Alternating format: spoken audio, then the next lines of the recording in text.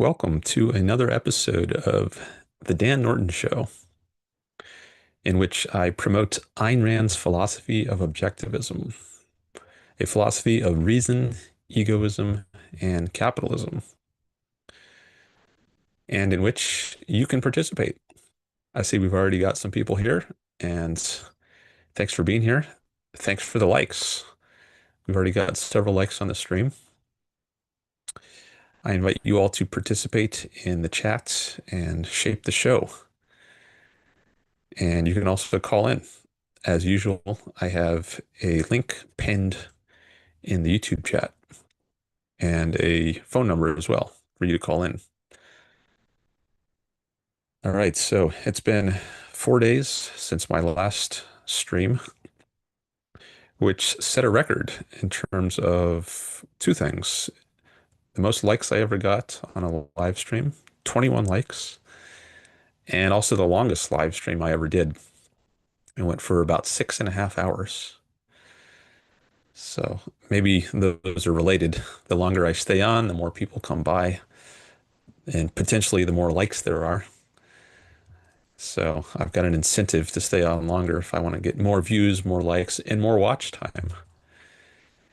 And hopefully, I'll be able to monetize my channel within the next few months by getting at least 3,000 hours of watch time in the last 12 months. I was thinking maybe I could show you a picture of that, share that on my screen so you can see how much difference live streaming has made to watch time. Greg is here. Hello. He's given us our first chat of the day. He says most viewed stream as well. Yeah, it's got a lot of views. Here, I'm actually going to share that now. And I want to remember to share my chat as well. That's something I'm getting in the habit of doing. Okay, here's my channel. And if we go to the live tab,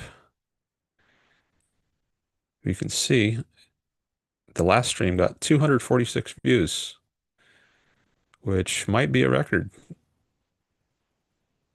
I've gotten some with over 200 views before. There's one with 214 views. I think the 225.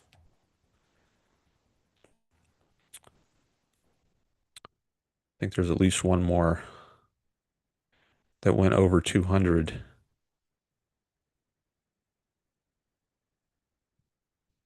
Or maybe not. Oh, yeah, here's one. 213. 205.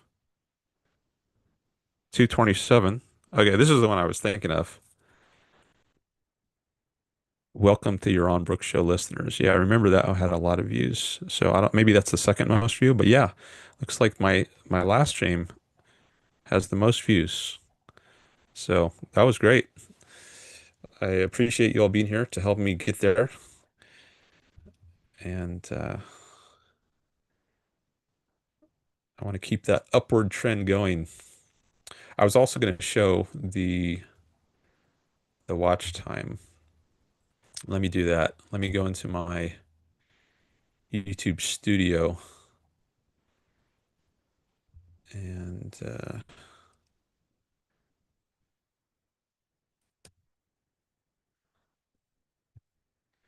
bring up the analytics.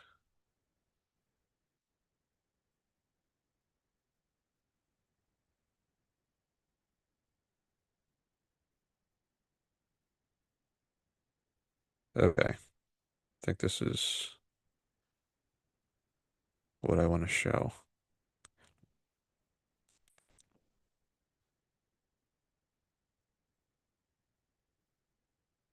All right, here's my YouTube studio, which shows some of my statistics. And here I've got the you can see how many views I've had, how much watch time, how many subscribers. And you can see that since I started this is the entire lifetime on my channel. So I started back in 2019, June of 20 or July of 2019. And see, sometimes there are little peaks here and there. Um, like here. I think this is when I started publishing my calls with Sam Cedar on my channel. I actually did the calls earlier, like in 2021. Let's see, my first call to Sam Cedar was in September or no, October of 2021. But I didn't post the call on my own channel. It was only on Sam Cedar's call.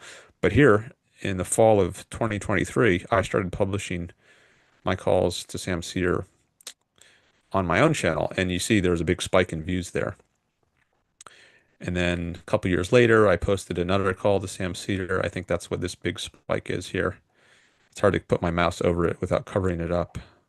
Um, yeah, there, September 20th. That was about a year ago.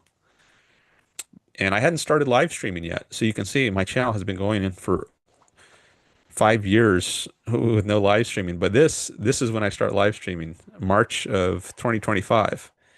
And you can see how much, look at how much the watch time increases. You've got like a solid blue, almost increasing height of these bars. And this last bar is from my last live stream. I got a record number of watch time in one day.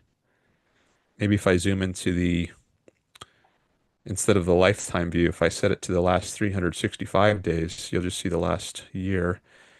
And so, yeah, 87.5 hours of watch time on one day. That set the record. And but in general, live streaming has helped a lot with increasing my watch time. So I think that's going to put me over the edge when I go over here to my earnings tab to start earning. I need to hit 3,000 hours of watch time in the last year, and I'm around 2,300. Last time I showed this, it was 2,400 but I think that's because it went down because I lose the Sam Cedar calls, which were about a year ago. I think now we're more than a year since those happened. Maybe that happened between this stream and my last stream. So all those hours I got from people watching the Sam Cedar call no longer count towards my 3,000 because it only counts the last 365 days. So it went down a little bit recently. But if I keep up live streaming at the same rate, I think it's gonna hit 3,000 maybe by the end of this year. Um, so I hope so. Anyways, thanks to all of you for helping me increase my numbers, my watch time in particular. Um, okay.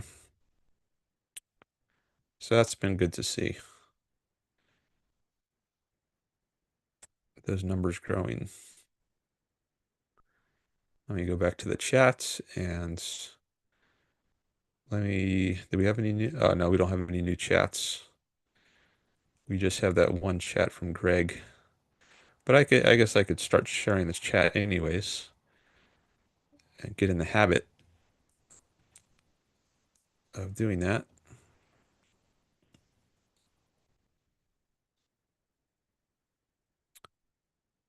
I'm just going to drag the tab out, make it its own window, so I'm not sharing the wrong thing. Oh, okay. And we got a new chat from a new person, Tina1112. Okay, let me get this chat on the screen. You can see it anyways, but in the live chat box, but it might also add some value to share it on the screen. Okay, now you see the chat. Okay, looks like Tina is replying to the title for today's show. So today's show I titled "Your Own Life / Happiness is the Most Important Thing." Reason and capitalism are means to it. Ayn Rand. Okay. So I think Tina might be responding to that. She says, I think the person still feels dissatisfied even if he lives for himself. We should live as best as we can. Okay. Well, maybe you're not. I don't know if you're directly responding to the title, but anyways, you're you are looks like maybe you're addressing egoism, which I have on my background here as one of the core concepts of the objectivist philosophy. Living for yourself. That's what being an egoist is. It's part of it. There's a lot to it. But you think someone feels dissatisfied even if he does live for himself. Now, why do you think that? And yeah, I'm curious why you think that. If you feel dissatisfied, does that mean you're not really living for yourself? Would living for yourself mean living in a way so that you do feel satisfied? I think so. Then you say we should live as best as we can. What does that mean concretely? Does that mean you should prioritize yourself or other people? Okay. Now you say in a new chat, yes, I am responding to the title. What do you think? I stumbled upon your live stream. Please explain me. Okay. So I promote a philosophy called Objectivism, as I say in the my virtual background here. This is a philosophy developed by Ayn Rand, who's over here. That's a photo of Ayn Rand. She was a novelist and a philosopher. And a very big part of her philosophy is that you should live for yourself and pursue your own life and happiness, not sacrifice yourself for the sake of other people, not be an altruist and give up your own life or your own values or your own happiness for the sake of someone else's values, life, or happiness, like Mother Teresa or Jesus, who was sacrificed on the cross for to alleviate the punishment of sinners, other people. So he was living for other people's sake rather than for his own sake. And Ayn Rand opposed that. She taught, no, you should live for yourself. There's no reason to live for the sake of others. That doesn't mean uh, you shouldn't have others in your life. Others can be a very important part of your life, but the reason to have other people in your life is because they make your life go better, like having friends or a romantic partner can be a tremendous value to you. They are a value to you. So they are egoistic values. They're not just good in themselves apart from your values. The reason for you to value others is because they make your life go better. All right, I see we have a new person in the chat who says, I live for the betterment. Michael Global says, I live for the betterment of others. Makes me happy. Mother Teresa was an atheist at death. All right, I don't know about that.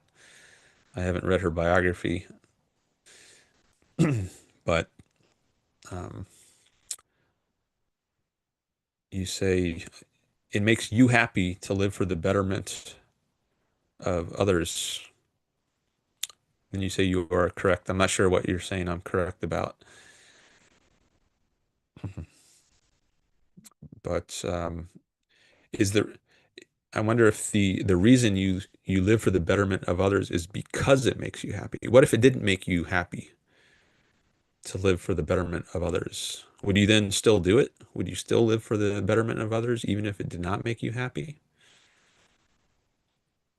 If no, if you say, no, I'm only going to live for the betterment of others because it makes me happy, then it seems like you're not really living for the betterment of others. You're really living for your own happiness. Because if you say that I wouldn't do it if it didn't make me happy, then it seems like your fundamental value is your own happiness. But if you say, I would live for the betterment of others even if it didn't make me happy, then it seems like you are really living for the betterment of others and not for yourself. And then my question to you would be, why do that? Why put others' well-being over your own? Okay. Um, and Michael also says, I make others better for my ego is part of the equation. Okay, so if your ego is still part of the equation, then is that ultimately the reason you make others better?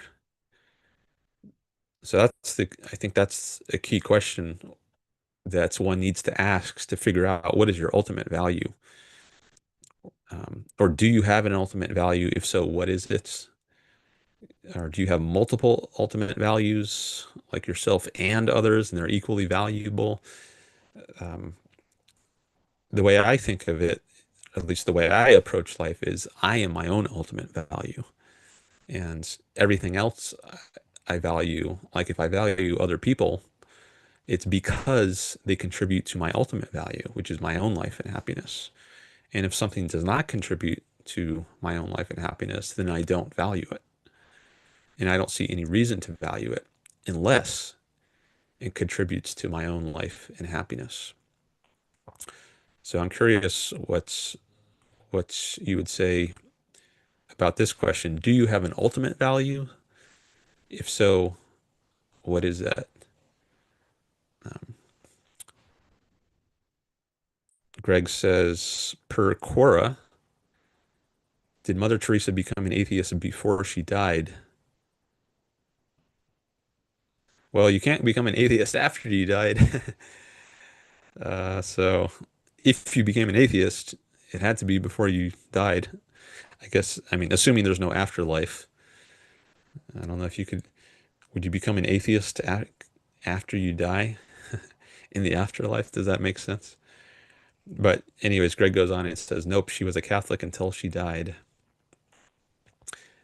A Catholic who, in her own words, said, human suffering is good, who displayed a lack of morals time and time again. Ha, he says. Maybe I guess that's a response to my point that you can't become an atheist after you die.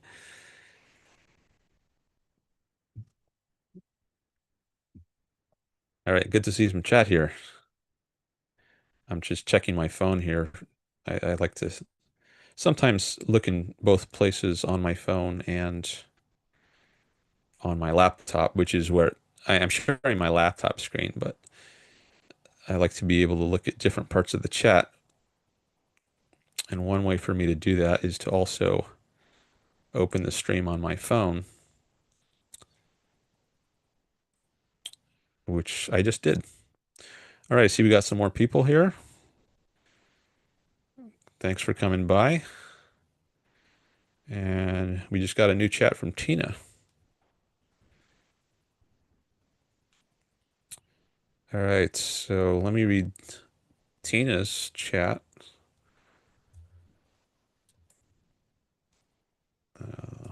Okay, so Tina says, but then aren't all the things done by all human beings to make themselves happy? Then Ayn Rand isn't telling something new. Sorry, I don't know this author. I have heard she is someone great. Well, I certainly think she's great. She's a very controversial figure. Many people love her, many people hate her, but she does provoke some very strong views because she has some very radical ideas. One of them being the one we're talking about, the idea that you should always live for yourself and make your own life and happiness your highest value. You shouldn't put others ahead of yourself. So she opposes altruism. So that's one reason she's very controversial. She advocates selfishness, but what she means by selfishness is not the stereotypical view, like someone who's a rude jerk and he doesn't give a damn about anybody else. As I've said earlier in the stream, other people can be tremendous values in your own life. So being an egoist or being selfish on Ayn Rand's view, it doesn't mean you don't care about others. It means you do care about others, but only if they contribute to your own life and happiness. That's the reason to care about any others. It's because they make your own life better. So ultimately, it comes back to you. And I think many people try to distort Ayn Rand's view and give a straw man characterization. But if you actually read Ayn Rand, I think this is very clear. Her view about the value of other people. Some other people. I mean, some other people are terrible, and it's good to stay away from them, or even punish them physically, put them in jail, like if they're a murderer or a robber or a rapist. So other people can be tremendous values, but they can also be tremendous disvalues. They can make your life much better or much worse. And depending on their nature, you treat them differently. But the way you should treat them, according to Ayn Rand, is in a way that makes your own life the best. So you try to make room in your life for people who add value and exclude people who take away value from you. Um, but going back to your chat, you say, aren't all the things done by all human beings to make themselves happy? I don't think so. I think sometimes people don't prioritize their own happiness. Like someone like Mother Teresa um, or Jesus, I wouldn't say they prioritize their own happiness. Um, some people try to argue that everything everyone does all the time, no matter what, is aimed at their own happiness. This is, and if you there is a view called psychological egoism, which holds that people necessarily aim at their own happiness or well-being. And even if someone on the surface, it might seem like they're doing something that does not advance their own happiness. Actually, if you analyze it enough, they are. Like Mother Teresa, for example, someone might say, well, she thinks that she's going to be rewarded in the next life. So, and that's going to make her happy. She's going to have a eternal bliss in the afterlife if she um, lives a poor life during this life on earth before she dies. She's really doing that because she thinks she's going to benefit after she dies in the afterlife. So really, she is aiming at her own happiness. I think many people will say something like this, but I don't think that's the case, or at least I don't have evidence that that's the case. Like if you asked her, why are you doing all this stuff on Earth during your life on Earth? You're going to India and living in poverty and taking care of these poor or sick people in India. Is it because ultimately it's going to benefit yourself? Would she say, yeah, that's why I'm doing this. It's because ultimately it's going to come back to me. It's going to come back and benefit me, and it's going to make me happy. It's not clear to me she would say that's her reason for doing it. I think she might rather say, well, because it's my religious duty to do this. I think it's my religious duty to help others, and that's why I'm doing it. It's not because it ultimately benefits me. Now, even if she does get some kind of satisfaction from doing it, maybe it gives her some kind of pleasure during this life on Earth. If that's not her reason for doing it, I don't think it's right to call her an egoist. So it might be a side effect of what she does, a side effect of helping others that she gets some kind of satisfaction. I'm not saying it is, but if it is the case that she gets satisfaction from it, that's not enough to say she's aiming at her own happiness.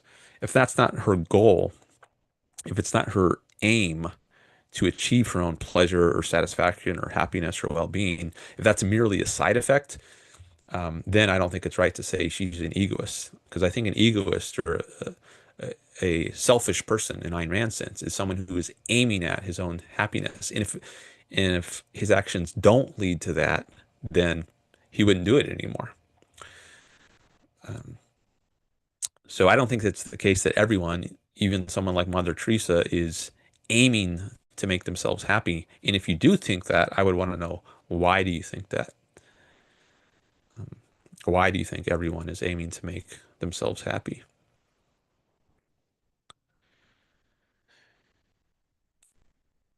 Okay. Florida Nick is here. Hello. He says, is it going to be another 5 hour stream today? We'll see. I'm not sure. I don't have a hard deadline today. I guess it depends partly on how the chat goes or how the calls go, if we get some calls. So if we're having a really good conversation, if I'm really enjoying it, then I'll just keep going. Um, but right now, I don't have a specific length of time that I'm planning to go.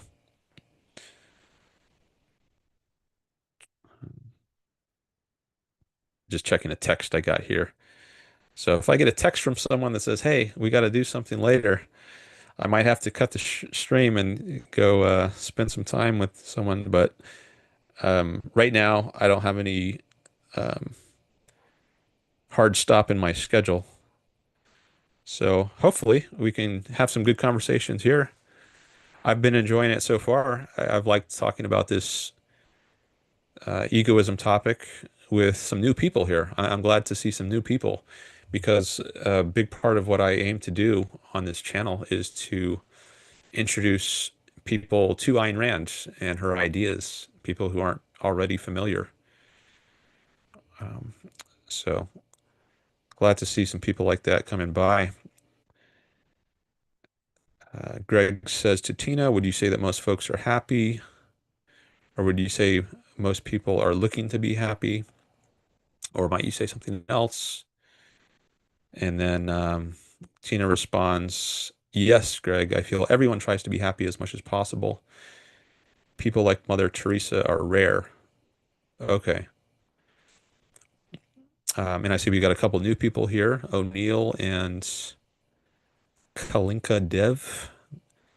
Maybe I'll get to their chats. Um, well, let me first, O'Neill, I don't know if you're a troll here, because you're raising the Ayn Rand's uh, and Social Security topic. Ayn Rand is often smeared. I've talked about this a lot on my channel. I don't know if have you ever seen my channel before, or are you totally new here? I have videos on my channel. Um, so what you say there is not true. Um, she died wealthy. She left a lot of money to her heir. So um, that's just not true. And if you're going to lie about her or smear her or speak in ignorance, then I might have to block you. I don't think it's that hard to do research to find out um, that what you said there is not true. So where did you get that from? That's what I'm curious. And why did you say that? Like what is your source? Did you hear this from some source that you think is authoritative? Um, so if you're going to come in with a critique, I mean, I can tolerate disagreement, criticism, if it's not just um, spreading obvious lies or smears. You say relax, not a troll. Okay, well, we'll see. We'll see. I've had people troll me on this very topic, so when I see this come up, then it raises a flag, a red flag or an orange flag or some yellow flag or something. But all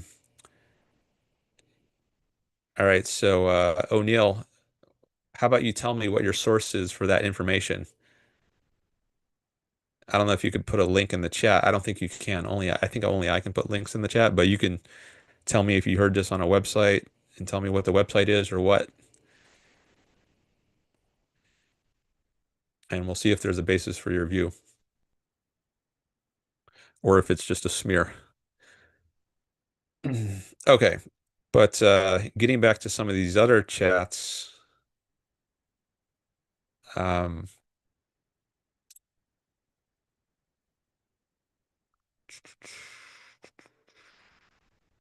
Kalinka says, "Why do you think people kill themselves?" Maybe that's a question to Tina, because Tina was saying that she thinks everyone does what they do is to make themselves happy. So a counterexample to that might be suicide. Like, is someone really pursuing their own happiness if they kill themselves? Well, you might think at least sometimes they are, because suicide can be a irrational thing. If you are caught in a concentration camp, for instance, some very tragic situation, and it seems like there's no way out, you might think it's better to just kill yourself rather than have a life of misery and pain and suffering. Or if you're like a cancer patient and you only have a few months to live and it's a very painful existence, you might say, well, actually, what's best for that person is just to end their own lives. Um, that's better than going on in pain. Why? It's just pointless suffering to just like if you foresee that maybe you can eventually be cured and feel better again, then there's more reason to endure some temporary pain. But if you think it's unlikely that things are ever going to get better, then it can be rational to kill yourself, to end your life. Tragic, but rational. So just the fact that people sometimes commit suicide, I don't think necessarily means they're not aiming at what's best for themselves. I think it could be a tragic way of aiming at what is best for themselves. Um, but I guess if someone just his life is going great and he's happy and then all of a sudden he just randomly kills himself, that would be a person who um, I think you could plausibly say isn't aiming at his own happiness, at least not in that moment when he or she decides to kill himself. Um, okay, got another a new person, Clippy. Says, I don't agree with the title of this video. Okay. You want to say why you don't agree? What about it do you disagree with? Glad to see a lot of new people here today. This is a new thing. Usually there aren't this many new people at the beginning, so that's great to see. Kalinka says, is something better than nothing? I'm not sure what you mean. Like, is some life better than no life? I think it depends on the type of life you have as to whether it's better than no life. As I was just saying, Jason is here. Hello. He says, good morning. It's afternoon now, where I am, at least. But welcome to the chat. All right. O'Neill says oh, actually, before that, Florida Nick says, what is the source of the claim that Ayn Rand was a hypocrite because she took Social Security? Is it the Jennifer Burns book?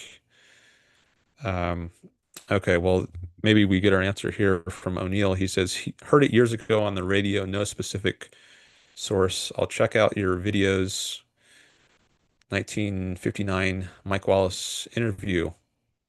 Okay. Actually, I'll show you here on my channel. I'll show you the video. Here, let me open the link to my channel. There's multiple videos where I talk about it, but there's one in particular where it's the main focus. So if you do a search, I'll do a search on Social Security, and you can see there's a short video. I don't mention Ayn Rand in there. That's just a hashtag, but not in the video itself. So there's a short video where I say the program itself is immoral. There's another one where I say it's corrupt and parasitic and immoral. Now, this is the one I was talking about. Correcting smears of Ayn Rand, Social Security and welfare. So if you watch this video, there's a 4-minute discussion of this issue.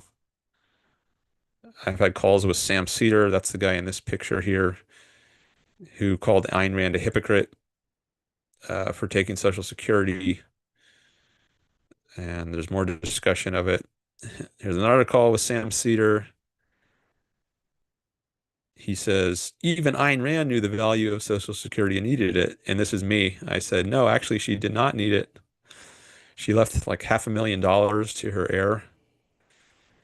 Then here is Sam Cedar again. I've had many calls with Sam Cedar. In 2011, he said, yes, she is a hypocrite for taking Social Security. And then 2024, he said, no, she's not a hypocrite. Maybe because I argued that she's not, because at that point I had been calling into his show and um, explaining why taking Social Security is consistent with her philosophy.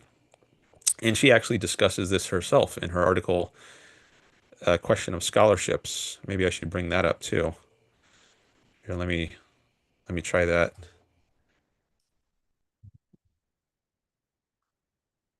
There's an article she wrote back in maybe the 60s where she discusses the issue of taking money from the government. Here, okay, now I think you see that window. Um, this is the article, The Question of Scholarships, which is free online. And she asks, I am frequently asked, or she says, I'm frequently asked the questions, is it morally proper to accept scholarships, private or public? Is it morally proper for an advocate of capitalism to accept a government research grant or a government job? Or she later discusses government programs like Social Security. So she actually discusses that in her article. And I quote this in that video that I showed. You can read this article. And so there's a lot of material here about this topic.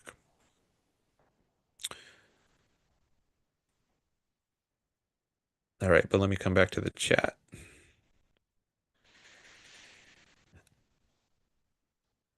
So, got some more comments here from Clippy.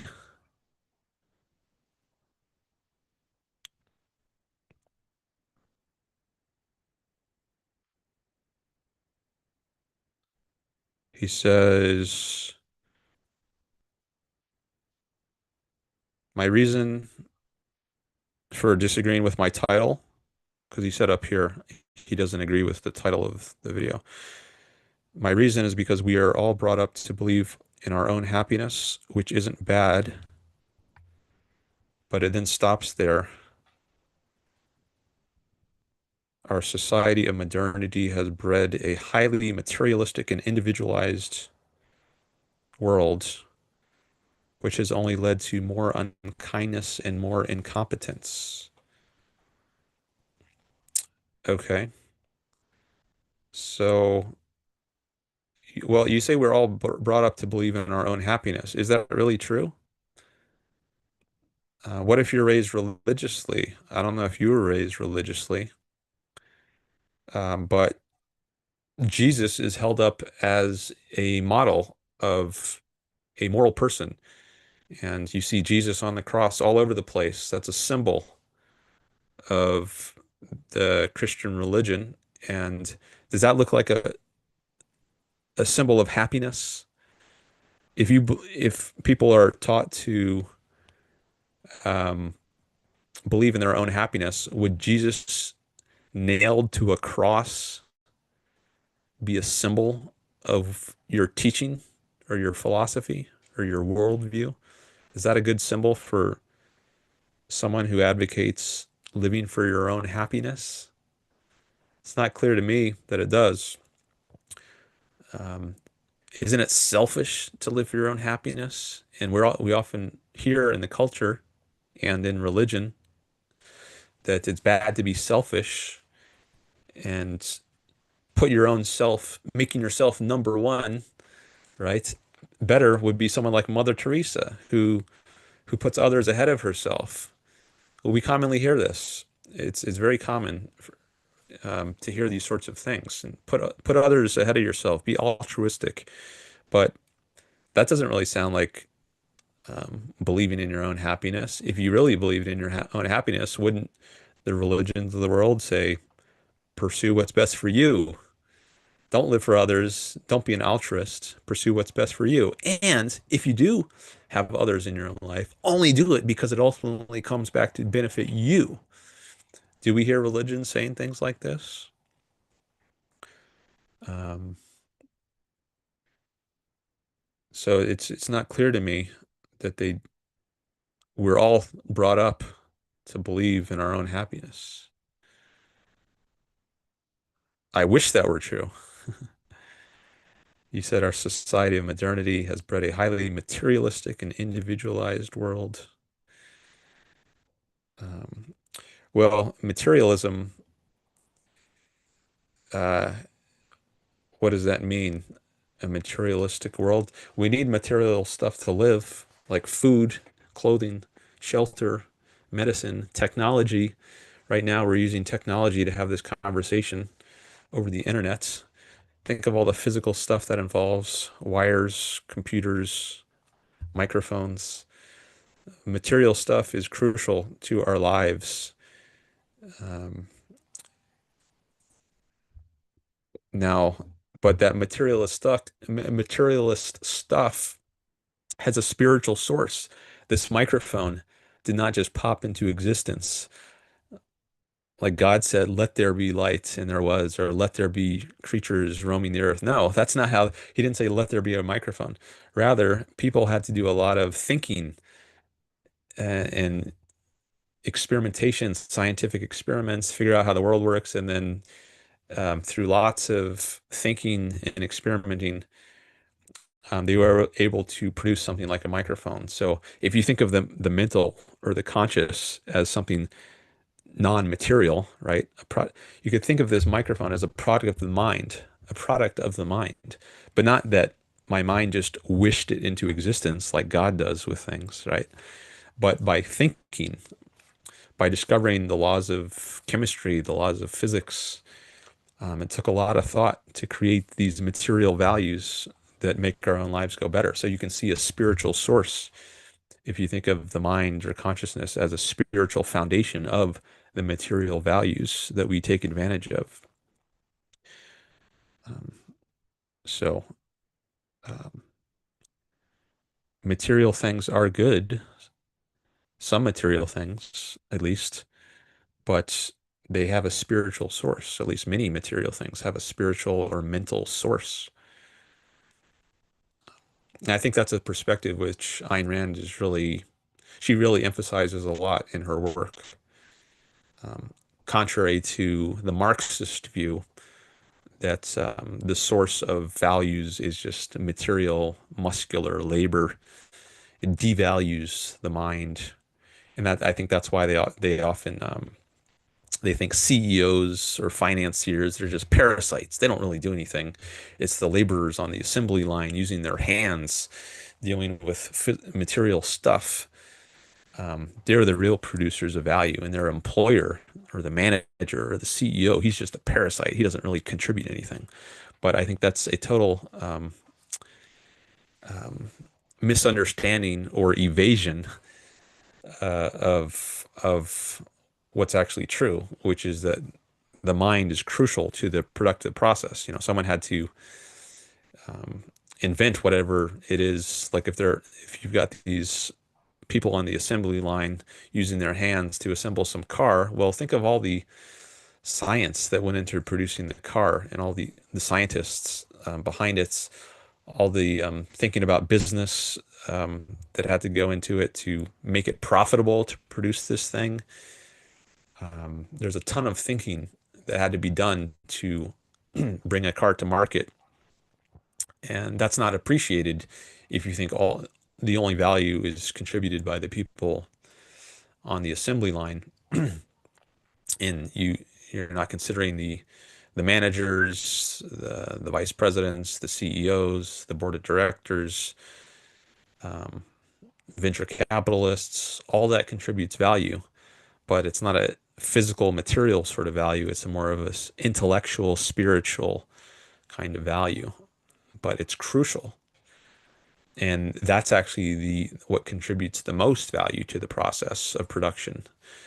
The ideas, which is why they get paid the most. They're the hardest to replace. It's easy to do the manual labor, or like the janitor, right? Anyone can pick up a mop and clean the floors. So it's very easy to replace that level of skill, but it's much harder to coordinate the actions of hundreds, thousands of people into a company to produce something. It's very rare. It's much harder to find someone who can do that than someone who can use a mop. So because it's much harder to run a company, the CEO gets paid much more. He's much harder to replace, or she is much harder to replace. So the market rewards the rareness of their skill. Like a Jeff Bezos, for example. It's very rare to find someone who can profitably run a huge company like that, with thousands or tens of thousands of employees, and have develop a system that you can get delivery across the world the next day. That's incredible for, millions of people, and predict it all in advance when it's going to be happening. It's an amazing feat. So that was all triggered just by this one word, materialistic, that set me off on a whole line of thinking. But Ayn Rand is very focused on. She appreciates the intellectual component of production. I have productiveness here in my background at the top. Productiveness is not just manual labor; it's thinking. That's crucial to productivity. But let me go through some more of these chats. How far behind am I now? Okay, we got there. Craig says, "Let there be the Dan Norton show." Um,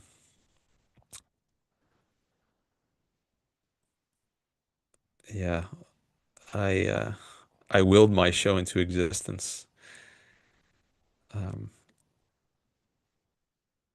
I mean, part of it is will, but part of it is action in the world. Like I had to set up a YouTube channel and uh, send out announcements on Facebook and X. And there's a lot that goes into it. But let me go back to some of these earlier chats.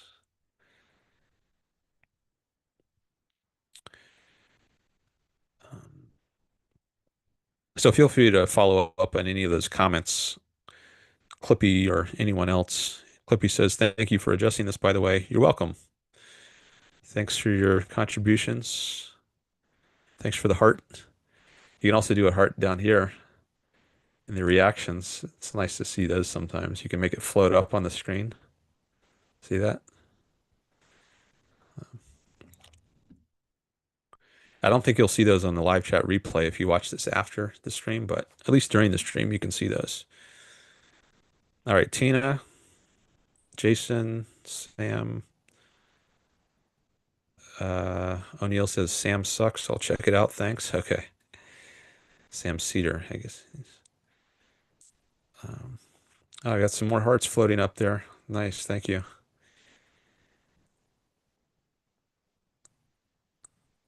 So that's one thing you can see if you're here for the live show, which I don't think you'll see if you just watch the replay. Okay, Jason says, yeah, it's afternoon here. I've been stuck on some issues since 10, lost track of time. Okay.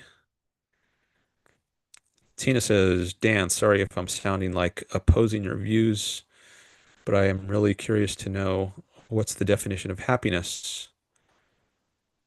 Wes says, as Clippy said in his comment, individualism makes them unhappy. I'm not sure what is West. Maybe that's a typo. I'm not sure. Anyways, it's fine if you oppose my views. I don't mind that at all. I mean, part of what I'm here to do is debate with people, discuss with people. So I expect people to have opposing views, and I'm happy to encounter people with opposing views. Then maybe I can change your mind about something, or maybe you can change my mind about something. I mean, hopefully together we can figure out what the truth is, and we can both improve our own viewpoints. So as long as it's done in a civil, respectful way, I'm happy to have people with opposing views here challenge me, ask questions. So you say you're really curious to know what the definition of happiness is. Well, that's important. So um, I could give you Ayn Rand's definition. I could also just say what I think about it, which I mean, what I think about it is very much influenced by Ayn Rand, who I first read decades ago. Um, but happiness is a very deep, positive feeling about the world in yourself. Like your life is going well. When you feel that your life is going well and you're achieving your values, then you experience happiness. At least typically, unless maybe you have some, I don't know if there could be some problem wrong with your brain, some kind of wrong brain chemistry, and then maybe you need to take antidepressants or some kind of drug. But at least typically, if you're achieving values in the world, rational values, and we can talk about what rational values are, um, then you will experience a very deep, lasting, profound, positive feeling about yourself and the world. Life is going well. That's happiness. It's not just a fleeting emotion. Like to contrast that with something that I would say is not happiness. Let's say you're rude to someone, you tell a mean joke, you make fun of someone, and you get a little that gives you a little rush of pleasure. You made up a little clever joke and you see they're upset. Um, I think you can get some positive feeling from that, but it's kind of a sick, twisted sort of pleasure. I would not call that happiness. Later, as a result of making this rude remark about someone, making fun of someone, maybe you feel guilty, maybe you regret it. Um, you lose the person potentially as a friend. This person could have been a value in your life, but now you've turned them away because you were rude to them. And then as you start to realize these consequences of your little um, your rudeness, you made a joke at their expense. Now you suffer. So I wouldn't call it just a fleeting, momentary positive feeling you get, no matter what the cause of that is. I wouldn't call that happiness. I think happiness is something more serious. I mean, there's different senses of this term happiness, and I might use it in different senses at different times. But maybe the sense relevant here, the key philosophical sense that I mean it, is this deep, profound, enduring sense, this positive sense that your life is going well, and the world is a good place to live. So that's just a little off the top of my head about what I mean by happiness in this context, but I can also bring up some of Ayn Rand's comments about it. I'm going to pull up the Ayn Rand lexicon and merge that tab here. So I think that's what you see now, the Ayn Rand lexicon. If you want to know what Ayn Rand said about all kinds of topics, this is a great resource. So here, it's sorted alphabetically. If I go to H for happiness, we can see some of her comments about it. She says, happiness is the successful state of life. Pain is an agent of death. Happiness is that state of consciousness which proceeds from the achievement of one's values. A morality that dares to tell you to find happiness in the renunciation of your happiness. For example, just ending the quote for a second, like in religion, they'll say, well, live for others, and that's what's best for you. And maybe we've seen some chats in my chat here today, people saying like, if you live for the betterment of others, that will make you happy. And I've talked some about that. So maybe that's the sort of comment she's addressing with what she's saying here. A morality that dares to tell you to find happiness in the renunciation of your happiness, to value the failure of your values, is an insolent negation of morality. A doctrine that gives you as an ideal the role of a sacrificial animal seeking slaughter on the altar of others is giving you death as your standard. By the grace of reality and the nature of life, every man is an end in himself. He exists for his own sake. In the achievement of his own happiness is his highest moral purpose. All right. And she goes on. I'll just read this one more paragraph, and then I'll come back to the chat. So continuing what she says, but neither life nor happiness can be achieved by the pursuit of irrational whims. Like, for example, uh, this is me now, not Ayn Rand. Like the example I gave of telling a rude joke, making fun of someone, that might be an irrational whim. It gives you some momentary little sick, twisted pleasure, but that's not happiness. That's not what she means when she talks about happiness. Okay, going back to her, neither life nor happiness can be achieved by the pursuit of irrational whims. Just as man is free to attempt to survive in any random manner, but will perish unless he lives it as his nature requires, so he is free to seek his happiness in any mindless fraud. But the torture of frustration is all he will find unless he seeks the happiness proper to man. The purpose of morality is to teach you not to suffer and die, but to enjoy yourself and live. Okay. So she has a very secular, this worldly view of morality. Its purpose is to help you enjoy yourself and live here on this earth. It's not about preparing for the afterlife so that finally, beyond the grave, you can achieve bliss in heaven. Bullshit. There is no such place. That's a fraud. Um, that's a way of getting people, allowing people to take advantage of you. Pretend like, oh yeah, just sacrifice yourself during this life on earth. You'll be rewarded in the next life. Nope. There's no basis for believing in that. So, but if you can get people to believe that, that's a way of getting them to um, be your servants here during this life. Give offerings to the church, right? Make tithings, and then the priests can live as parasites on you. You're pleasing the gods, right? This is good. You're avoiding God's wrath by sacrificing during this life on earth, but you'll be rewarded in the next life.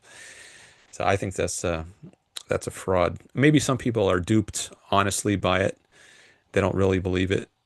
But maybe others, they, so maybe some people are just tricked into going along with this religious worldview. But others, maybe they know it's BS, but they preach it anyways because they want to exploit other people. But Ayn Rand says, live for yourself. This is the only life you get, just one life. So there's nothing more important than your happiness during this life on earth. All right, I see someone has called in to Zoom. I don't know who this is, but maybe I should take that call now or after I screen it. I usually like to find out a little about whoever is calling in. Uh, Greg tells me I have a call waiting. Okay, I didn't know you'd be able to see that. Is that you, Greg, or is that someone else? Because when I get a notification on Zoom, I didn't think it would show up on this screen that I'm sharing. So either either it does show up, and that's how Greg knew, or Greg knows because he's the one who's calling. So Greg says it's Clippy. Oh, Clippy is the one who called in. Oh yeah, okay, I see it now in the chat. Yeah, I hadn't read all the chats, so okay. All right, I can take Clippy's call. Let me just take a quick look at some of these other chats before I do that. I want to remember where I left off. So I think the last one I was addressing was this one from Tina. Um, yeah, so that was from 1:38 p.m. my time. So that's where I'm going to pick up when I come back to the chat. But first, let me take this call from Clippy. Okay, I'm going to have to make sure my Zoom settings are correct. So let me stop the screen share for at least while I'm getting ready to take this call. And there's a few other settings in Zoom I need to adjust. So when you first are admitted, Clippy, I don't know if you're going to go by Clippy. You can choose your own name in Zoom, I think. I have it set so you can select your own name, but I think your name, actually, if it's a call, I don't know if your name will show up at all. But anyways, you can adjust your name. So at least what I see is different. Okay. All right. I've just admitted Clippy. Now it shows a masked phone number. I don't see the full number. It only shows. Oh, I guess you're not muted. I thought I Hello. had it set. Oh, hi. Now I hear you. Hi. Hi. Hi, Dan. You all right? Sorry. Is my number not showing up on the screen? It shows part of your number, but not the full number, at least on my Zoom screen. I don't know if it, I don't think it shows Okay. you at all on YouTube. I'm looking on Oh, YouTube right that's good. Okay. now, and I don't see your I number didn't. at I all. didn't. Yeah, my number's not withheld. I've just dialed in +1 and then followed by the number and then the meeting ID as well.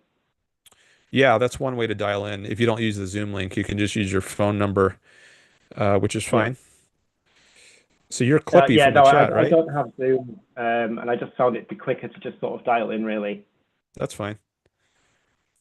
So you're Clippy I from the have chat, no right? idea who you are. Oh, sorry. Go on. You're Clippy, right? Yes, but my real name is Cass.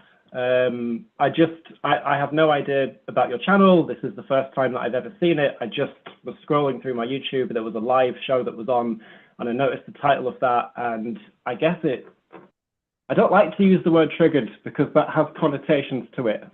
But I suppose that's quite an apt description. It triggered a thought process in my mind, which sort of made me go, not sure I agree with that.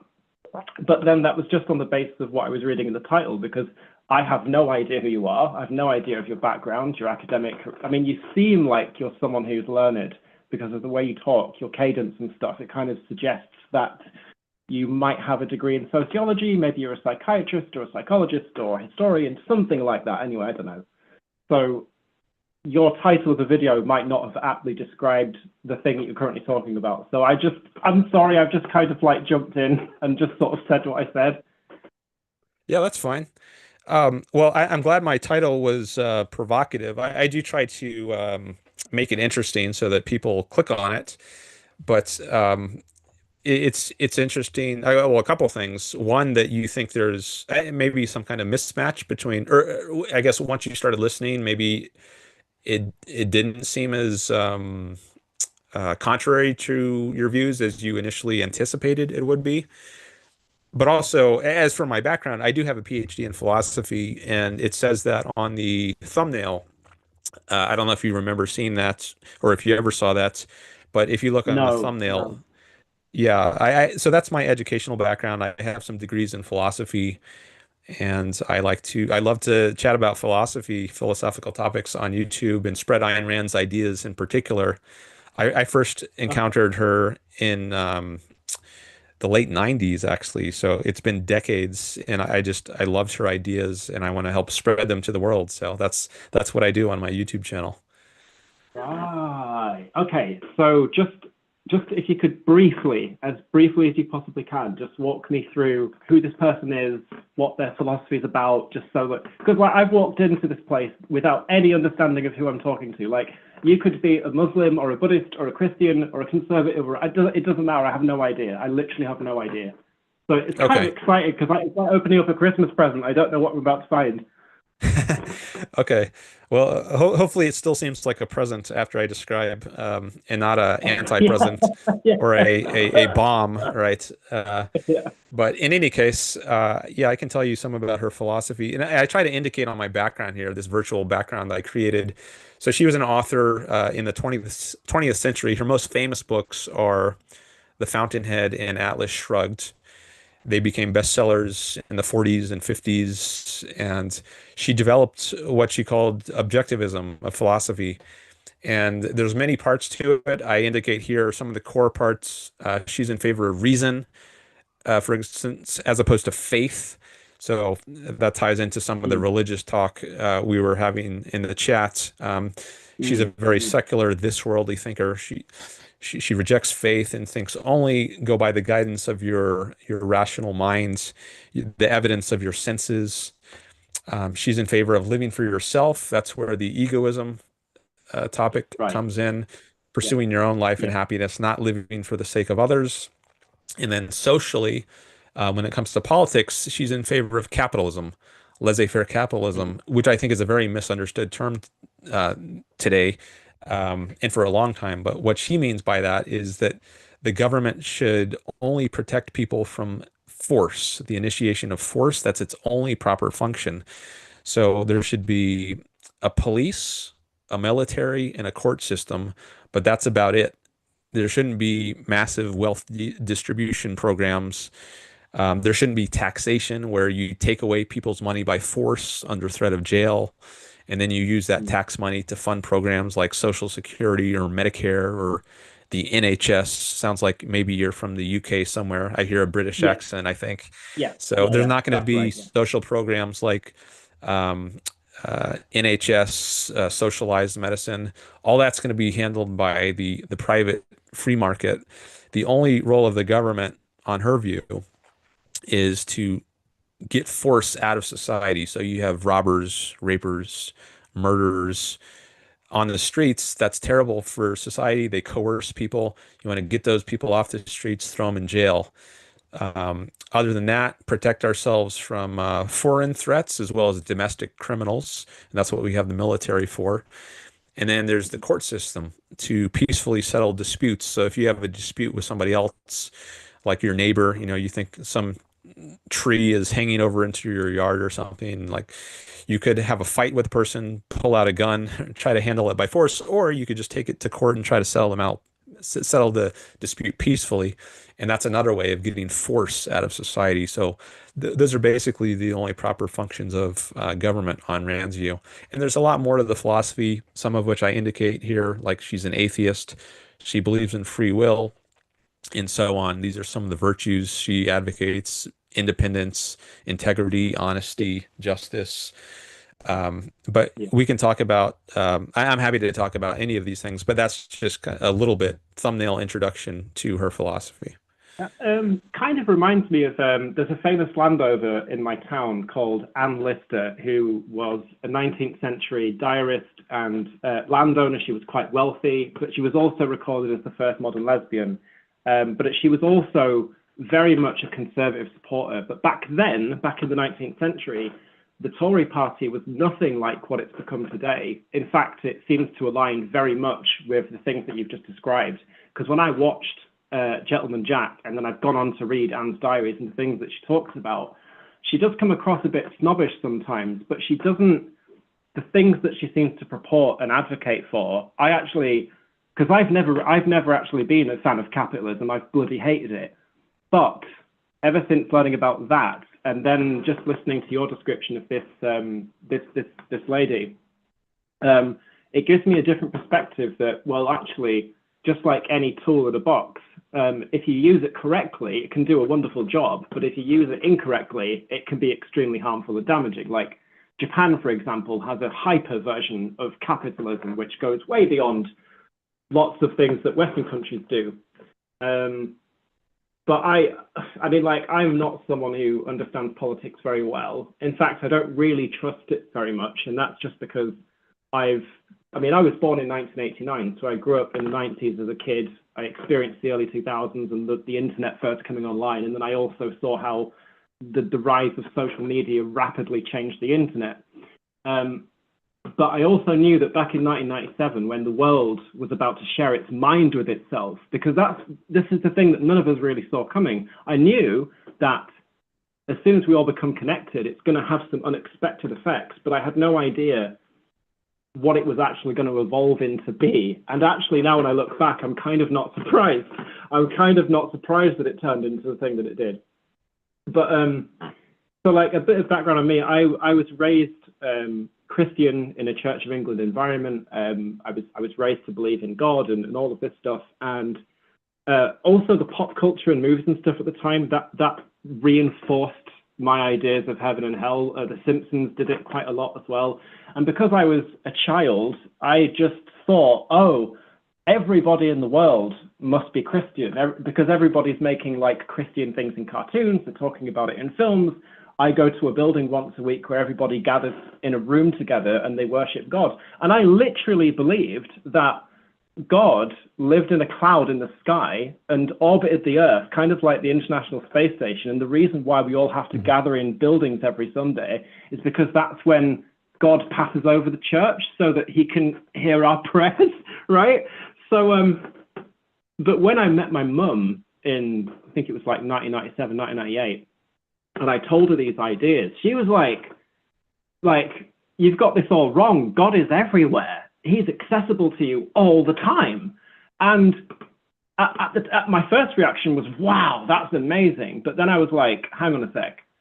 That's just destroyed my neat little reality, because now you're telling me that God's accessible everywhere and that this thing that I didn't think could be my friend because he's far too important in the universe now suddenly wants to have a relationship with me. And so I tried to have that relationship with God. I genuinely tried, and nothing. But the contrast in my family was that my granddad was an atheist. My grandma was a devout Christian. My granddad didn't go to church, but my grandma did, and we obviously went as well. But as I grew older and my understanding of Christianity increased, I started to really look into this, because I didn't realize that there were other churches, there were other denominations, there were different ways of viewing the Bible.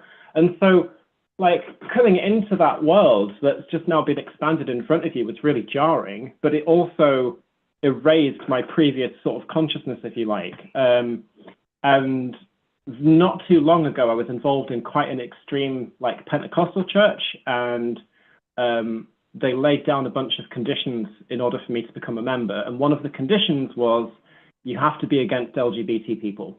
It's just a requirement. It's just part of what they do. And I'm just like, I can't do this. I'm sorry, but I can't do this. And they're like, but hey, it's here in the Bible, da-da-da. And I'm trying to explain to these people, like, I've really looked into and studied this stuff. I've looked at the way the ancient Israelites viewed same-sex relationships and this, that, and the other. And they did not view it in the same way that people view them today.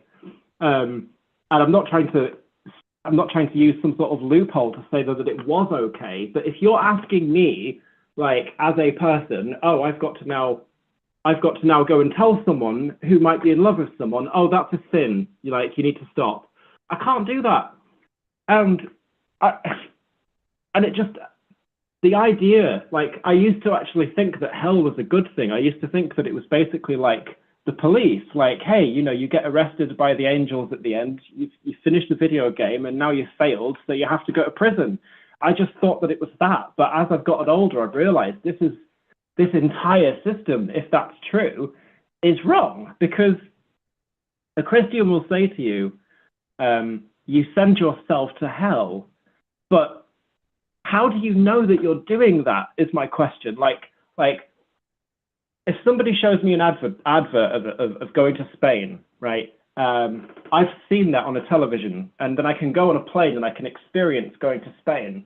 Or if there is a tsunami of some kind, I don't know, my phone will probably let me know. But the only information that I get given about this place called hell or this place called heaven is in a book. But not only is it in a book, there are now 40,000 different interpretations of what constitutes how a soul is judged and on what grounds they're judged. And so, and this is where things get a bit dicey, because I probably sound a bit like an atheist. I'm not quite an atheist, because just to cut a long story short, let's say, for example, that you get abducted tonight by aliens, right? You get beamed up to a spaceship, and you forget to take a phone or a camera. Now, you'll come back, hopefully, to Earth, and hopefully in one piece, but you'll have no way to prove to someone that that happened to you, unless you have some kind of proof. And like, I've had some things happen to me in my life, which I've looked for explanations for. I've genuinely looked, and I can tell you some things that have happened to me, but I can't prove that they happened. And that's the thing. That's what sort of makes me think that there is something more to reality than what we see and what we understand. But what that is, I have no idea. Like, a lot of people will experience something that they can't explain, and so we try to fill in the gaps about what that is. I've done that before, and I've made that mistake many times, but recently it's just not been like that. And so I've gone on a massive rant here. I do realize this. I do realize this has been a bit of a rant. But I think it's just going back to before, because you gave an example about, because when I said, modern life is very materialistic, blah, blah, blah. And then you talked about religion, and then you mentioned Jesus. I was like, oh, hang on a sec. I was like, hang on a sec. Yes, Jesus seems to be this very nice man. And this is kind of where things are a bit dicey for me, is because I do like the guy, but I don't like some other things that he said. For example, he will separate the sheep from the goats. On the right, he will put the sheep, and he will say, well done, my children, you can come into heaven. And on the left, he will say to the goats, depart from me, you workers of wickedness. And what happens to you after that isn't really made clear. Some things in the Bible say the wages of sin is death.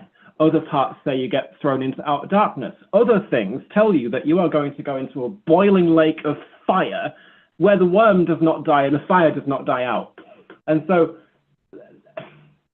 when a Christian says that you send yourself to hell, my next response is, who created hell? Well, God. Okay. So God created hell. So God determines the criterion in which a soul is judged. But it's me that sends myself there, right?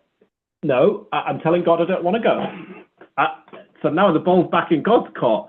But you can't have this conversation with someone who sincerely believes, because the moment that you admit or acknowledge what the person is saying, you're risking your own faith at the end of the day. And like, what destroyed my faith wasn't arguments, it wasn't other atheists. In fact, it was a film called The Invention of Lying.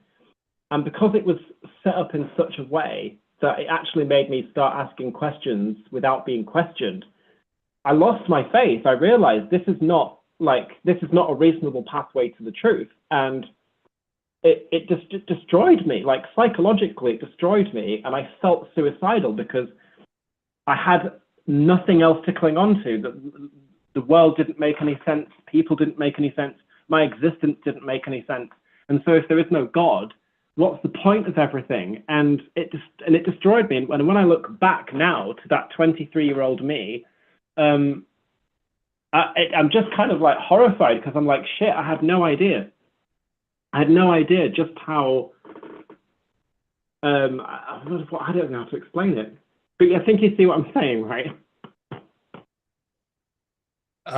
Well, I'm getting some of it at least. There's so much we could talk about here. A lot of Yeah. issues have come up. I'm thinking, what is if there's a best way to go about this? I mean, like we could talk about the existence of God, or like where you are now in your journey. Um, I'm not sure. Like, is there a certain direction you're interested in going, or something you're yeah, interested in getting out of this conversation in particular? Or, yeah.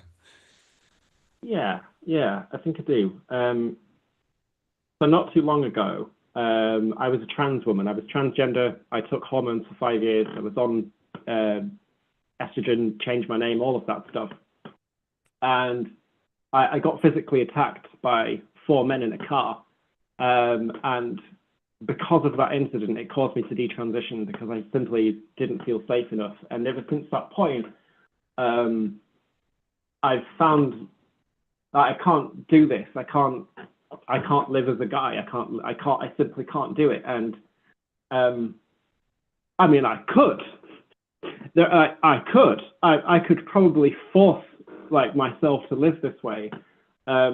But I am either going to have some really intense therapy and some very strong medication, or like, I don't know what the other alternative is really. And I think that's why it tied into religion and all of these other things, because just in my own life right now, I can't live it. I can't live like this. I can't. Hmm. So you transitioned and then you detransitioned, but you feel like now you can't live as a guy. Is that what you were saying?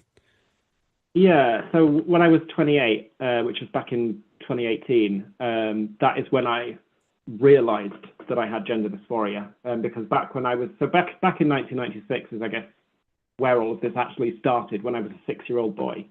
And it really started with something quite innocent and simple. But as I was sort of growing up, I was more drawn towards, just naturally drawn to more what girls did, what they wore, right down to like the pencil cases to take into school, or the things that they would talk about. Like I wanted to be near that, because it was like I was fascinated by it, but then I also kind of got it at the same time. Whereas when I was around males, yes, I understood them, but I didn't align with that at all.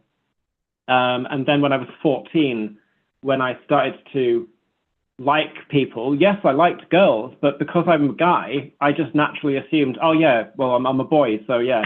But and I didn't realize that lesbians existed, and then I saw a couple, and that absolutely changed everything. From that moment onwards, I was like, because of how much it struck me, and I realized that that's me, but I also thought I was crazy, because like this is back in 2004, where you didn't have the kind of language that we have available today. And also everybody around me, my foster parents, my doctors, and my social workers, psychiatrists, all of these people were telling me not to transition, because I might regret this later on in life. And this is why this topic is so impossible, because you can't tell whether or not a child is going to regret this later on in life, one way or the other. You just can't. There's no way of knowing this. But I can assure you that there are people out there, because I'm one of them, that I regret not transitioning when I had the chance to, when I was 19, when I should have done it back then. But I wanted to listen to the people who were older than me, because I thought they knew what they were talking about. And actually, I'm sorry, but that was wrong. It wasn't wrong what they were saying, but it was just wrong, because I'm still not good. I'm still not fine. And yeah, and so like when I looked into this when I was 28, I was very tentative about it. I didn't just jump in straight away. I did a year's worth of research, and I was warned that you're likely going to be attacked if you do this. And in my head, I'm thinking, oh yeah, that's fine. I can do this. In fact, I would rather be dead instead of being a man. But it's one thing to think something in your head, but then to actually have it happen is a totally different ballgame. And so when reality sets in like that, then I think the true measure of who you are can come out. And I caved in. I caved. I mean, like, I've had people say stuff to me, but that's just words. That's not the same thing as someone trying to take your life. And these men, what they did that day, were absolutely trying to, they were literally, like, I'm not just saying this, man, like, they literally tried to kill me, these guys. And the only reason they stopped what they were doing is because the road that they stopped on, there was other cars and stuff passing by. And so they hopped back in before anybody could see, and then they drove off. And I guess now that I've lived on the other side of this, it's like, yeah, sure, I walk around as a guy, and I constantly feel like disgusting. I don't know how else to explain it. I feel like I'm disgusting. I don't know. Like, I don't, like, there's nothing wrong with how I look. I think I'm quite fine as I look. I don't have, you know, body dysmorphia or something like that. But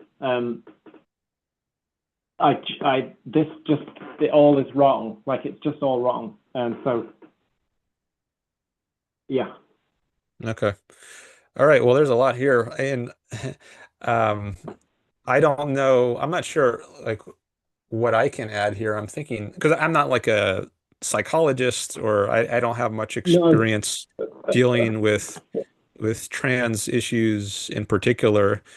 But I can think like as a philosopher, or at least as someone who follows Ayn Rand's philosophy, one thing I would say is like you should do what's best for yourself, regardless of what other people think. So whatever that turns out to be, whether that means transitioning or not transitioning, or moving to another place where maybe it's safer, or just whatever makes your own life and happiness go the best, that's what you should do. You shouldn't sacrifice your own life and happiness for the sake of others.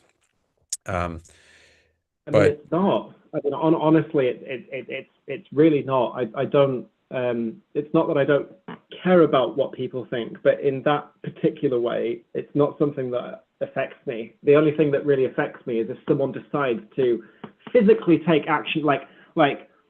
People can say and think whatever they like. That's fine. That's their right. I ain't got a problem with that. It's when someone decides themselves, I'm going to go and attack you. Like, that changes. I can't stop that from happening, you know. And that's what it comes down to. It's literally just this.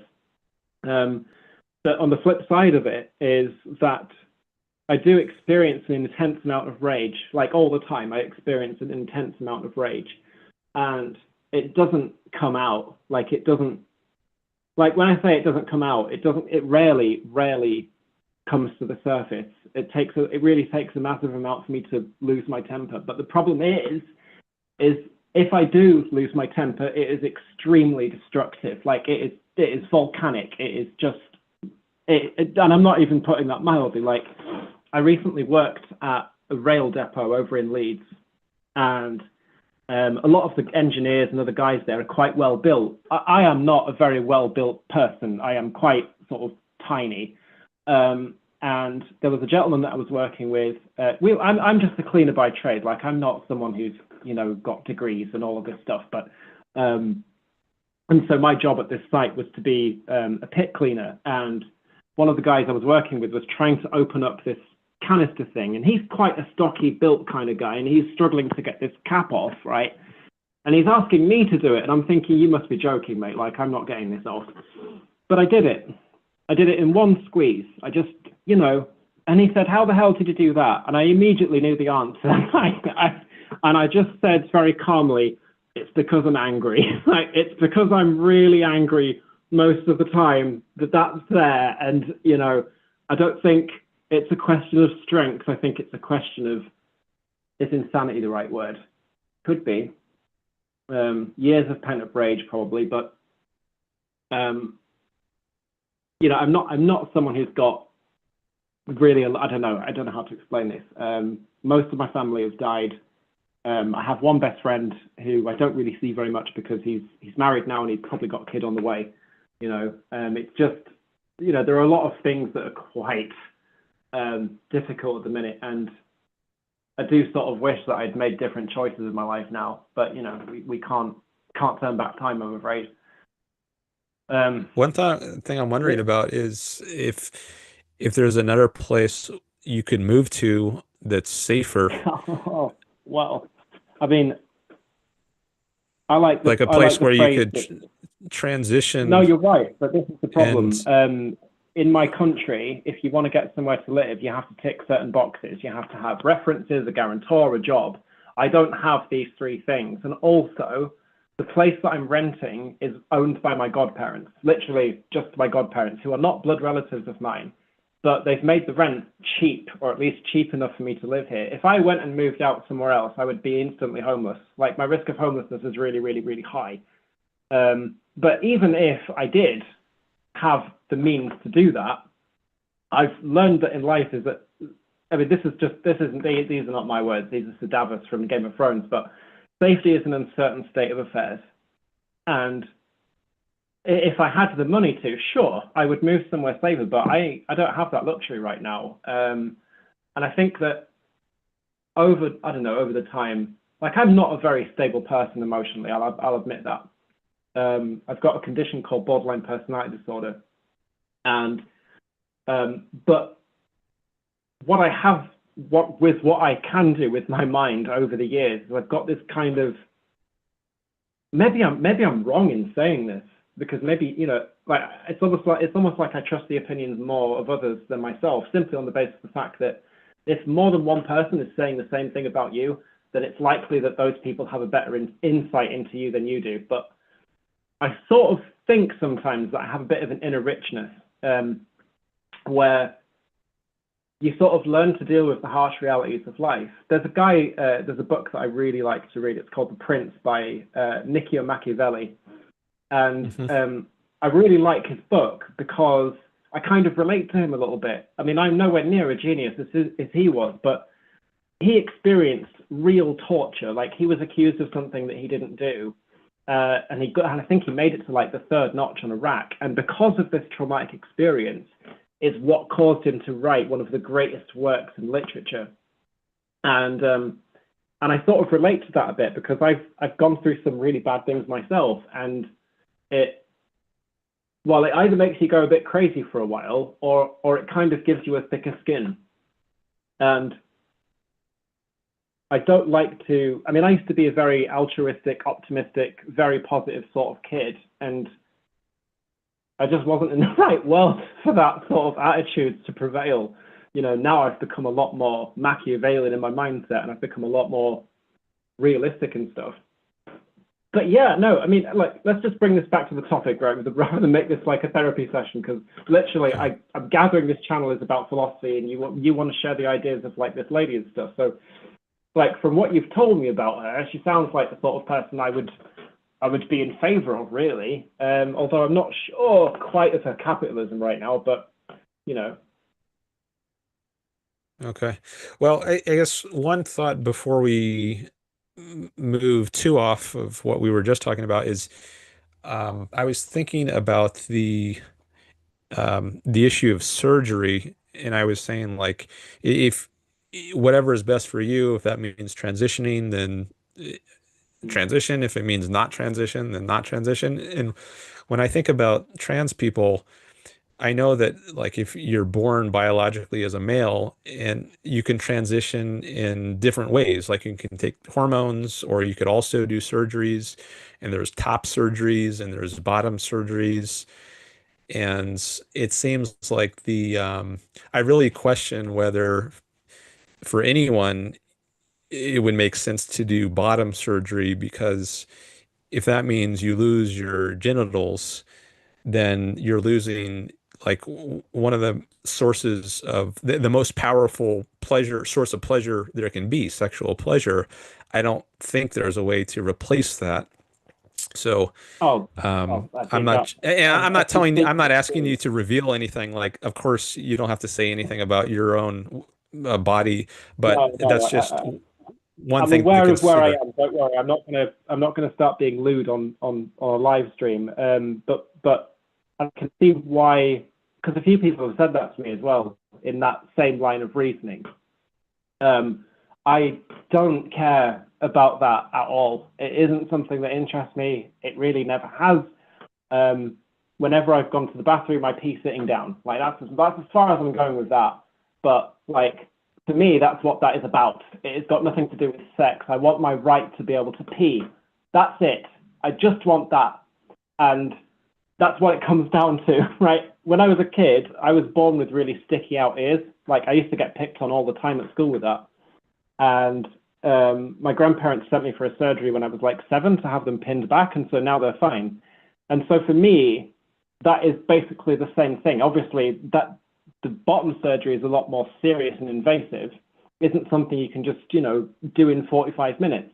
But for me, psychologically, that is the same kind of thing. It's just making an adjustment. And for me, it's just like, I don't know. And I can understand from other people's point of view. They're probably thinking like, how on earth could you possibly be thinking in that way? And it's like, well, because you're not me, like if I thought like you did, then I would have the same jarring, reaction to it. Like but I don't. I just don't. It's not an issue. And it's more of an issue the fact that they're there, if anything. Oh, so let me see if I am understanding you. Are you saying that if you lost the capacity for sexual pleasure, that wouldn't really matter to you, or at least it wouldn't matter as much as not having them there because having the male genitalia there that bothers you? Yeah. Is that what you were saying? Yes. Exactly that. Okay. Exactly that. Yeah. Okay. Okay. Well, Like of course, like I have a male biology. I experience sexual urges. I have, that's not something that I don't experience. I do, but it's not. Like, it's not to the extent that it makes me go like, whoa, like if I lost that somehow my life is over. Like, no, it doesn't. No. well, I mean, does it at least seem to diminish your life in some way? Like if you cannot experience this sexual pleasure, does it at least seem like you're losing something of value? For me, it's gaining something, not losing something. It's Like it gains. feels like Okay. it feels like a gain. Yeah, I know that sounds really strange to a lot of people probably, but it doesn't feel like a loss to me. It feels like I'm gaining something back. Um, it's Okay. literally just that. Like when I was a child, I would constantly be asking God, "Why have you made me like this? Like why have you done this?" And if there is a God, the only explanation I can come up with is that I'm on the contrast side of this, and so if anyone's going to appreciate being a woman, it's me. If there is such a place called heaven and I am allowed to somehow go there, then I'm assuming that that's what God will do. Like he'll make me a girl, and then I will appreciate even more the fact that I am one. But there's probably loads of flaws with that line of reasoning. There's probably loads, but it's the best that I can come up with. Yeah. But no, but I Okay. don't. I think it's just like the idea of sexual pleasure and stuff because it's very fleeting. It's very fleeting, isn't it? Like it just doesn't like it doesn't last very long. Well, I think but it's very powerful, and I think it's one of the things that um, really makes life worth living. And if if someone can't experience that powerful form of pleasure, um, I think it's very reasonable that they would be upset and maybe not even want to live at all. Some people, Absolutely. maybe Yeah, it varies I from agree. person Yeah, to person. yeah, Um, I absolutely agree. Honestly, most people probably would feel that way. I just and what like when I was younger, I was like I've not always been like this. You know, when I was younger, that would have probably mattered a lot more. I'm 35 years old now, and it just matters less. It just matters less to me, which is probably a good thing. Um, so I'm not, like someone who's asexual or something like that. It's just, I don't know. If you were to ask me, like, what's the most important thing to you right now, I don't think I'd be able to give you a straightforward answer because I don't even really know myself. Um, bit worrying, actually. Okay. So I was thinking of this in c connection with the issue of irreversibility, because there are some things which, like you were talking before about how people were saying, oh, well, maybe you will regret later if you transition now. Yeah. And I guess you can go back on some things. You can detransition in some ways, like stop taking the hormones. But when it comes to getting your genitals back, then I don't think there's a way to do that. At least given the state of medical science right now, I'm not aware that you can detransition in that sense. So that is irreversible, and it's very serious. And I just think it's very important to be aware that, some things are irreversible like that. But I guess everyone has to just decide how important are things in their own value system. And ultimately, you have to decide that for yourself, even if other people can help you in your own thinking about it. Ultimately, only you can know what your values are. So I'm I not wish sure you that the I actually best. do know what they are. Yeah, I that's genuinely, I don't think I do know what my values are. If someone was to ask me, like, what do you value? I'm Yeah, not you were saying sure. a minute ago, like you're not sure what your ultimate value is, or if I you have used to, if you asked me when I was younger, I would have been able to tell you. But like the last 25 years have been extremely bad. Just, I was raised by my grandparents on my mum's side, and while my start in life wasn't exactly great, my grandparents did an absolutely amazing job with me and my brother. Like, they sacrificed their retirement to bring us both up. They gave up all of that for me and him. And when I look back, I had a wonderful childhood. There was loads of stuff that we did. It was a really colourful life. But then, when we left Brighton because we had to, because of what my father was doing, you know, I didn't want to leave my hometown. I didn't want to go. Like, my dad was threatening my family, and the police couldn't stop him. And so because the laws didn't exist back then, we didn't have the Harassment Act like we do now. And that's when everything completely changed, and everything's just slowly but surely disintegrated in one way or another. And it's left me feeling, I guess, very hollow. But in a way, I've kind of just resigned myself to it now. Both my grandparents are now dead. My grandma died in 2006. My granddad died in 2021. My brother, I don't know if he's alive or dead. My dad, I don't know if he's alive or dead. My mum is dead, and everything it's just. It's not that I don't care about people. I care about people a lot.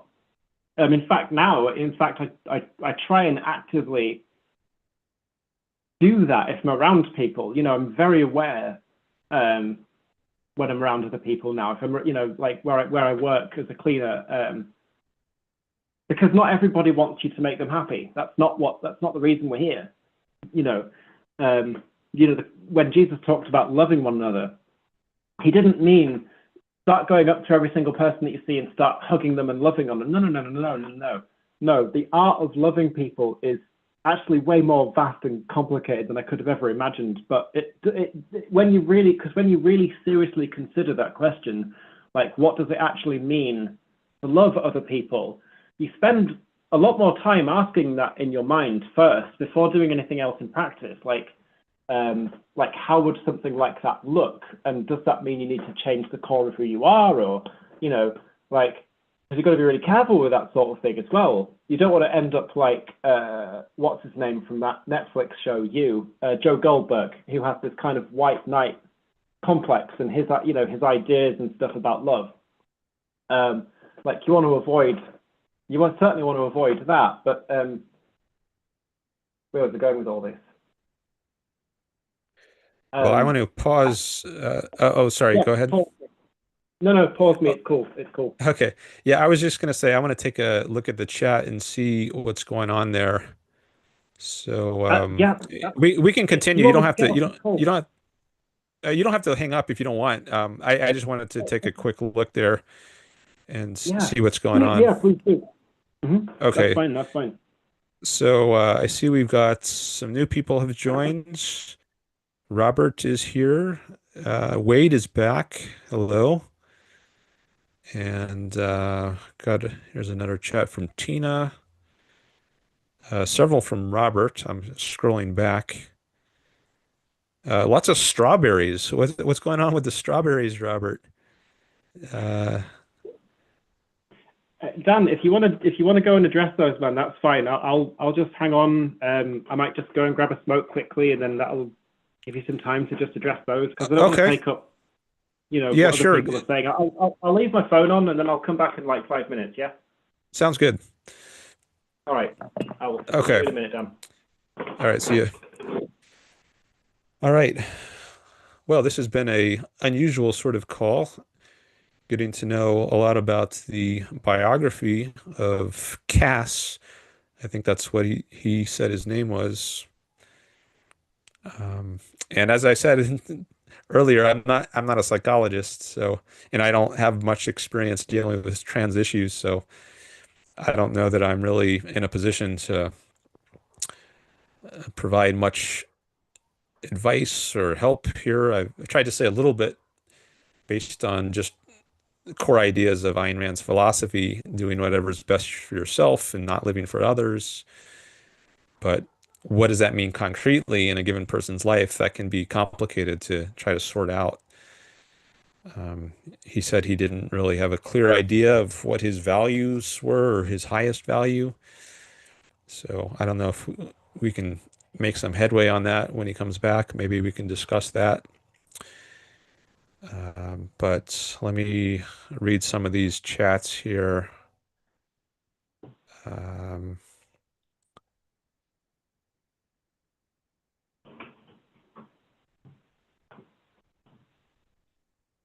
Tina says, "Wow, PhD in philosophy. I am scared to talk to you now." Okay. Well, I hope you're not scared. Maybe hearing my call with Cass has shown that I'm not going to bite your head off. I try to listen to people and be polite and civil.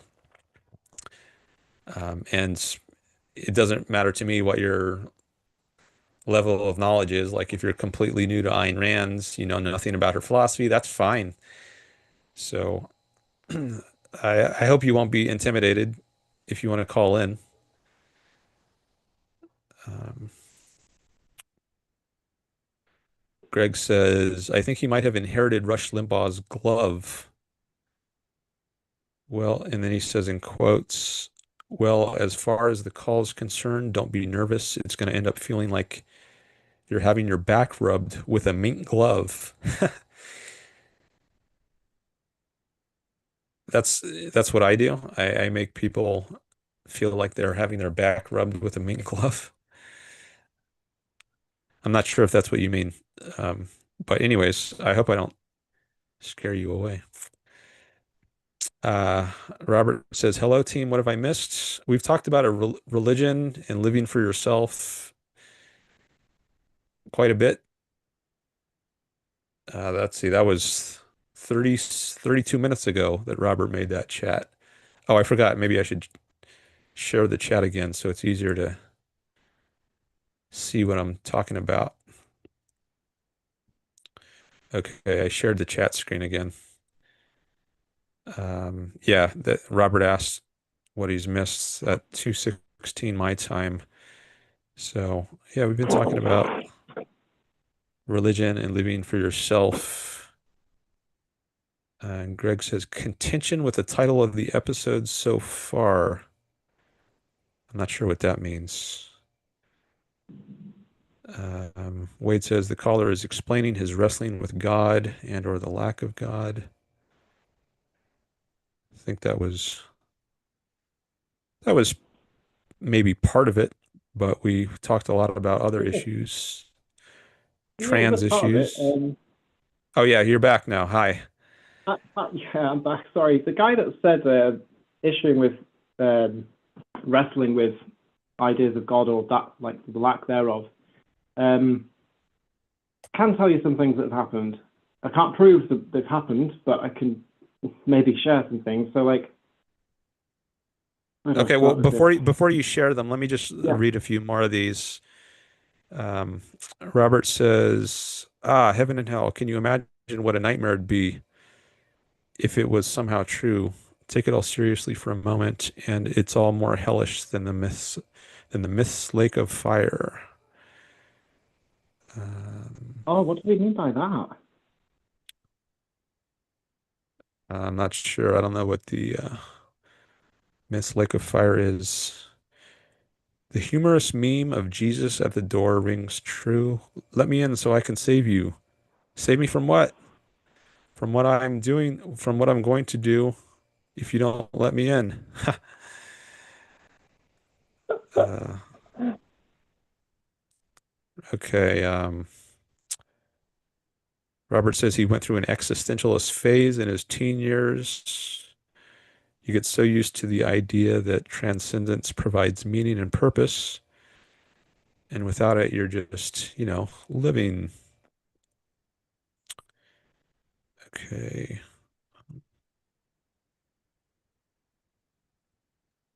Robert says gender dysphoria existed back in the 1900s.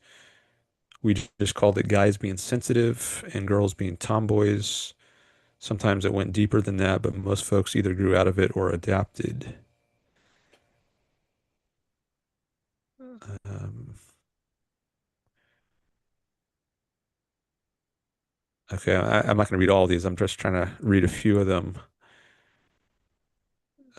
Wade says, I know a kid born without a nose. One of my dogs has all four legs half paralyzed from birth. He walks on stilts. Just saying, no, no being chooses their body. Each person faces their inner world. Can't judge. Hmm. Um,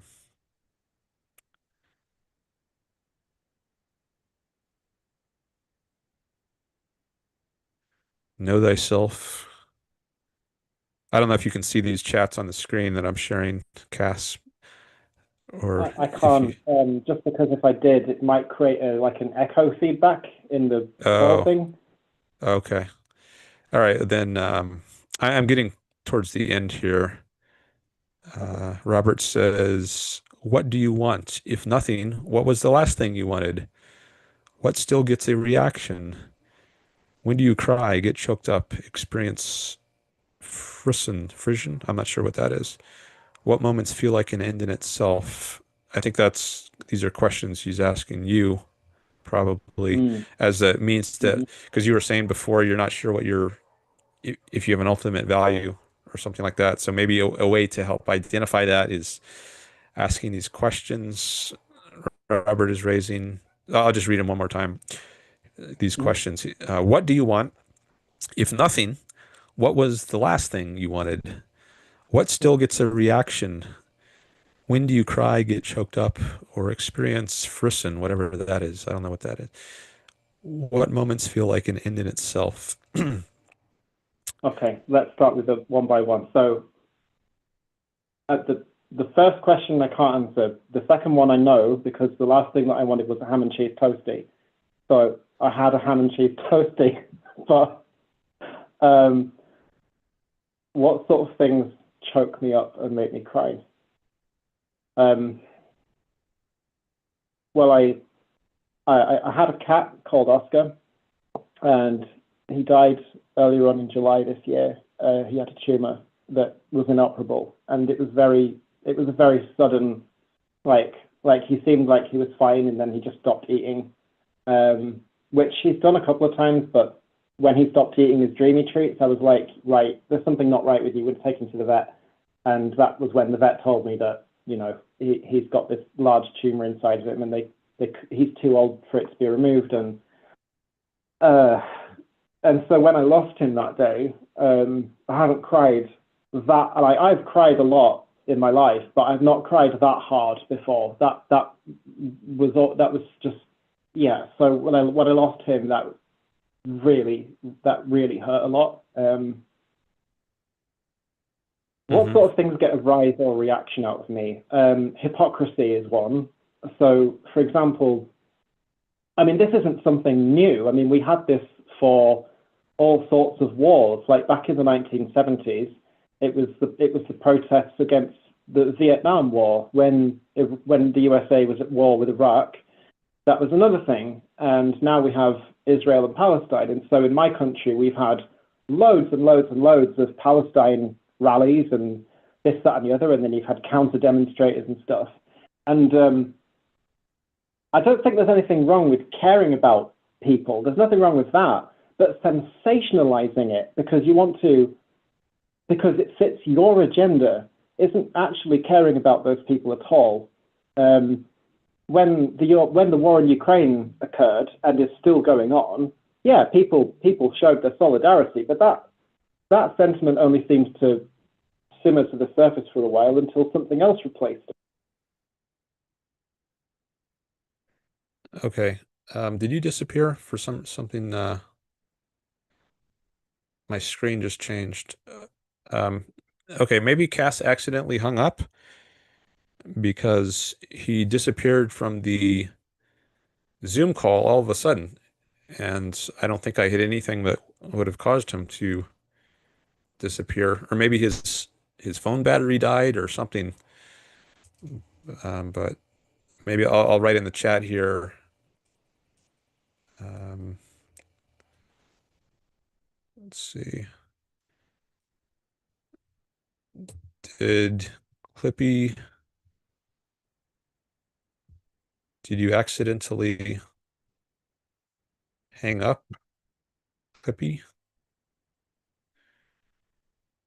Maybe he'll call back in. Okay. Well, maybe we'll find out soon what happens. But one thing I thought maybe I would ask him is what about happiness? Like, is happiness could happiness be your ultimate value? If not, why not? I mean, there's of course further questions. Maybe he would agree, yes, happiness is my highest value, but there's still a question of how do I achieve happiness? Like, do I become a veterinarian if I like cats or something, or a social commentator, or a computer programmer, or what? How do I achieve happiness? But I wonder if he would at least say that happiness is a goal worth pursuing, the ultimate goal. Okay, he just replied in the chat. He says, "My phone cuts out after 1 hour. I've called back and on hold." Okay, so let me go back to the Zoom room and see if okay, I don't see his call yet. Maybe he's dialing in right now, and because there are a bunch of numbers he's got to enter after there's a phone number and then there's a Zoom meeting ID after that. So maybe he's entering those numbers now. Anyways, no problem. Uh, don't worry about it. If you can come back, great. But if not, no worries. Maybe we can talk another time. And for anyone out there, if you enjoy this content and you're not yet a subscriber to my channel, I definitely appreciate getting new subscribers. So thanks to all of you who have subscribed. Trying to get those numbers up, get up to 1,000 eventually. I'm in the 940s right now. And thanks to everyone for the likes on the stream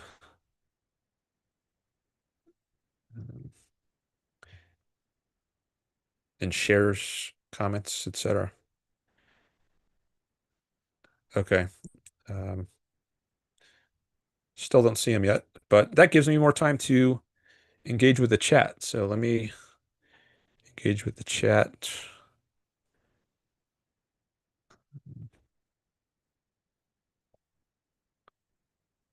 I think I at least skimmed all of them.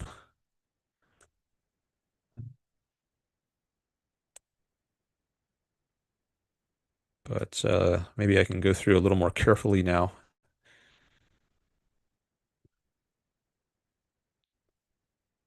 All right, now I've got it showing on the screen again.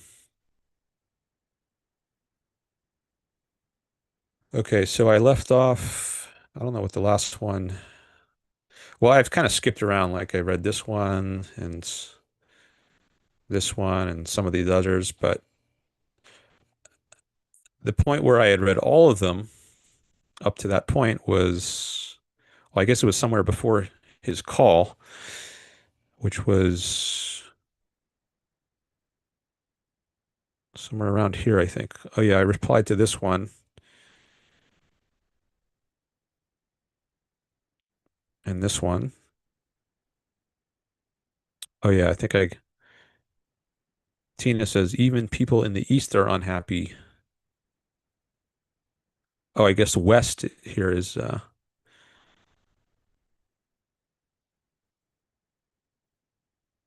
okay. I didn't understand that when I first read it. So it looks like Tina was saying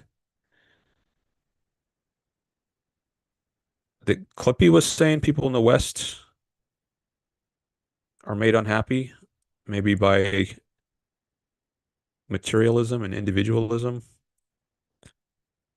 And she's saying, well, even people in the East are unhappy.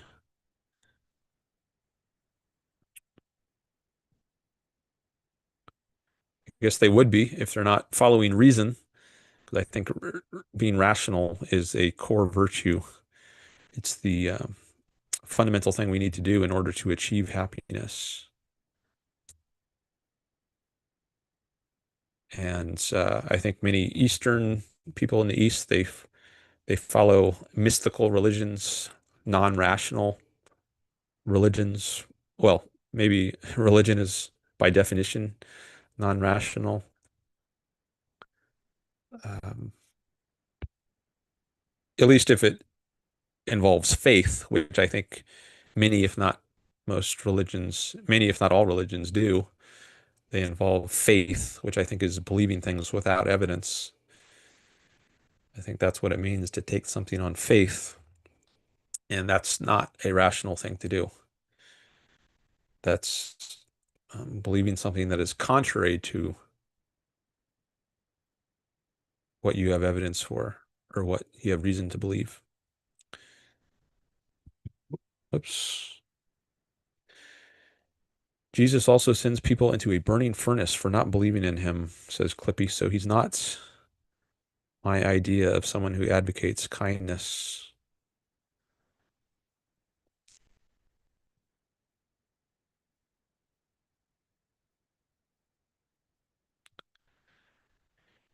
If anyone else wants to call in, you're also welcome to call in. Um, so just because I was talking with Clippy and he might call back doesn't mean anyone else can't call in. You can at any time, and maybe I'll go to your call first and spread the time around. Okay.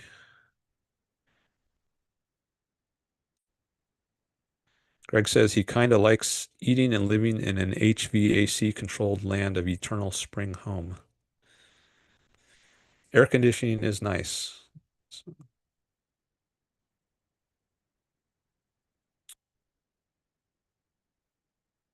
Greg says I can totally see with no,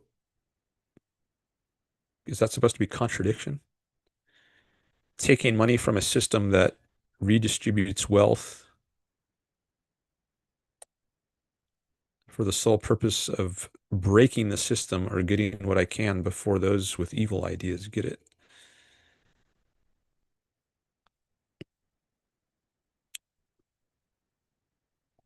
So like taking Social Security money from the government or Medicare, getting Medicare to pay for your bills.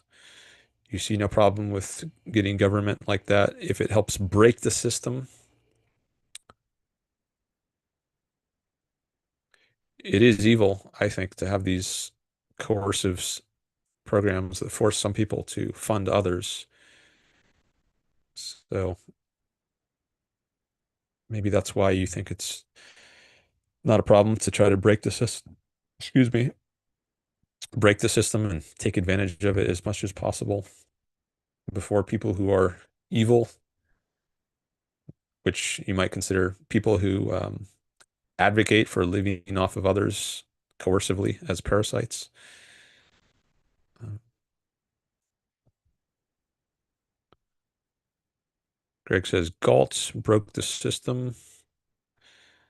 I'm still trying to master the art of triple clicking so that I get the blue highlighting without that menu that pops up like there, which covers the chat. Um, Galt broke the system by a slightly different approach, says Greg. Untenable outside the purview of Aristotle's take on fiction to show what might be, although not necessarily the path to get there.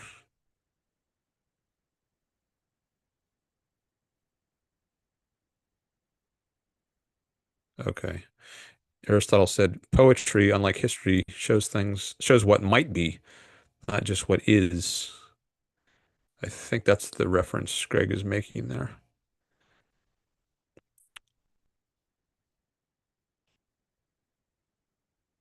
I believe Aristotle says that in his work, The Poetics.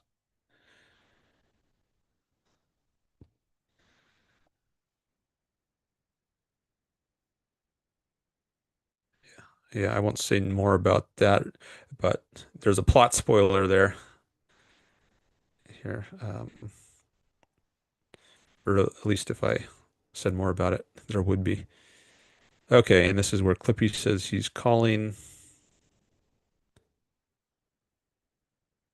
Yeah, +1 is the international code for the US. Cleric is another new person, at least for today's chat. I don't know if Cleric has been here before. He says, does Ayn Rand lean more towards people being inherently rational or irrational? Let me get a sip of water and then I'll address that.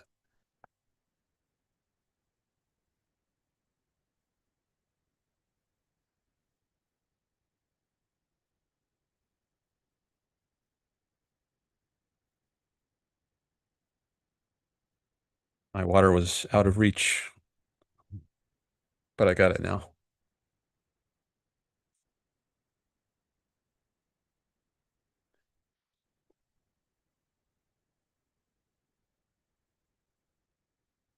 Well, people are not inherently rational or irrational. It's a matter of choice.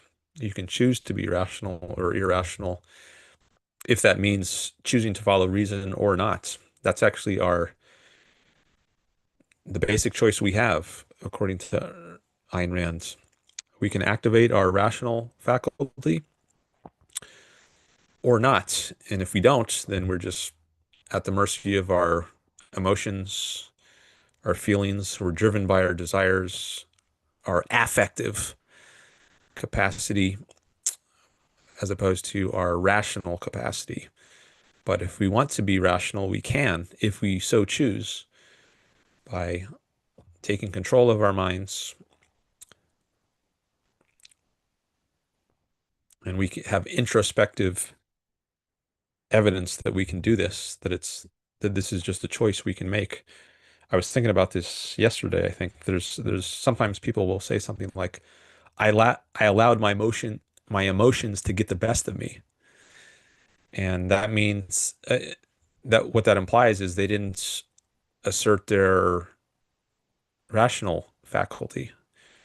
They didn't allow reason to take control. They allowed their emotions to run the show. And that's something that someone can choose to do or not do.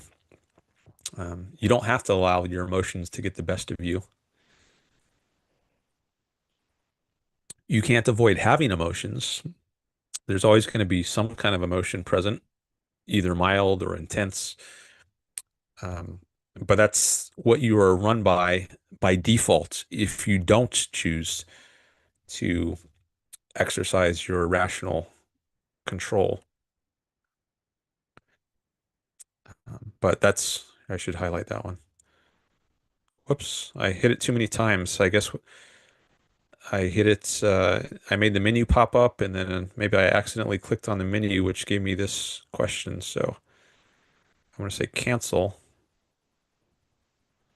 I was just trying to highlight this one here. Yeah. Yeah, it's an issue of choice as to whether you're rational or irrational, which is a different issue than whether you have knowledge of something or are intelligent. You can be an ignorant person about something, but yet still be rational. Like I'm ignorant about astrophysics. Well, not totally ignorant. I know some things about astrophysics, but I'm not an astrophysicist. So I have a lot of ignorance, at least relative to an astrophysicist, when it comes to the the area of knowledge of astrophysics. But that doesn't mean I'm irrational. So being rational just means you're exercising your rational capacity. It doesn't mean you necessarily have knowledge about a particular area. So being rational is not an issue of being ignorant or non-ignorant. It's whether you have control of your mind as opposed to being out of control and being run by your emotions, allowing your emotions to get the best of you. It's also not the same as intelligence, as I said um, a minute ago. So being rational doesn't mean you're a genius like Einstein or Isaac Newton. It just means whatever intelligence you have, you use it.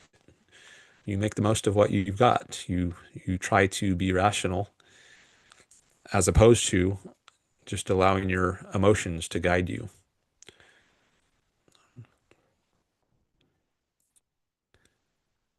All right. So that's what I'll say to Cleric. Tina has to go. She says, good night, everyone. Take care. Clippy. Thanks, Dan. All right. Good night, Tina. Thanks for coming by. I appreciate it. Thanks for your participation in the chat. And maybe I'll see you in a future live stream. I do these every 4 days typically. So um, I'd be happy to see you again sometime. Anyways, thanks for coming by.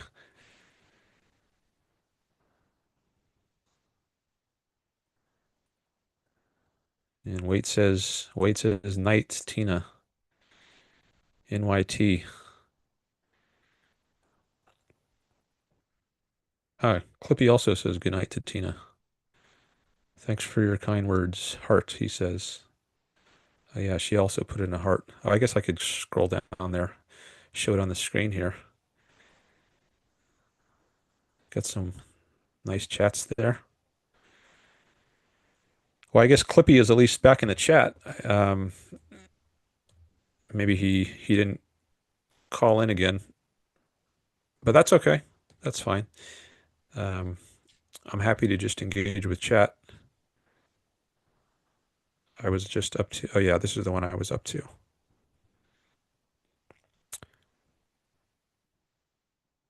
Oh, Clippy says he thinks he's got 100 international minutes, so he's on hold. Hope to talk soon. Yeah. Maybe your minutes burned out. I think if you call in using the Zoom link, maybe that doesn't count towards your international minutes as opposed to dialing the phone number. I'm not sure. Oh, yeah, that's what Greg says here. And he says it's not currently possible at the moment. I don't know if you can, maybe if you're not listening to the YouTube stream on your phone, you wouldn't get the kind of echo that I think you were concerned might happen if you dialed in using the Zoom link. Okay, I read that one. Oh, maybe this is Greg summarizing the what the episode is so far in response to Robert. Some people were contending with me about the title.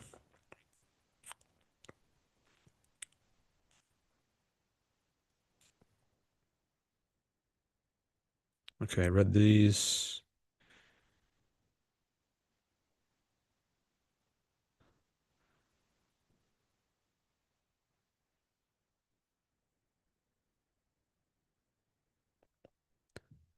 A worm wants a way into the apple, says Wade, yet the root and trunk seeks to burst from within. If there is any form of salvation, it would be within, in my opinion. Okay, that's what Wade says.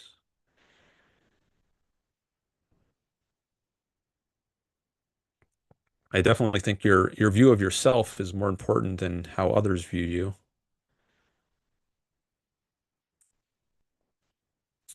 Self-esteem is crucial to happiness. You need to have a positive view of yourself for happiness. So even if others don't view you positively, if you at least view yourself positively, then you have a basis for feeling good. But of course, others can make a big difference to your life, but they're just not the fundamental, I think. I think you are the fundamental. You are the most important in your own life. Your opinion is what matters the most. It turns out that the very woo affirmation, you are enough, is true far more deeply than folks imagined. Oh, I did it again. Brought that question up, which, yeah, see, when I double click, the last option in that menu is, do you want to make someone a moderator? So I think when I triple click, it activates this, which then asks that question of, do I want to make someone a moderator? So uh, maybe if I, oh yeah, because the menu appears over on the right. If I click in the middle more, I don't risk clicking on that menu option that shows up. So I have to remember to click more to the left. Um, Robert says, it turns out, yeah, I read that one. Yeah, I was just talking about that in a way. Your life is an end in itself. Um, you are the most important thing. What you matters most. What you think about yourself matters most. I mean, if other people are coercing you or just they have negative opinions, that can be painful. As Clippy was saying on the call, he experienced coercion from others, and that made trouble for himself. So others can definitely affect you in negative ways, but just not in the most fundamental way.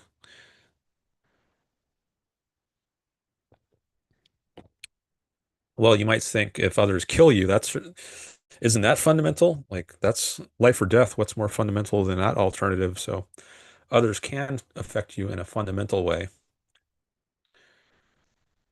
Um, at least in some sense, but like if others leave you alone, if they don't physically interfere with you, then they can't interfere with you in the life versus death way. Um, but they can interfere in other ways. But let me not go down that road right now. Let me read some more of these chats. Some consolation there from Tina. I read this one. Hesitancy versus encouragement. There's no easy answer, says Robert. The only mistake is assuming it should have been easy.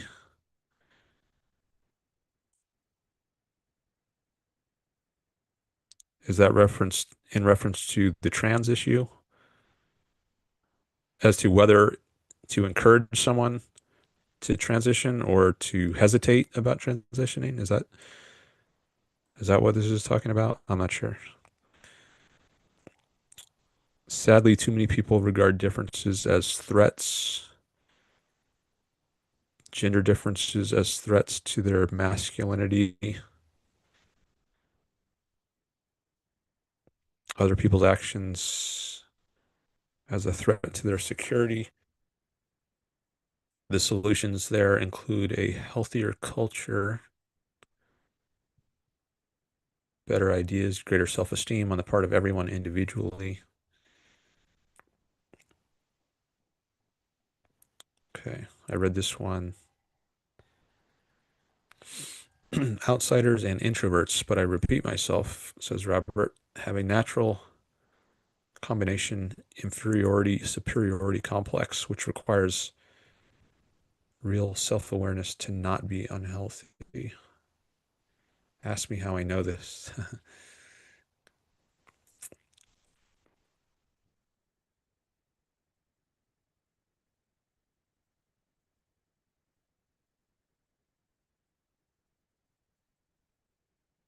Robert says both. He's both in usually it's introverts is prepared is paired with extroverts. I wonder why you use this term outsiders instead of extroverts.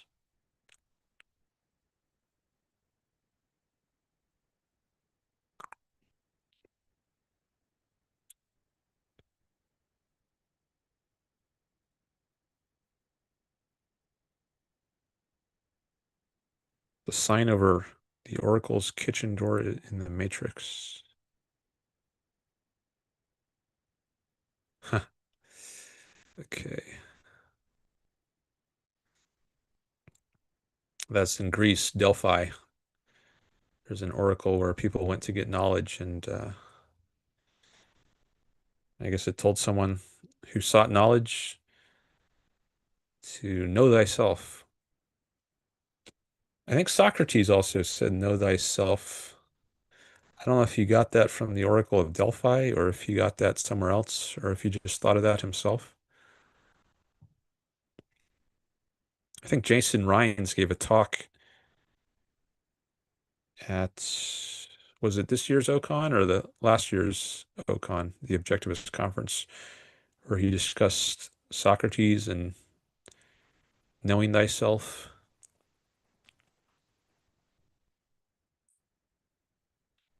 Okay, I read this one. Questions that Clippy or Cass could ask. I think he was in the middle of talking about this when his phone hung up. He was talking about he had a cat. He had a strong reaction to the cat when it died. Sorry about that, Clippy. Um, yeah, that's rough when you have a dear pet that dies.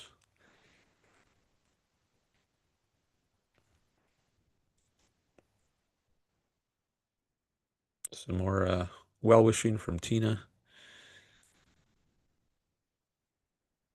Temet Noske. I don't know what that means.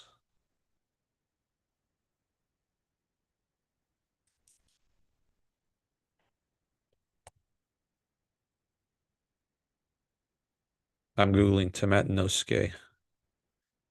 A Latin phrase meaning know thyself. Oh, okay.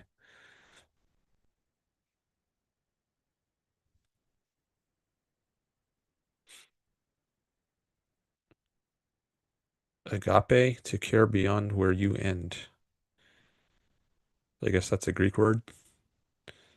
Not sure.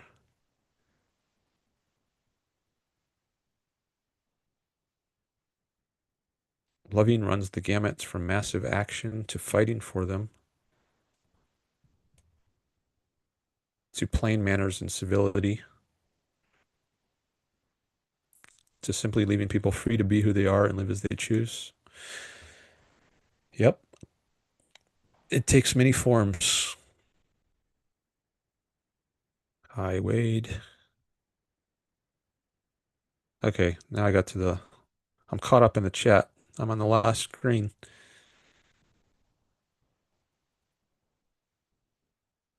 Oh, Roberts explains the strawberry. He says, as for the strawberry, it's a long story dating back to my days as a regular on ARC UK's channel. Suffice to say, I find it light and playful, and it's easier to see my own comments at a glance. Okay, I like strawberries. They taste good. Then he says, yes, that comment about the error slash inadvisability of wanting things to be simple and easy was in regard to gender and transsexuality issues. And then he says, introverts tend to be outsiders. Outsiders as in excluded, outgroup. Oh, okay. Loners.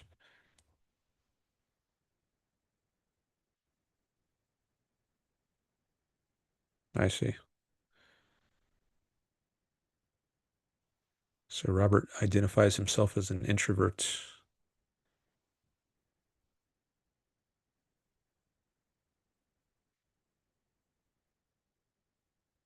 Where was that? Here. Outsiders and introverts have a natural combination inferiority-superiority complex, which requires real self-awareness to not be unhealthy.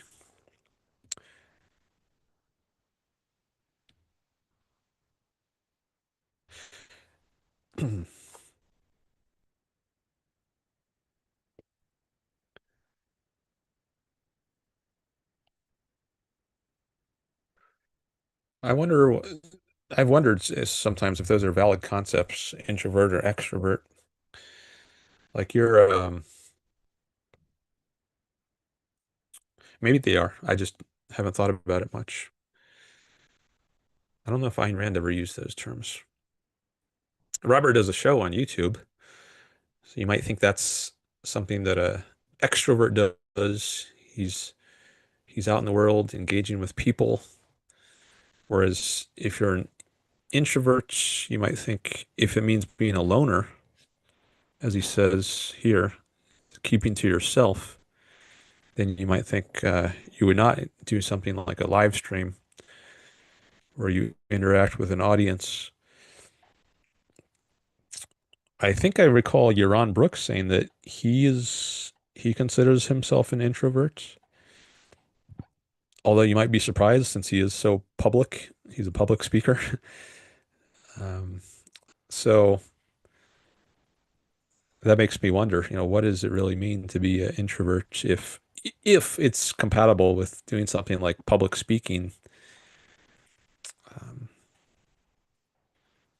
and that might make you wonder, well, is this really a valid concept here, or is it just does it what does it really mean if it's compatible with something like engaging with lots of people publicly? Wade says some famous actors identify as introverts. Okay. Well, if you're acting, it's you're not necessarily engaging with a lot of people. Like maybe you're engaging with your fellow actors and actresses, but it's not like a huge audience. Whereas if you're a public speaker, you are engaging with a huge audience in a direct sort of way. I mean, as an actor, you're being viewed by maybe millions of people. So it's interesting. There's lots of little differences and different forms these things can take, but I wonder what is the essence of being introverted. Maybe I should look that up on a dictionary. Um, Robert says, I usually use the word shy since introversion has baggage. Ayn Rand has, in journals and in conversation, described herself as painfully shy, as having been painfully shy. Yeah, I think I remember her saying that. So what does it mean then if someone is so public, yet they're shy or introverted? What's the essence of the concept introverted? I'm going to look that up. Here, what happens if I'm going to Google it in a different window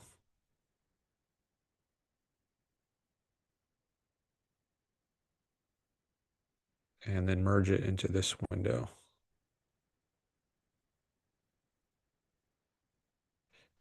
Not quite yet though. Let me I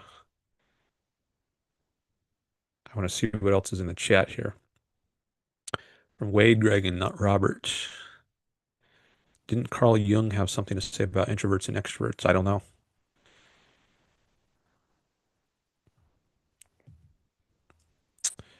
Greg says he's quoting for the New Intellectual, one of Ayn Rand's books. But the alliance of the two rulers is precarious. It is based on mutual fear and mutual contempt. Attila is an extrovert, resentful of any concern with consciousness. The witch doctor is an introvert, resentful of any concern with physical existence. Okay, interesting. So she actually does use the terms introvert and extrovert. I'm assuming this is a quote. You don't have quotation marks around it, but I assume that's what you mean. But that's interesting. If I had the Objectivism CD-ROM, I could do a search on it myself, but I don't have that. At least it's on a CD, but I don't have a CD drive hooked up to this computer I'm using now. And then Robert says, an introvert debt and introvert debt, willing to be social and finding that your energy to do so becomes depleted and needs solitude to recharge is very real. Never heard of that. Well, I guess I've heard of that. Not quite in these terms, but yeah.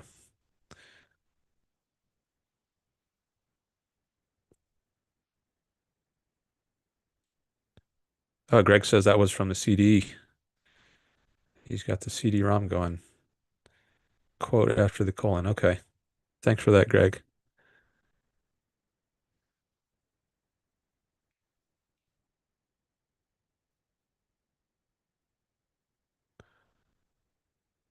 All right. I did pull up Ayn Rand's definition in another window. I'm wondering if I should take a break now or soon.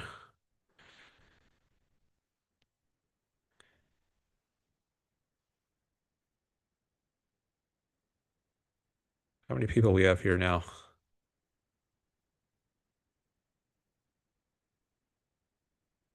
Well, before I forget, let me merge that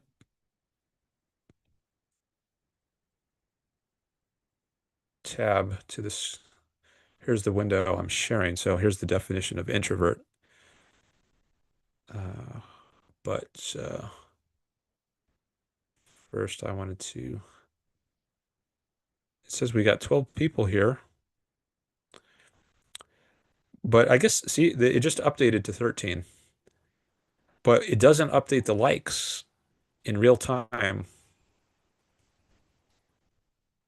but it does update the likes on a different screen that I have,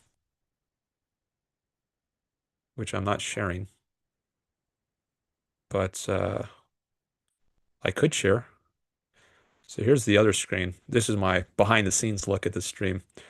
So this one you can see that the likes are updated to 11. Thanks for the likes. Appreciate it. It shows 80 people have come by during the stream with an average view time of 18 minutes and 42 seconds. So that gets me some more watch time. Thank you. But I think you might see that infinite looping thing again if I leave the screen here. Screen within a screen, etc.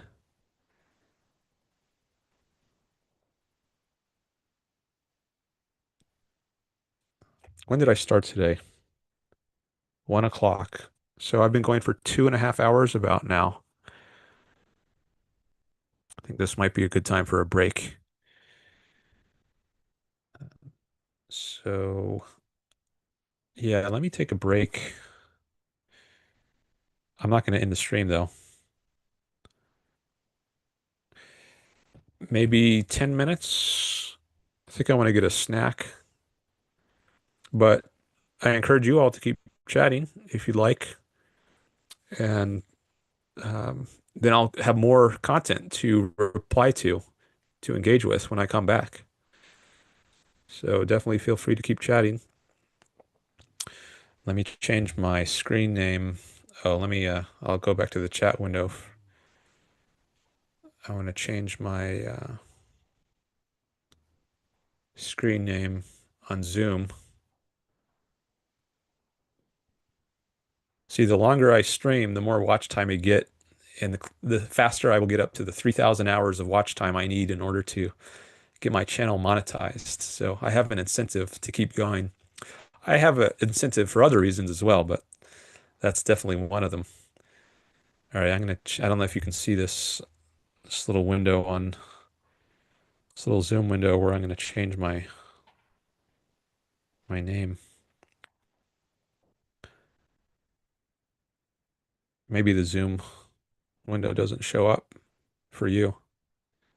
I guess not. I'm going to say Dan will be back in about 10 minutes. I think if it's longer than that, it might not show up.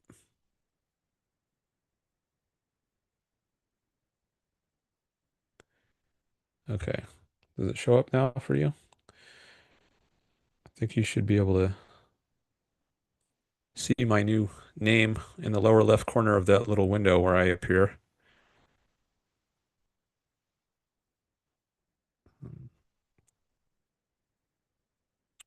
Yeah. I wonder if I should I leave the chat going on screen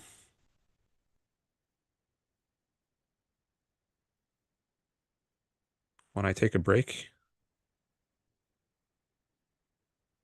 Let's see, if I turn my camera and mic off,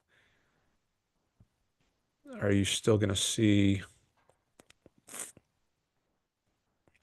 this little box with me in it in the corner? Let me try that.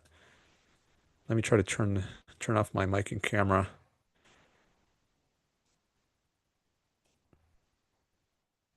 Stop video. Oh, looks like it's showing a different picture of me than one I had on my old thumbnails.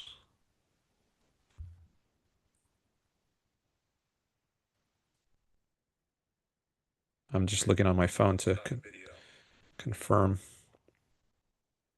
Oh, I guess you don't see that. Right, because I'm not sharing the Zoom window. Um, yeah, I think this time I will experiment with just leaving the chat on during my break, leaving it on the screen. And I'm just going to mute myself. All right, so it's 3:38 Pacific time right now, so I'll be back at about 3:48 Pacific, and I will mute. And oh, yeah, one other thing I want to do before I mute is I want to just write in the chat here. I'll be back in about 10 minutes. So that way people will see it since I don't have the camera turned off like before, and it just appears in the middle of the screen since I kept the chat going.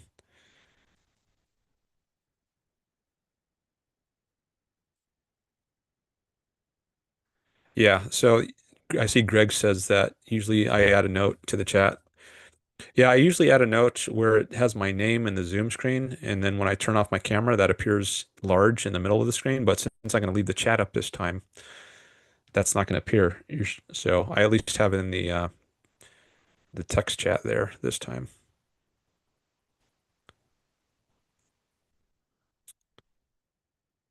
All right. So now I'm going to mute and see you in about 10 minutes from now, so which would be 3:50 Pacific time. All right. Bye.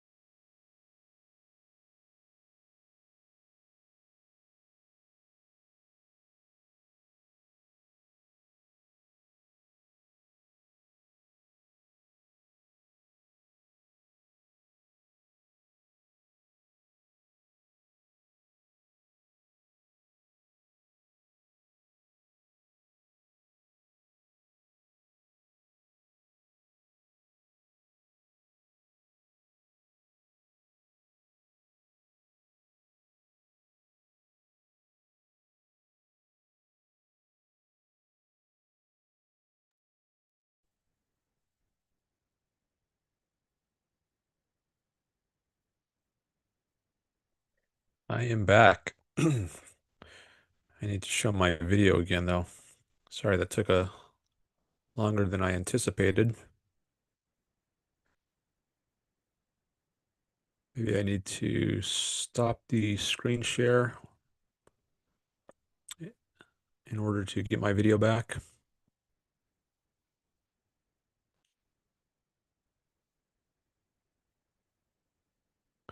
Okay, now the video is back.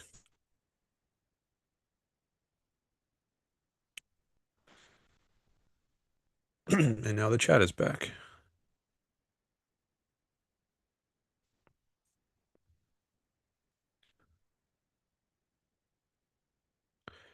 All right, see there was a lot of chat going on while I was gone. Robert and Wade, looks like they were the main participants. See, Robert says he had to go. He says he'll still be listening, but he's got a couple of T-bones in the fridge that need his attention. Why do we write fridge when there's no D in refrigerator? That's a good question. I never noticed that before. Hmm.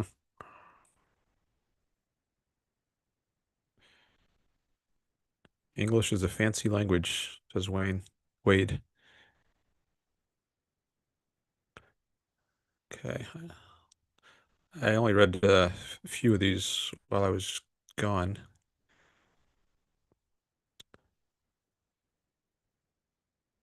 But let me see what else is in here if I want to engage with some of this.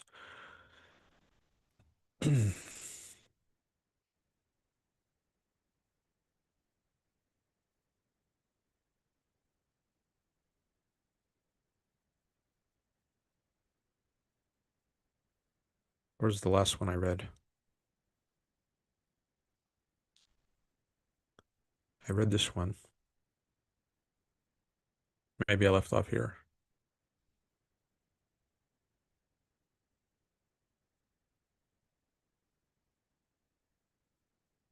What's the last one I read? For what it's worth, temperament is a thing. It falls in the realm of psychology and neuroscience, not philosophy, but while harder to quantify, it is as reality-based as anything. I guess that's referring to introversion, extroversion as being types of temperament.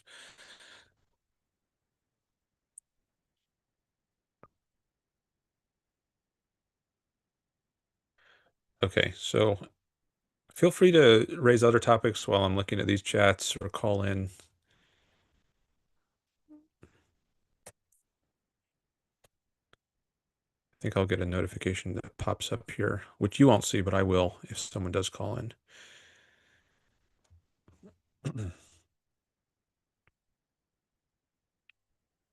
But it's also good if you let me know in the YouTube chat if you do call in, then I might see sooner that someone's in the Zoom waiting room.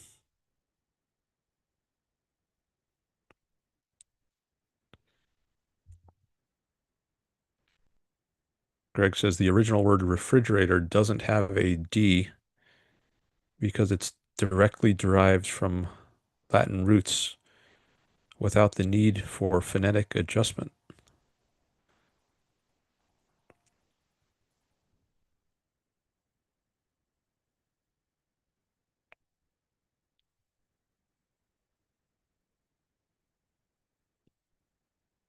Oh, I guess I could check out the leaderboard. I like to do that sometimes. Maybe at least once a stream is good.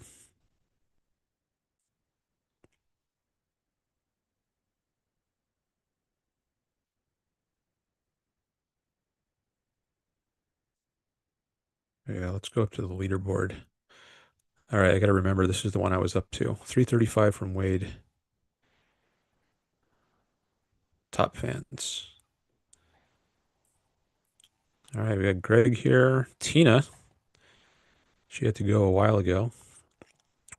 Wade, I can see his eagle here. See, when it's a smaller photo, I didn't even know he had an eagle in his profile avatar. You like eagles? Robert Clippy. Does he like paper clips? Okay. Michael Scott. I don't know who that is.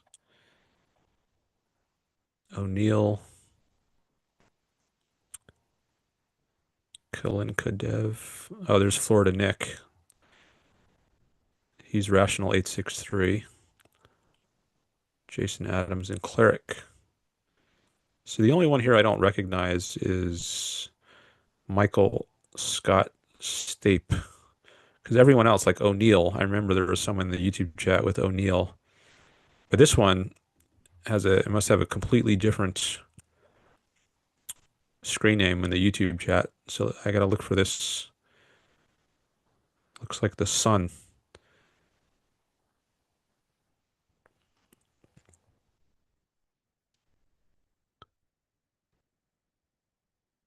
Let's see who that was. Oh, there it is. Oh, that's Michael Global. Okay.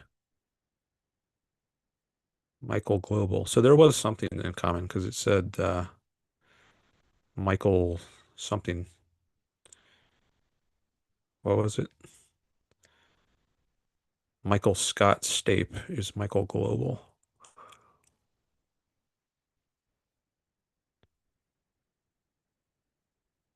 Cleric has a squirrel with a banjo.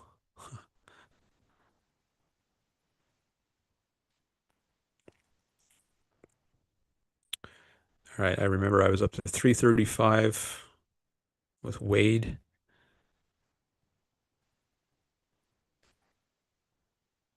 Yeah, this one.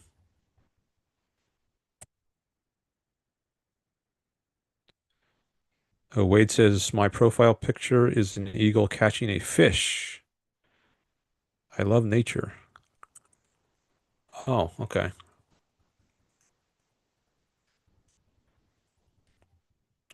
I didn't see the fish. Oh, oh, I see it now. Yeah. In its talons. Yeah.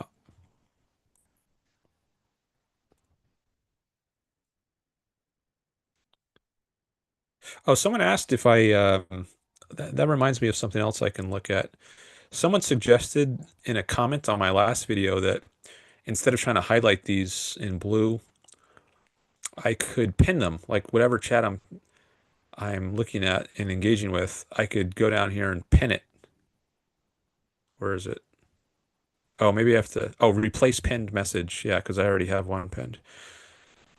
Um, but if I do that, then it might be too much work because sometimes I only spend a few seconds on a given chat.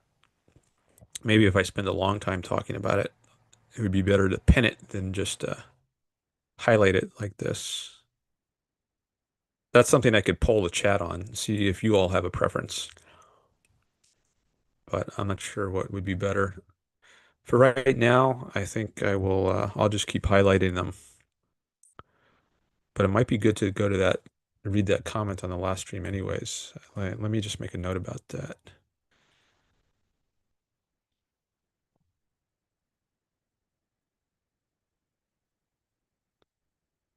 Okay.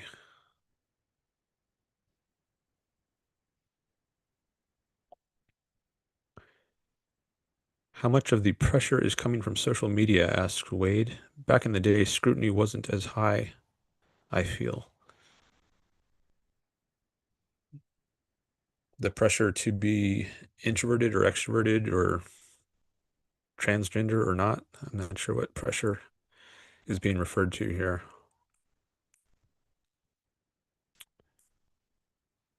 The short answer is a lot. When I was young, the pressures, healthy and unhealthy, came from other sources. I've got quite a rant on this, which I've repeated, says Robert. Enough that it's practically a trope.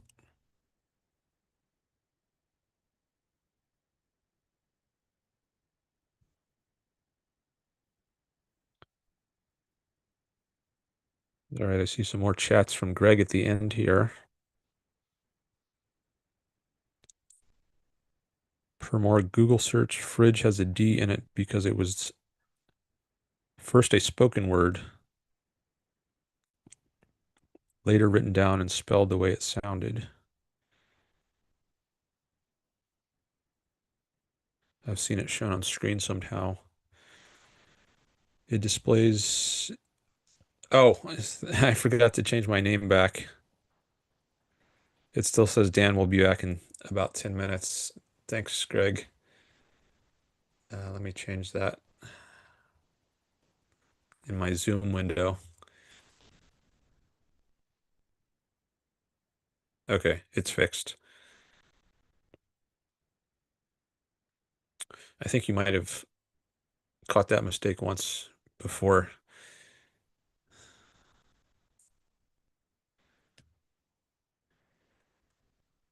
Okay. Uh, it, it is visible on a 30-inch monitor, says Greg. Do you mean my Zoom window or my Zoom name?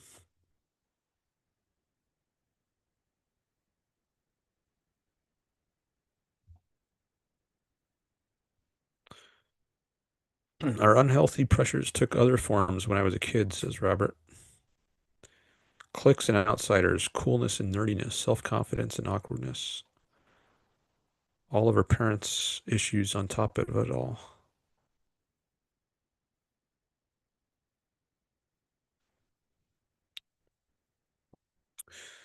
Wade says, I hear you. It seems our society is struggling socially in general. All those factors make sense.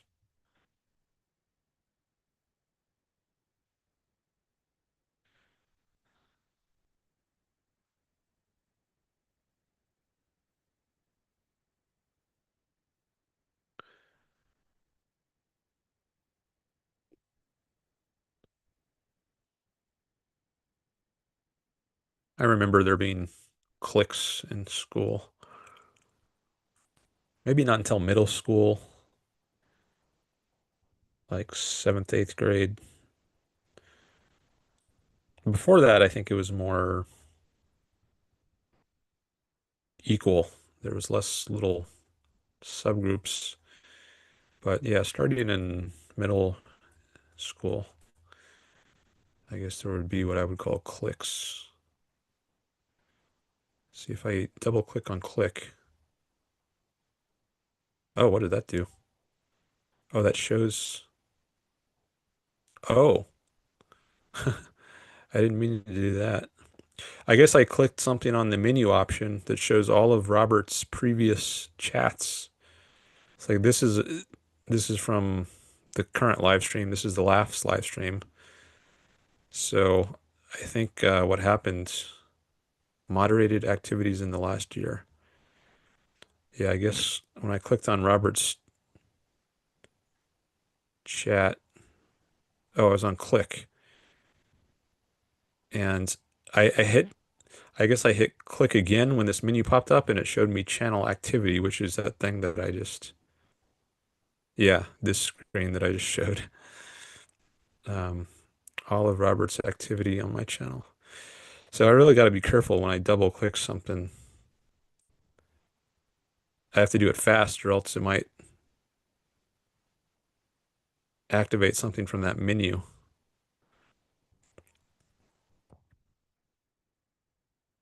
Yeah, I don't want that to happen.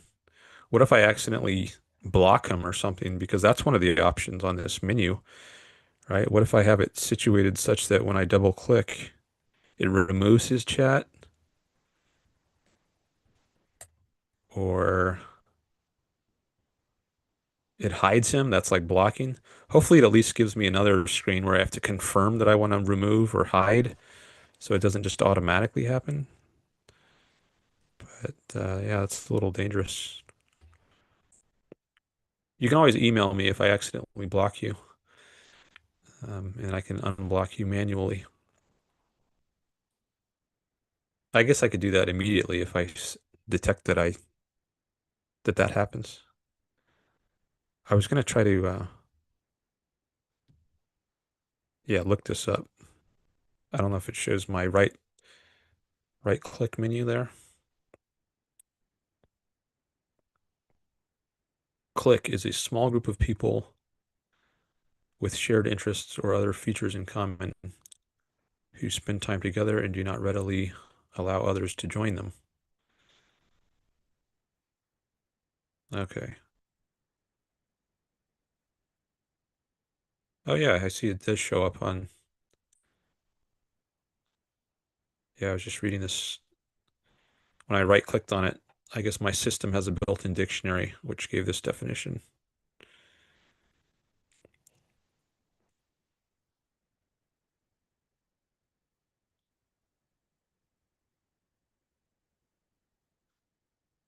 Wade says Russian roulette, who is getting blocked? Fortunately, getting blocked is reversible. I can unblock.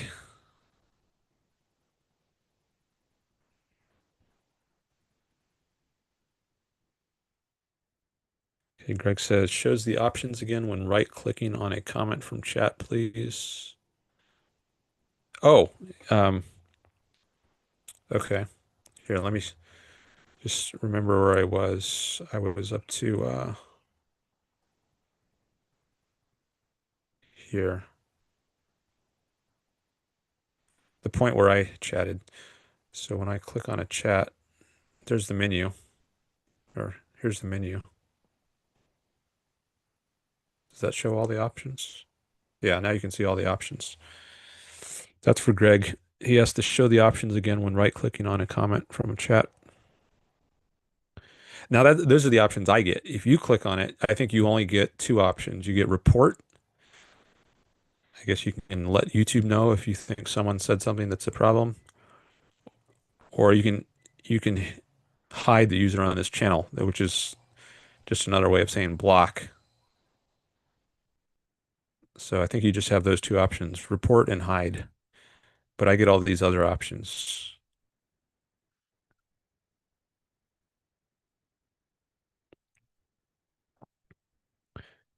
The name was visible in the little window in the upper right-hand corner, says Greg. Oh, okay. But not my photo, just my name when I turned off my camera. There's a free tool called Social Stream Ninja that allows you to show a comments on the screen. Something to look up, not during a show, maybe. Right. Yeah, I know what you're talking about. I've seen StreamYard streams use that. That's another software some streamers use, StreamYard. I guess this is a good time to go to that comments on my last live stream where someone was talking about this stuff. So if you all want to raise philosophy issues, feel free, but I'm just taking a little break here to deal with some of these technical things. Um, so that I was up to, I guess the next one would be this one, 340 by Robert.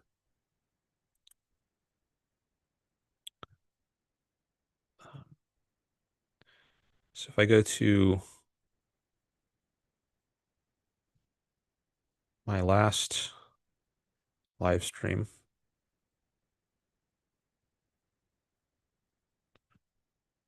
and then the bottom. So this person, marketgobrrr, left the comment 6.5 hours. Holy moly. Dan, a suggestion regarding showing comments. Have you tried pinning any comments you're currently talking about? YouTube has a nice overlay for that. Simply click on a comment and pin it. Might be easier than your triple click highlight solution. Yeah, that's so this is my triple click. I highlight something and get rid of this menu, hopefully this menu over here by triple clicking. Sometimes it works, sometimes it doesn't. When I triple click, that time it worked. But if it doesn't work, I hit escape and that makes the menu disappear. But he's saying instead of that, just pin the comment up here. Like right now, if I want to reply to this comment, I can say replace pinned message, and now it's up there. So is that a better way to deal? Well, see, if I don't have my, it disappears. Now you only see the first line of it after a few seconds. So I guess I can click on it and make the whole thing appear again. Yeah, now you see the second line, but is it going to disappear again in a few seconds? Or if I move my mouse off of it, maybe it'll contract and you'll just see the first line. Let's try that.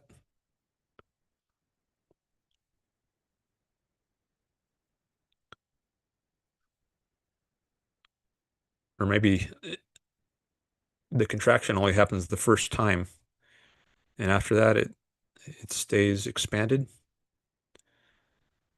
Let's see if I replace it with this message. Let's try this one. Replace. See, it changed after about a second. Well, that one only takes up one line anyways, so I should use a different one as a test. I should use this.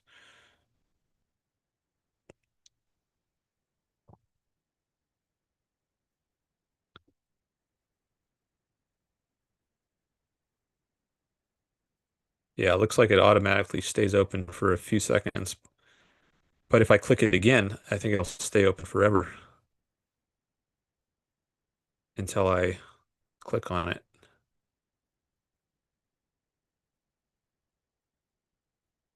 Okay, I guess that's how it works. So I could do that with chats I'm engaging with. What do you think? Would that be better?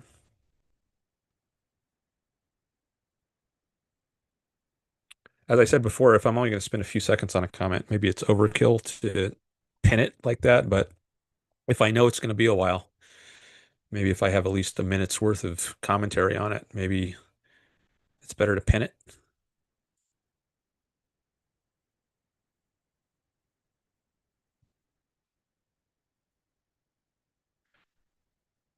I guess one disadvantage of doing that is I lose my original chat. So if people join the stream late and they want to call in, they're not going to see the instructions right there. I could put the instruction in the description on the video, but people might be less likely to see that. So here, what I want to do now is go back to this one and pin it. See, I might not have had that call from Clippy, because he didn't join. Here's the beginning. Clippy joins the chat like half an hour in. So if Clippy didn't know to look at the description, he might not have called in because he wouldn't have seen this chat. Unless he scrolled back to the beginning. I guess he could have done that, but someone might not do that. So I'm thinking it might be better just to leave this message pinned and highlight the others, at least so long as I'm using this software that I'm using now, just Zoom and YouTube. If I start using a different software like OBS, then maybe I'll change how I do it.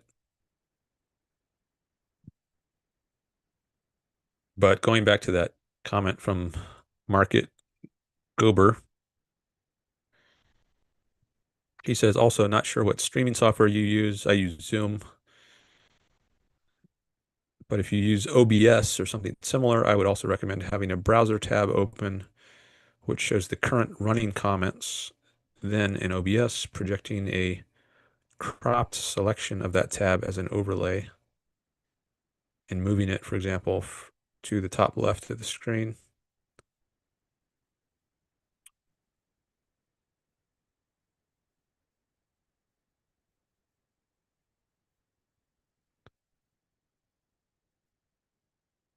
That way you can keep your webcam as the main image. I'm not sure I want my webcam as the main image. Like if I, instead of right now, where you see me in a little box in the corner, my screen, the rest of my screen has other stuff. If that were reversed, I think the emphasis might not be as good because then the emphasis is more on me, whereas I don't know how interesting it is to have me filling up the whole screen or the majority of the screen if I'm just talking. I mean, the visual aspect of me is, I think it's probably less important to highlight than text on screen.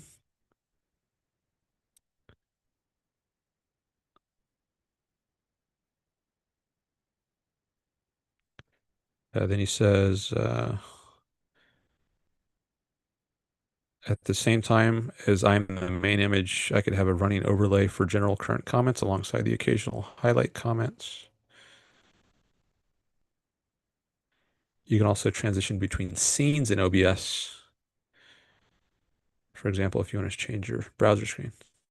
Yeah, I think OBS probably is a better software to use, but it just takes some time to learn how to use it. I've used it a little in the past, not for live streams, but for other videos I've done, and it's going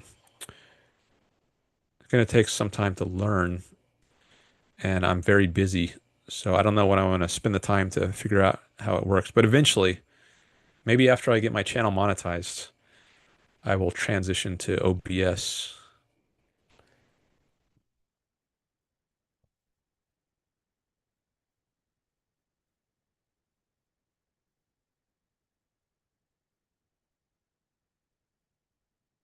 Greg says my money would be on Dan getting a program like Social Stream Ninja to float the comment over the existing live stream. Okay, I think StreamYard does that sort of thing. I haven't heard of Social Stream Ninja, but maybe I'll look into that. Thanks for the suggestion. The pop-up comments look the best, to be honest. You mean when I pin them? I think that's what you mean, Wade.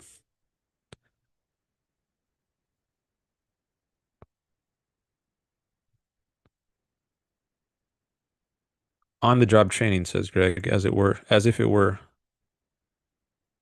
learning OBS after becoming monetized. Yeah.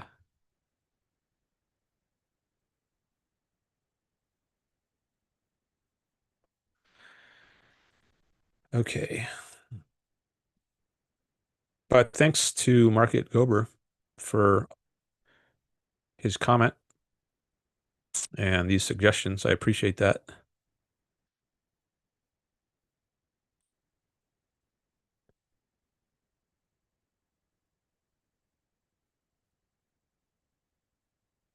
Oh, Wade says, no, I mean pop up in a window. I've seen it on other streams. Oh, I think you mean the sort of thing Greg is talking about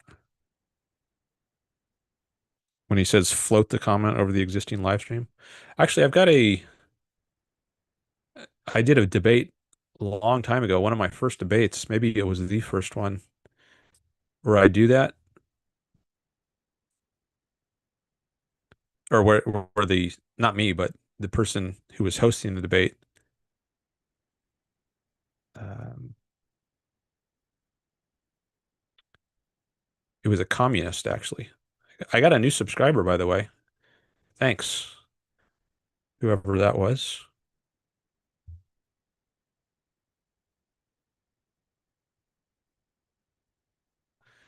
Here, I'm going to search communist. Not the last communist I made a video about, but someone else. Yeah, this guy. Fellow Traveler, that's the name he goes by.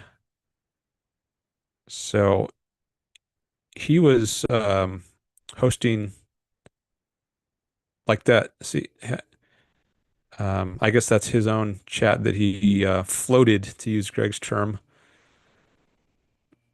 But later he was taking questions and he floated people's questions like this.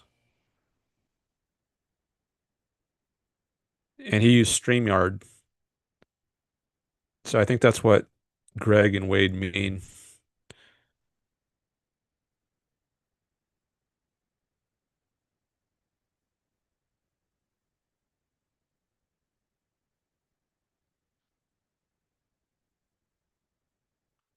Yeah, there's another one.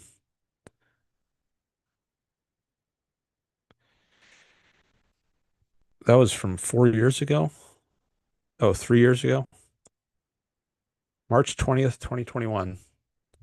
3.5 years ago.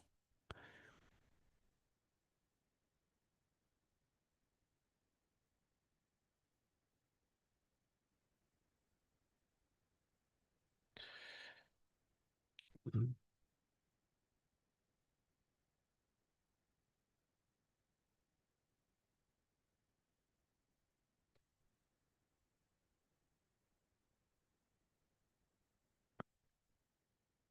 Wade says that looks good. Okay. All right. Yeah, maybe I'll get to that stage eventually.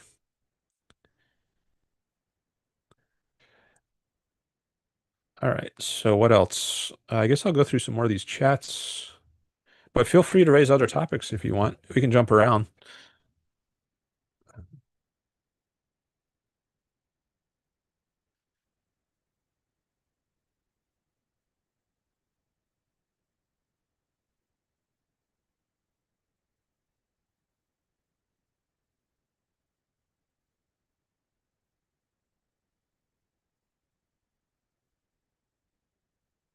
All right. So the last one I was looking at was this one from Robert. He says, right, my point would be life is hard, always has been. And although some of my objectivist friends hate to acknowledge this, some people have it much harder than others.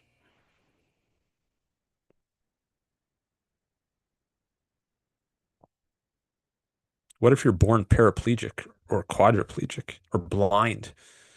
That would certainly make your life harder than others.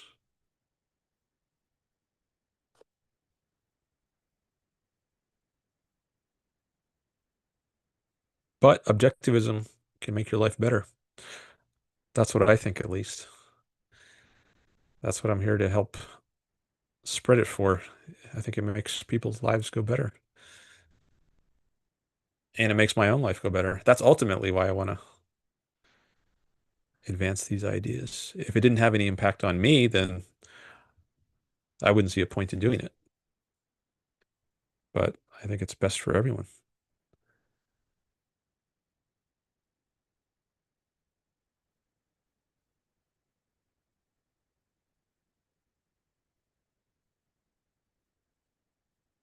Computers open a different avenue. You can't read expressions or verbal clues. It is more like reading a book without the descriptions of what a person is doing.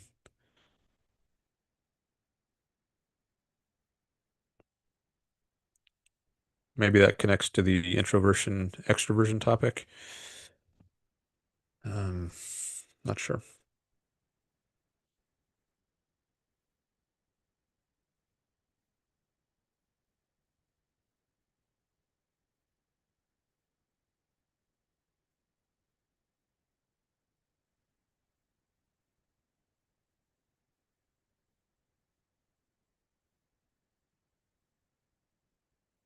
And Greg says, I've seen it used most often in my experience with the capitalist corner.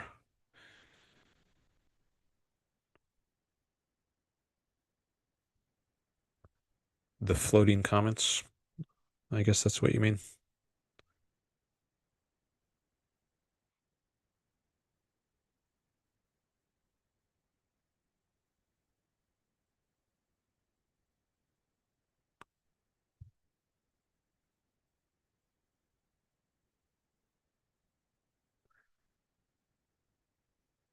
I'm wondering if I should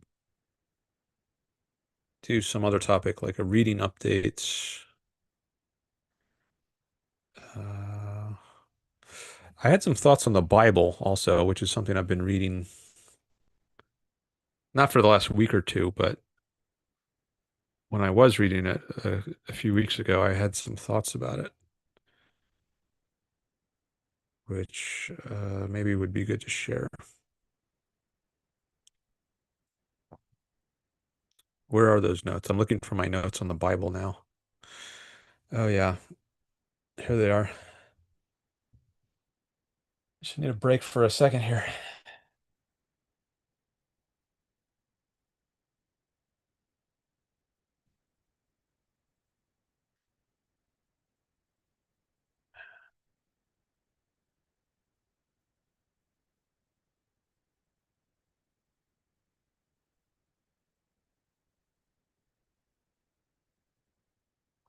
So the thought on the Bible was that sometimes the commandments, the Ten Commandments, are presented as though, or I have presented them, and maybe others too have also presented this in this way as being non-egoistic. Like you're just supposed to follow them. There's no explanation. It's just thou shalt not kill, thou shalt not steal, etc. But there's no reason given for them. Whereas on my view, it's the only reason for doing something is because somehow it ultimately benefits you. And I've been critical of the Bible for not doing that, for just saying thou shalt not whatever, period, but not adding to it because this benefits you. But then I was thinking, actually, it is there in the Bible, this this fact that it benefits you, because if you read more than just the commandments themselves, if you read more broadly, I think it's said many times that if you don't follow these commandments, then you will be punished by God. So God will send some kind of plague on you or inflict some disease on you or kill you. So you'll be punished if you don't obey God's commands. So there actually are self-interested reasons given for obeying God's law. It's not as intrinsicist, to use a term from Objectivism, as I was thinking of it previously. It's not just a duty that you do for the sake of the duty itself. Or no, you're actually supposed to benefit from it, or at least avoid harm by following the law. And of course, you can say, well, this is mystical nonsense, and there actually is no God who's going to mete out punishment if you don't follow his law. But uh, um, I think that's true, that you're not going to have some mystical thing punish you, but there is at least some kind of explanation offered. Whether it's valid or not is another question, but there's some kind of explanation that is given so that religion, or at least Christianity or Judaism in the Bible, you can give it some kind of, it does have at least an element of egoism to it because you are supposed to benefit by following these laws. You're better off than if you don't. Whereas for someone like Immanuel Kant, I think it is more the intrinsicist idea. Just do it because it's your duty. There's no further, it's not because it ultimately benefits you somehow. And I have said about religion also in the past that you're supposed to benefit, but in the afterlife. And I said earlier on this stream that you're rewarded in heaven if you do what's good according to the Bible. So that's also a kind of egoistic motivation that Judeo-Christian morality offers. It says do what God says or do what Jesus says because then you'll be rewarded in heaven. And maybe it's not consistent about that. Maybe it also has the idea that you should just do it even if you're not being rewarded. I'm not sure, but at least at some points it offers this reward as a incentive for certain kind of behavior. But it's, I guess this is the difference. It's not just that the reward is in the next life. It's not just that you get rewarded in heaven. It's also that you get rewarded or at least avoid punishment here in this life on earth, at least according to in Judaism, the Old Testament. Because if you're avoiding plagues, if you're avoiding diseases while you're here on earth, then that's some earthly kind of reward or lack of punishment that you get for obeying God's law. So the egoism extends to this life. It's not just in the next life. So that was a new thought I had about the Bible fairly recently. Where's the screen? Oh yeah, I'm still showing the chat here.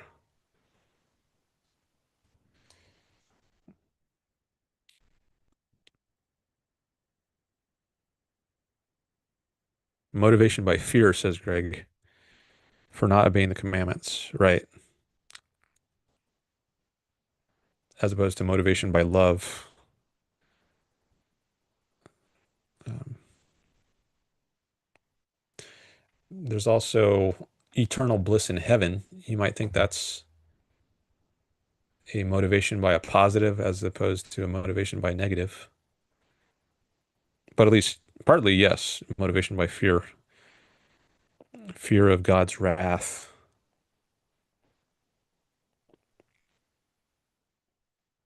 Wade says to just follow a law without understanding is like floating and calling it swimming.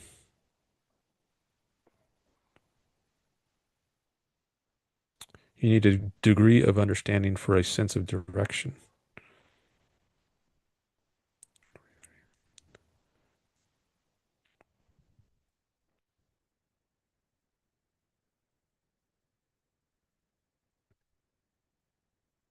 I found the search for understanding religious nonsense helped illuminate the path from it, says Greg.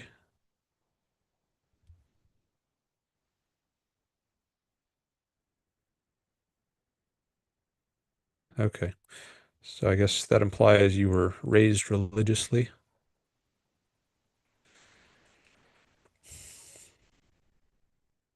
as most people probably were, growing up in the US at least.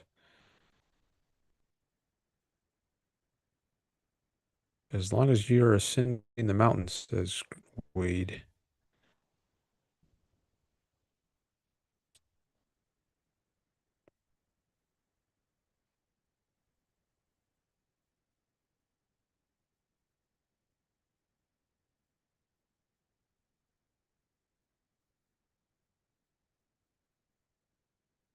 It's hard to know the inner qualia. That's like the experience qualia of a specific event of a person, of a specific person.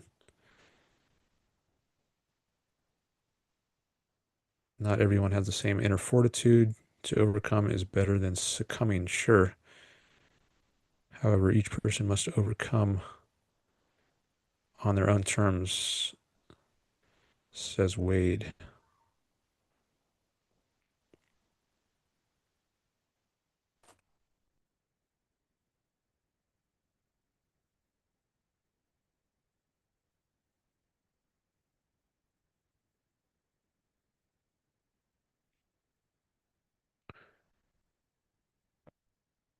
Greg says his father graduated from a seminary the year I graduated from high school.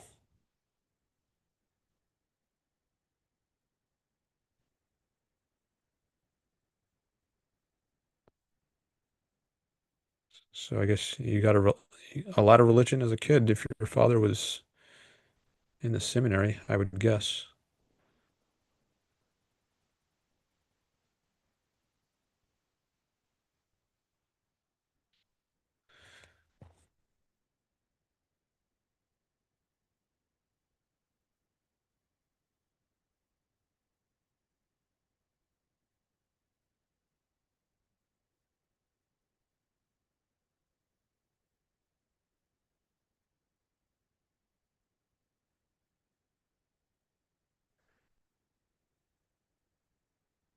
I've been reading about Edward III lately to give you a little reading update. He was the King of England in 1327. through 1377, 50 years. And that's when the Hundred Years' War started with France. So England still had a piece of France, the Duchy of Aquitaine, which was in the southwest part of France. And I guess England was fighting with the rest of what is now France over that part of what is now France, the southwest of it, in the Hundred Years' War. And I'm reading about that era of English history right now.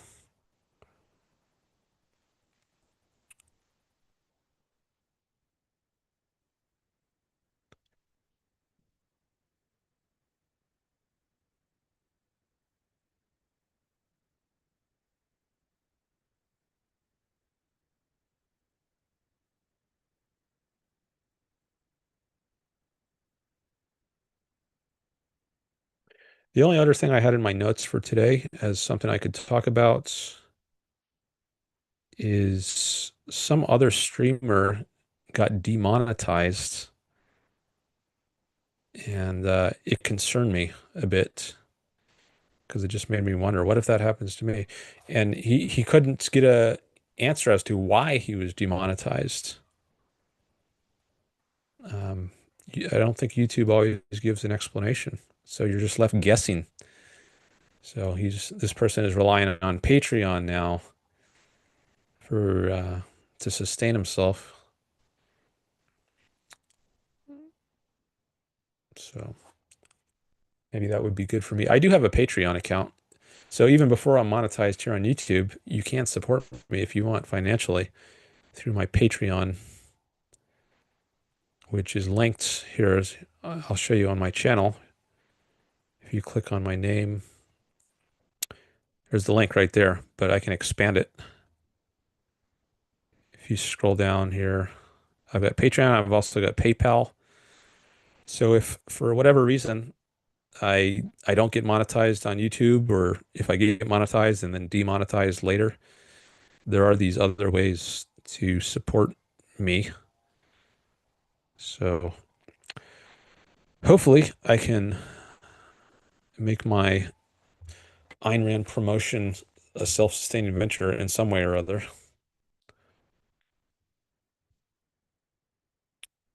It'd be nice if I could do it through YouTube, though.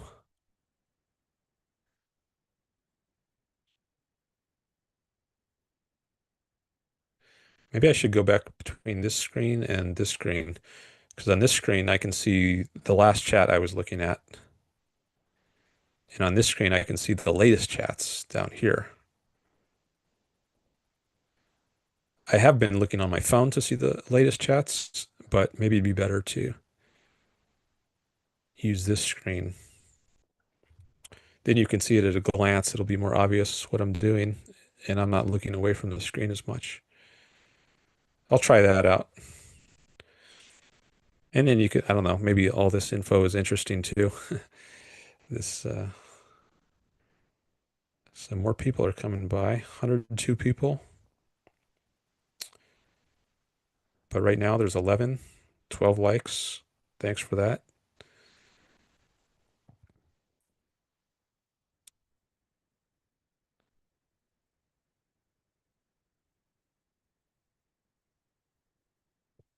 I was on the qualia. Where's the qualia comment? Oh, now it's not showing up in the, why didn't that come up?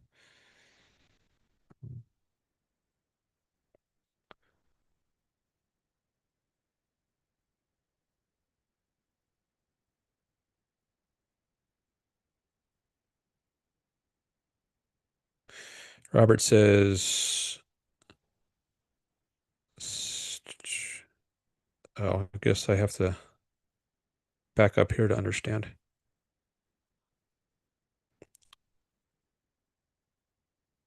So to this comment, before hitting the send button, so true. Though even there, online communications can be done mindfully or sloppily, intelligently or foolishly, with or without manners, style, class, grace, humor, says Robert.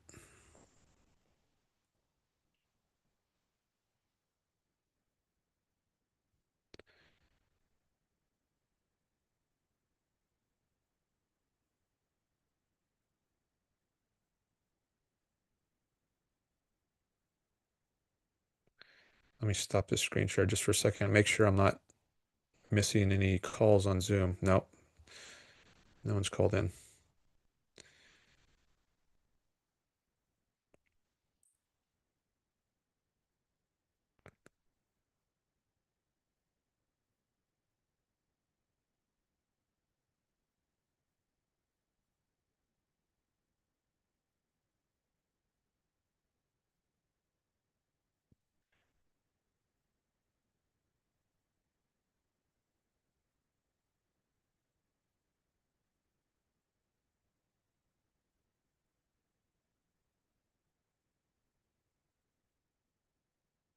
I'm just reading some of these silently from about an hour ago almost. I'm up to this one. Here, let me come back to the current chat. See what's going on there.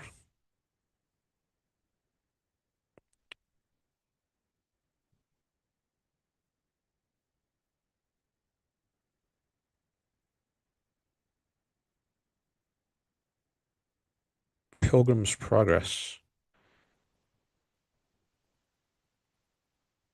I've heard that phrase before,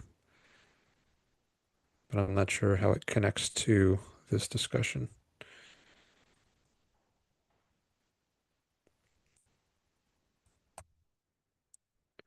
I see we got 11 people here. Does anyone want to say, or 10 now, anyone want to say hello in the chat who hasn't said hello before? Maybe there's some new people watching. You don't need a question or a comment. You can just say hi.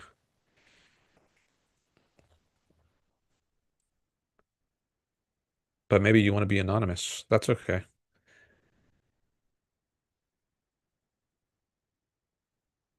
I guess if I'm one of these people, there are 9 other people.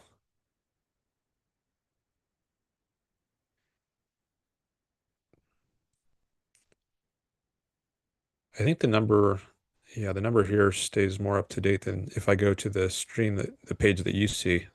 So here, let's see, what is it? Here it says 11. Oh, I guess that's the same right now.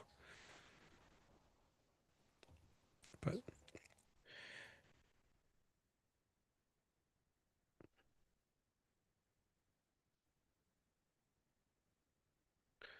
all right, let me see what it is. What is this?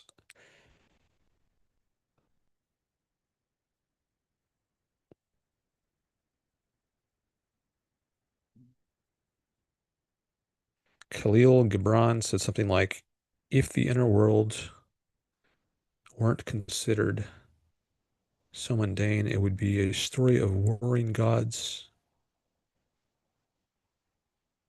Who is this guy? Let me see if I can Google that.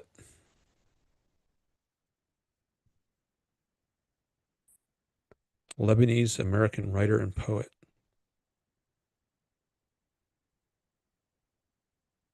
Okay.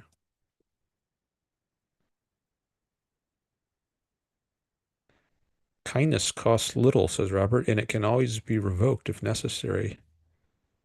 Indifference and malice are expensive and difficult or impossible to wash away. All right, and that's the point where Robert has to go. And then there's some discussion of refrigerator without a D and fridge.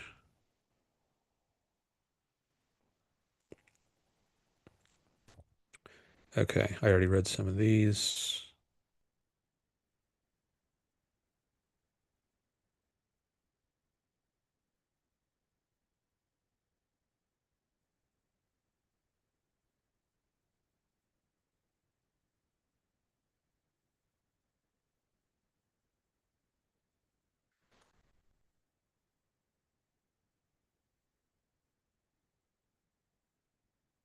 Billy is here. Hi.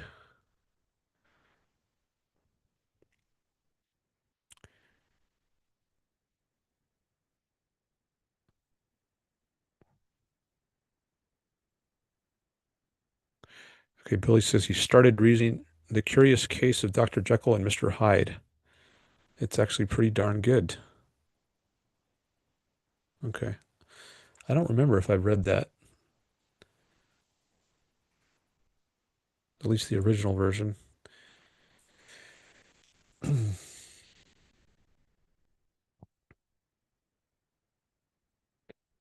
Well, thanks for coming by, Billy.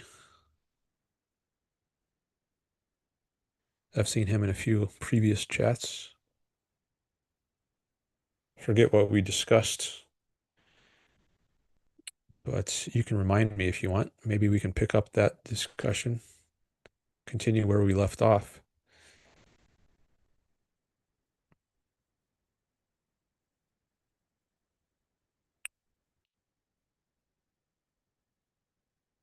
He says he's just getting here late.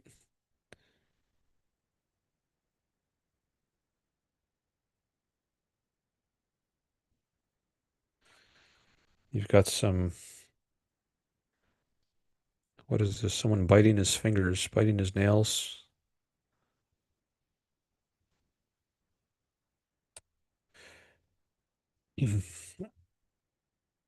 All right, I'm winding down here on the chat, or I'm coming up to the end. I don't have to end the stream though. I could, but I don't have any more chats to engage with at this point. So I either need to think of something else to talk about or get some new chats here to engage with. We've got 10 people, about 11 people it says now. So I can ask you all a question like, um,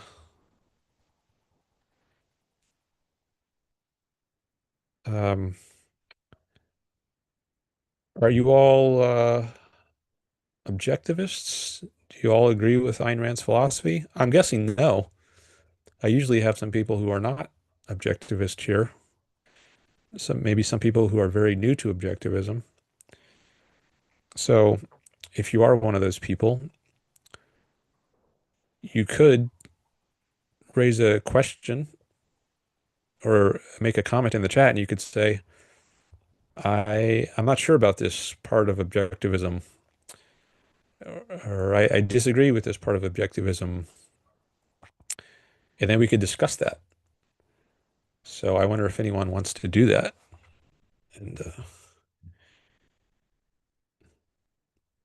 anyone want to debate something in objectivism? Like maybe you could look at this list of topics I have on my virtual background, and maybe one of those will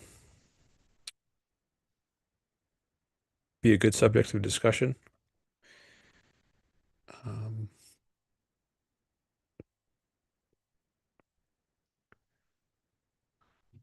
Billy says he sort of went down an internet rabbit hole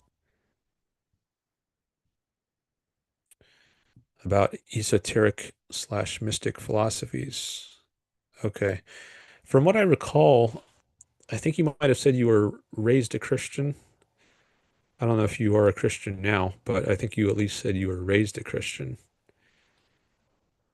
But okay, if you recently went down an internet rabbit hole about esoteric mystic philosophies, maybe that's something we could discuss. Greg says he's engaged with objectivism since the early 1990s. I started in the late 1990s. I first read Ayn Rand in 1997 when I was almost 18, 17 going on 18.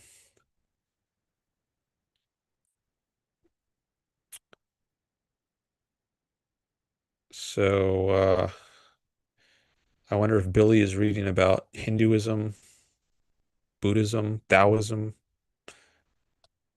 and what prompted your trip down the internet rabbit hole? Are you in search of a philosophy that makes sense to you and you're looking into different philosophies, or are you just interested in it from a research perspective? Like I'm reading the Bible, but not because I want to be a Christian or a Jew, or it's like a part of my journey towards being converted. It's just because it's been very historically influential. And if you want to understand the world, you have to look at some of its influential texts, like the Bible, even if you don't agree with it or have any intention of becoming one of that religion. I just want to understand this work because it's relevant to what I do.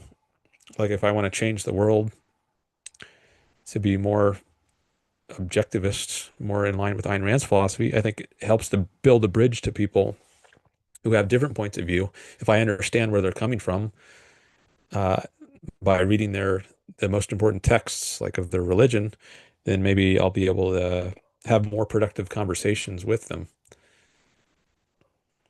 because I'll understand better their context of knowledge or belief.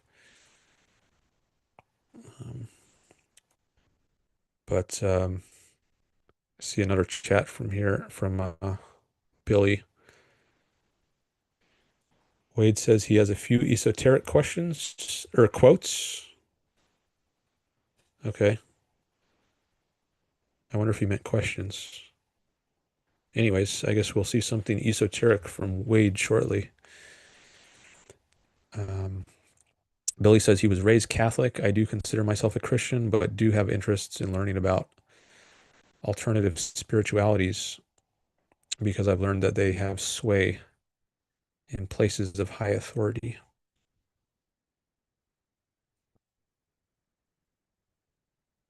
The Beatles' Paul McCartney is dead conspiracy theory has implications within the sphere of secret societies and how the spiritualities of secret societies influence the deep state. Supposedly, all four Beatles were Freemasons. And the guy who allegedly replaced Paul McCartney in 1966 is supposedly a member of the Scottish House of Lords. Okay, I haven't heard anything about this.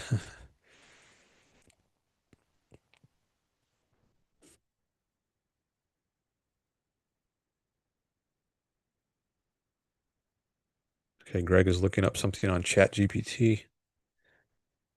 Okay, so Billy considers himself a Christian, but he does have interest in learning about other spiritualities.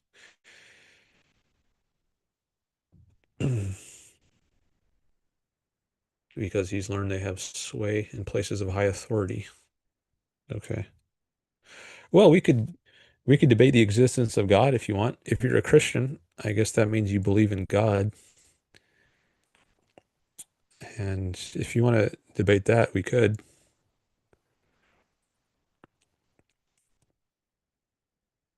Or if you want to debate something else about the religion, like whether it's good to be altruistic, or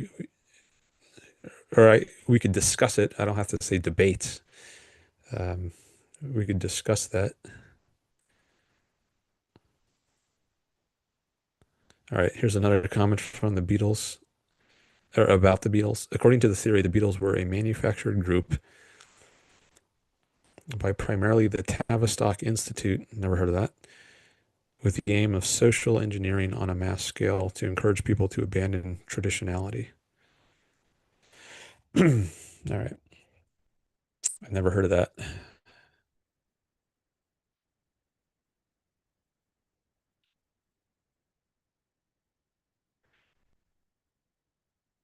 I wonder if conspiracy theories, or maybe they should be called conspiracy fantasies, are more common now than they used to be. And I also wonder if that's a bad sign. I guess they're usually not good theories, right? They're arbitrary, meaning like they're not based on anything. Um, or there's some sliver of a basis, and people latch onto that and then construct some elaborate theory. But I wonder if it's a sign of decay that many people are interested in conspiracy theories,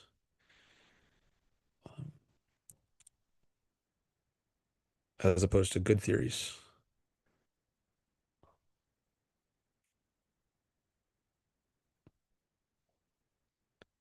Maybe people are too quick to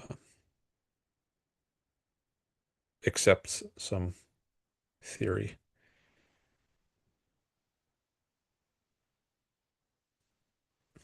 Greg says, I've heard it said that God slash religion is the oldest conspiracy theory. Now, maybe you could say that's part of a scam to make some people your servants. I talked about this earlier in the stream. Like if you can get people to believe that they're gonna suffer eternal hellfire if they don't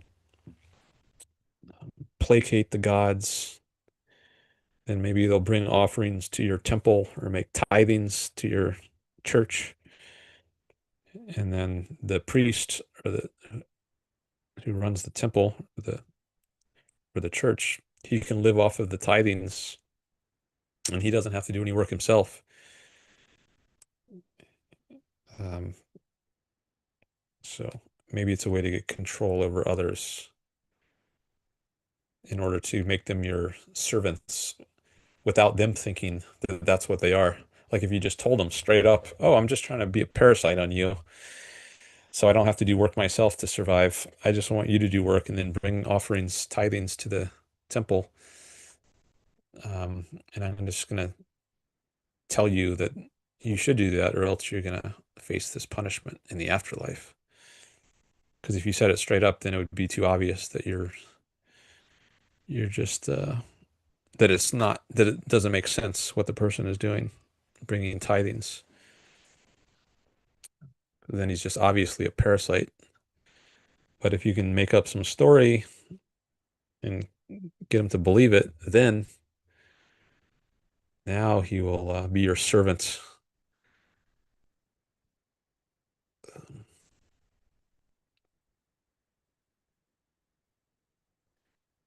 But I don't know what is the purpose of. I guess different conspiracy theories might have different purposes. Like I don't know if these others, like the moon landing was a hoax or something.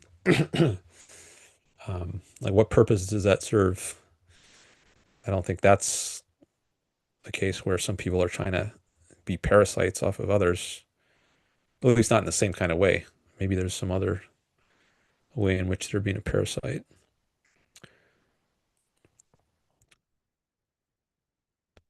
Like maybe it gives some people some cheap thrill, some twisted, sick sense of pleasure to delude other people and get them to believe crazy stuff. And they don't intend to benefit practically, like materially, monetarily, but they just maybe it gives them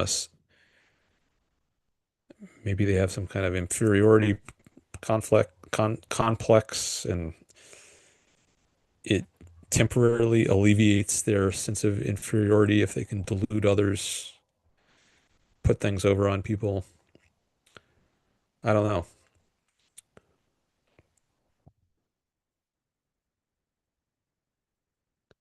All right. Billy says, it's funny that you say that because I've had family members who went to the grave never believing the moon landing was real. Okay. So, wow, that's they went through their entire lives believing it was a hoax. That's too bad. Heard some people have said like it would be more amazing if someone could pull off a hoax like that than if they just actually went to the moon.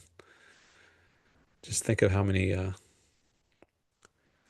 what size conspiracy you would have to engage in, because there was like what, hundreds or thousands of people involved and directly, and scientists working on this. And NASA, how many people does NASA employ? Were all those people in on the conspiracy?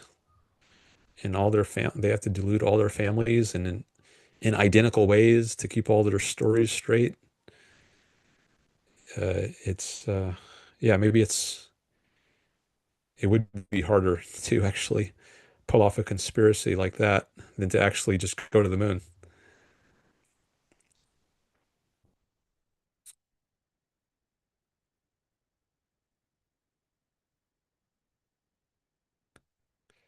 Greg says most conspiracies are about a group that are running things in the background. How much more so is a God that controls existence? The Jews are often the subject of conspiracies, I think. They're the ones running the things in the background. Like Charlie Kirk. Why was he shot?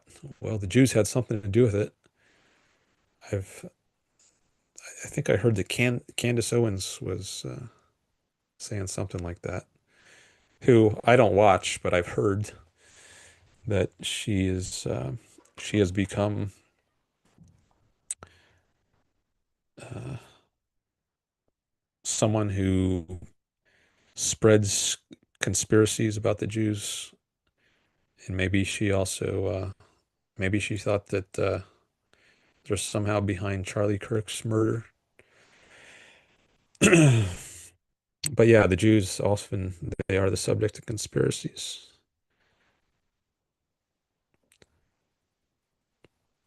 I think Yaron Brook has discussed how it's because it's easy, it's an easy explanation.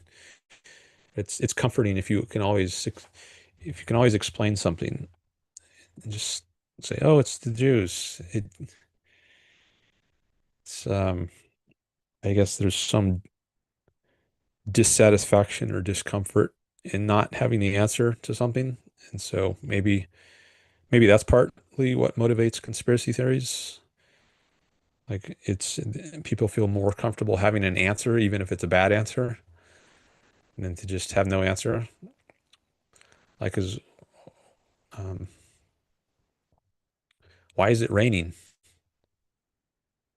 Well, it's because the rain god wants it to rain because we've been behaving well, and so he's going to benefit us by giving us some rain for our crops. So you can make up this story, like, or you could just say, I don't know why it's raining. If you're like a caveman living 10,000 years ago or a farmer living 6,000 years ago, you could just say, I don't know. It's raining, but I don't know why. Or you can make up some story because maybe it gives you comfort to have some kind of explanation. So I think that might be a reason people come up with theories sometimes. But that's a different case than when people come up with conspiracies, even when we do have an explanation, like the moon landing. Well, we are pursuing scientific discoveries and knowledge, and we've got the technology to do it. And it's there's no reason there. It's not like we lack knowledge. Like if you're the caveman from 10,000 years ago who doesn't know why it's raining. So why would people come up with conspiracies when we already have explanations? You might think there's something more corrupt about that than the caveman who comes up with a false explanation. Um, so maybe he's not trying to destroy knowledge, the caveman, whereas you might think the modern day conspiracy theorists are trying to destroy knowledge or corrupt knowledge some way because we already know how there was a moon landing. Yet they're trying to somehow negate that. So,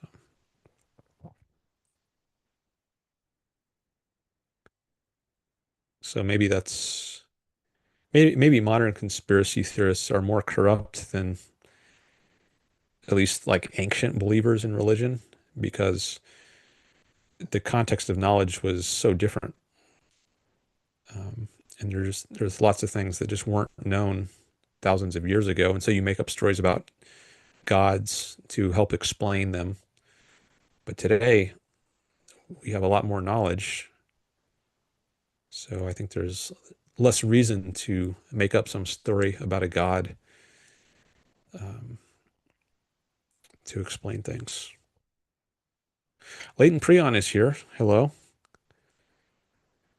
He says, I don't know how Jews could be an easier explanation than economics and policy.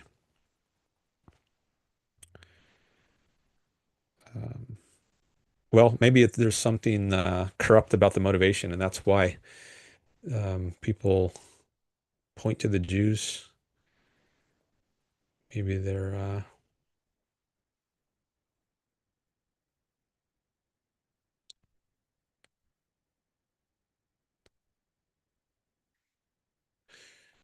they're anti-Semites, and they've got some narrative in their head about how the world works. But I don't know.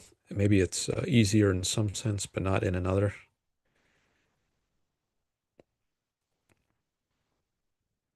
Wade says animals fear rain, especially thunder.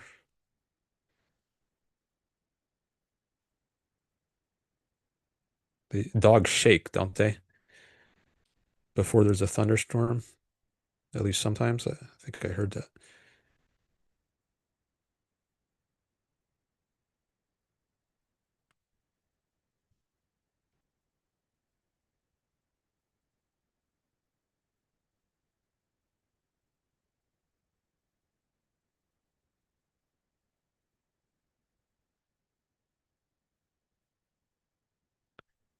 People should learn from the Jews rather than focusing on dissimilarities, says Billy.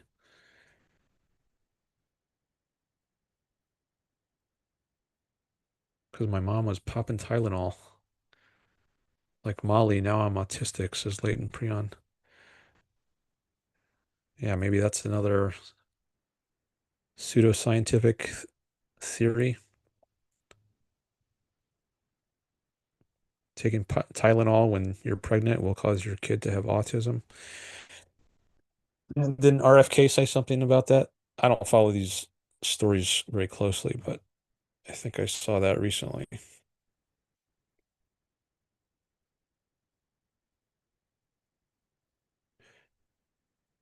And he's also anti-vaccine, at least some vaccines. That's what I heard.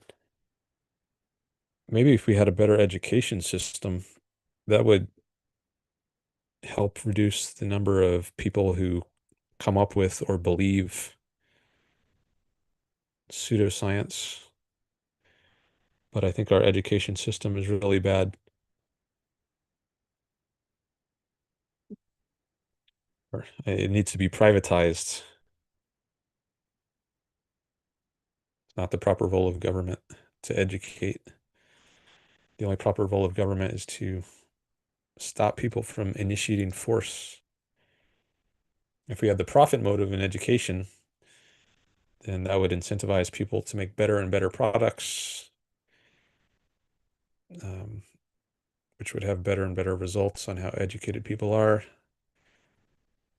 how equipped they are to assess claims like Tylenol causes autism.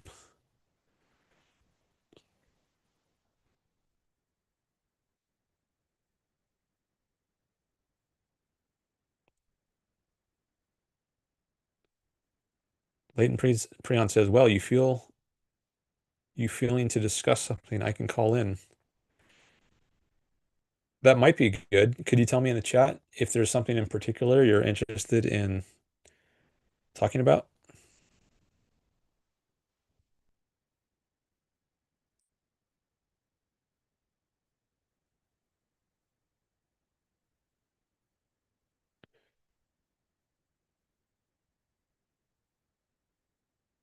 remember we discussed Perry Binswanger's book.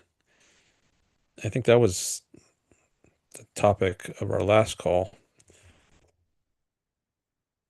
His book, How We Know, and consciousness being irreducible.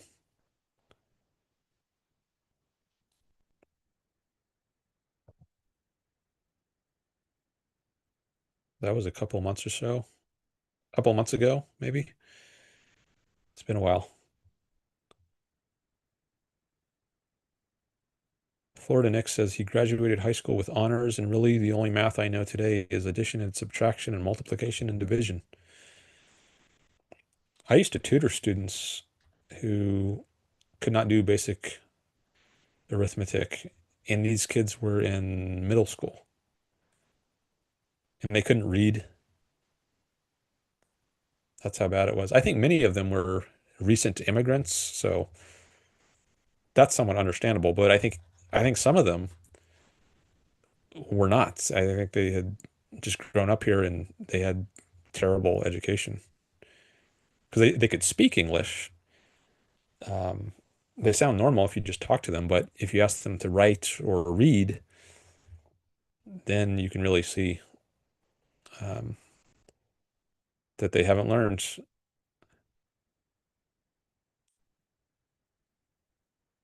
how to do those things.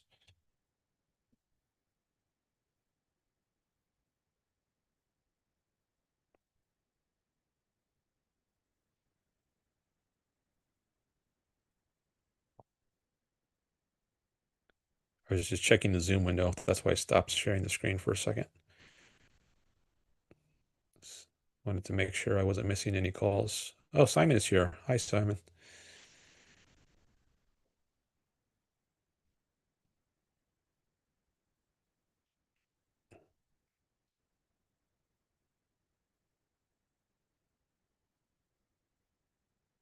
Wade says most kids just want to get their education over with. They don't realize the innate benefits of the knowledge. They just want the degree to get the job, etc.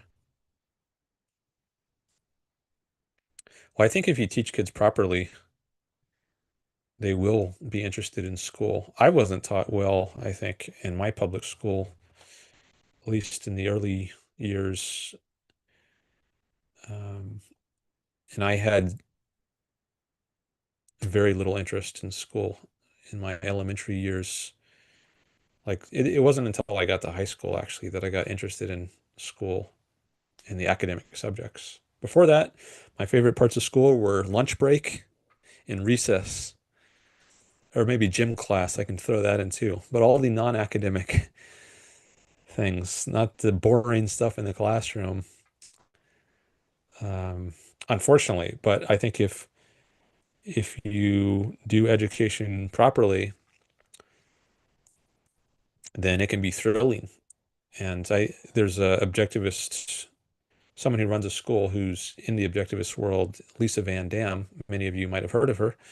She started a school called the Van Dam Academy. Actually, maybe I should share that on screen. And she has implemented some objectivist ideas into how she runs her school, and she's had excellent results.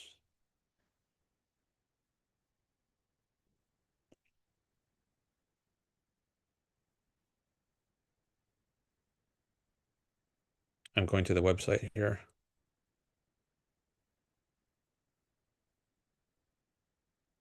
Here, I'll share this. Okay, where did the window go?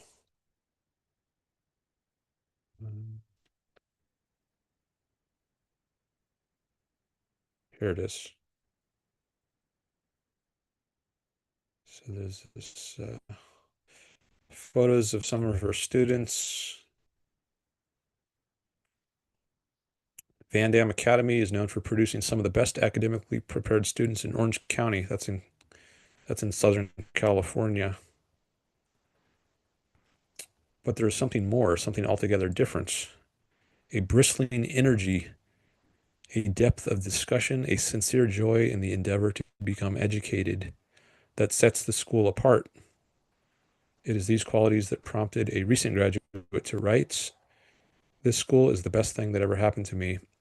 It is these qualities that prompt parents and visitors and distant admirers to say wistfully, "I wish I had gone to this school." So, and they have a no homework policy because they know how to teach. If you do it right during the day, you don't have to give them homework. So there's a lot of content here. Anyone interested in education, she might also have a YouTube channel. I'm not sure, but whether or not you're in this area and might use the school for your kids, if you have kids, you could probably learn a lot about what good education looks like if you read through this blog and check out. If you just Google Van Dam Academy, you'll probably find a lot of interesting stuff. So,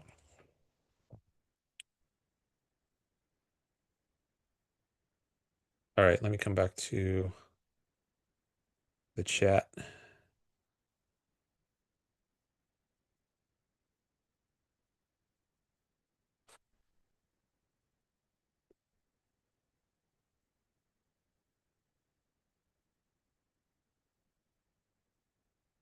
Okay, so we got some from Simon, some more from Billy. Okay.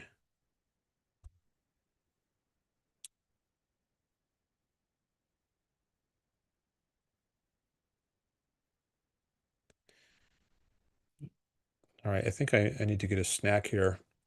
I don't want to take a full break now, but I'll just turn off my camera. So I don't want to eat on camera, at least not right now. But I'll leave my mic on and then maybe I'll make some comments while I'm getting a snack. But you all can keep chatting. I'll just say, where's my stop video? Okay. So I'll just type in the chat here. Um, I just turned off my camera while I'm getting a snack.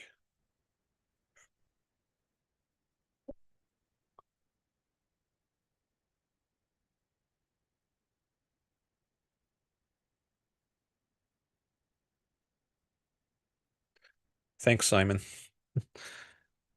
I will enjoy my snack. My talking might be less frequent, but it's for a good cause. I need energy to do this. I can't reply to the chat if I have no energy, because I'm a being of mind and body. I have physical needs.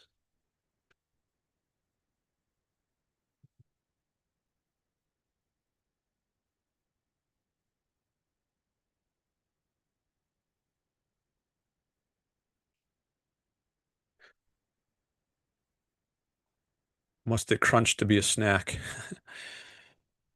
I don't think so. I just think it has to be small. If it's larger, I would call it a meal. I wouldn't say I'm having a meal now.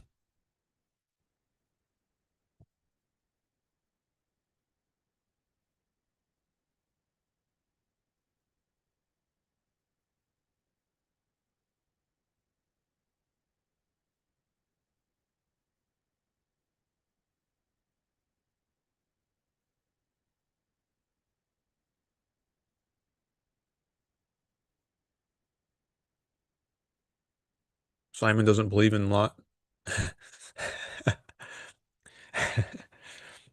He doesn't believe in non-crunchy snacks. Maybe I should look that up. Is soup a meal? Maybe.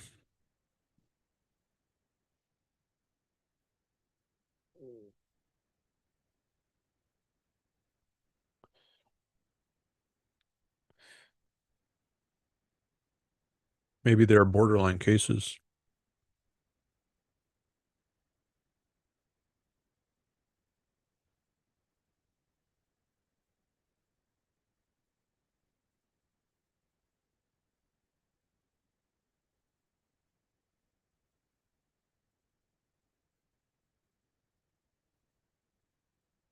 Oh, Seinfeld reference. Okay.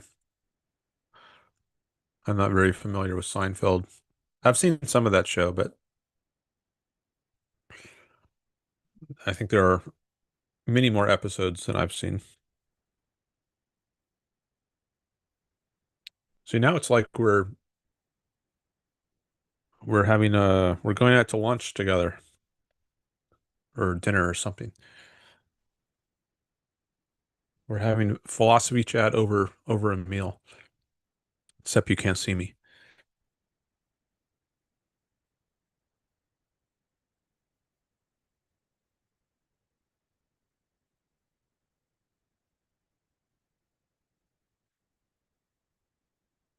Philosophy chat over We're having philosophy chat over a meal, except you can't see me. You might have just heard me on my phone.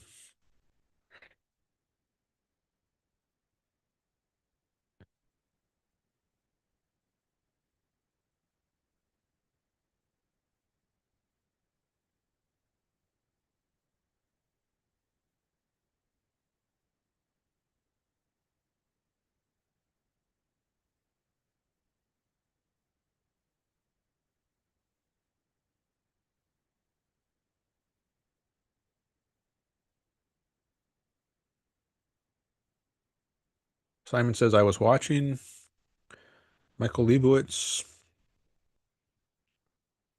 debate debate Andrew Wilson on morality, and Andrew brought sexual ethics table. Do you mean to the table? And asked Michael how would objectivism deal with knowing why incest or necrophilia would be bad. Jeez, I didn't see that debate. Is that on YouTube? I might want to see that.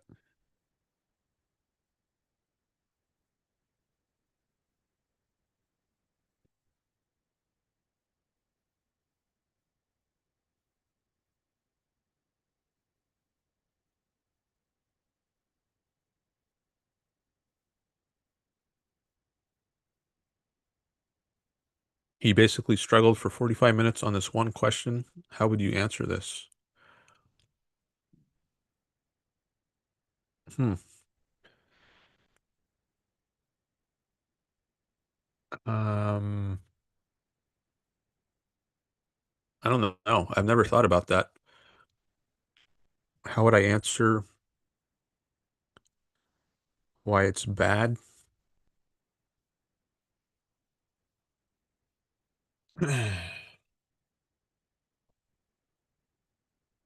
Well, necrophilia seems disgusting, but I guess the issue is it strikes me as disgusting, but could I prove that objectively it's it's bad and it's not just a personal preference? Um,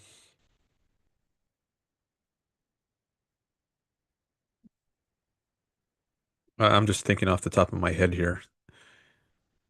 Um, well, there's diseases you could get for one thing, which I don't think is necessarily the worst aspect of it.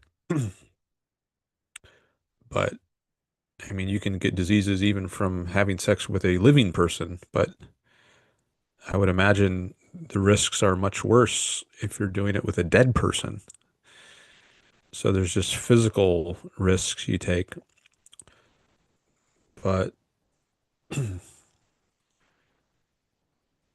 maybe you could set those aside and imagine the corpse is like it's a new corpse, so it hasn't like rotted yet. Um, so there's not a risk of disease, or at least the risk is much less than if it were rotted for months or more. Um, well, I mean, I think the part of the value of sex is a big part is you're intimate with another human being, including its consciousness. It's not just about the body. You're you have some kind of connection with the person's soul, and that's missing if you're doing it with a corpse. Um, so it's a purely materialistic sort of act, um, and that could be reason to think it's there's something corrupt about it. You're debasing this experience, which I guess ideally it's a union of mind and body, and you're stripping away the mind or the soul part of it. Um, I guess you could project onto the corpse and imagine it had a soul or a consciousness, just like if you have a sex doll. um, I guess you could project onto it as imagine that it's consciousness, but to have it to enjoy sex with a corpse, qua corpse, you know, as a thing that you're aware has no mind and just enjoy that aspect of it. I think um, that seems harder to defend than if you're saying like maybe I have no other options and maybe I'm alone on an island with this corpse. This other castaway survived and well, didn't survive, but maybe you and some other person are stranded on an island and then the other person dies and your only option there is a corpse or nothing. And maybe you could project onto the corpse, imagine that it's still alive. And but otherwise, if you have better options and you're just enjoying it for the because it doesn't have consciousness, then why? Why would you enjoy that? Um,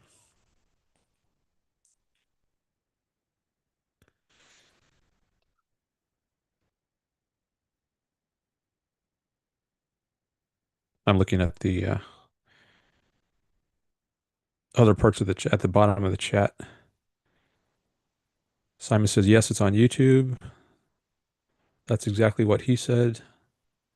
I don't know. I never thought about that. Okay. Yeah, that was my initial reaction. I mean, maybe I've thought about it a little bit, but not much. I don't have a polished answer, that's for sure.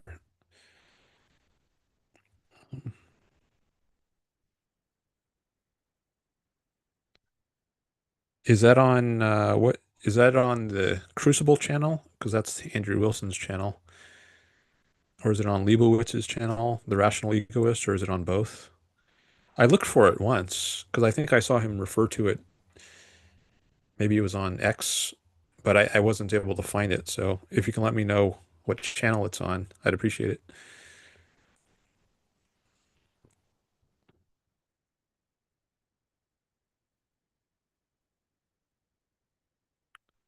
So those are some thoughts on necrophilia. You also asked about incest.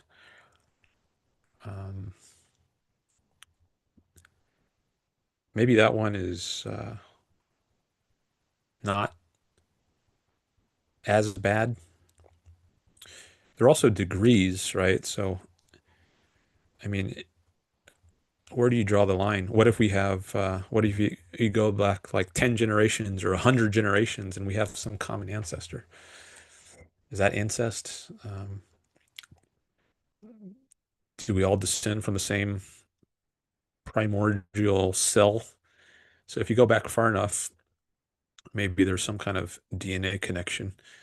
But if you mean just like within the next, someone within the last few generations, like 3 generations or something, like where maybe it's a uh, kind of continuum, and there might be borderline cases, but where does it start being incest and where doesn't it?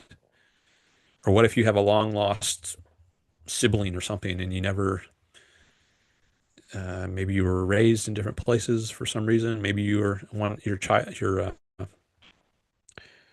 parents gave you up for adoption, and then 30 years later, you come across a sibling, but you didn't know it was your sibling, and you're attracted to the person. And would that be bad? Would it count as incest? Um,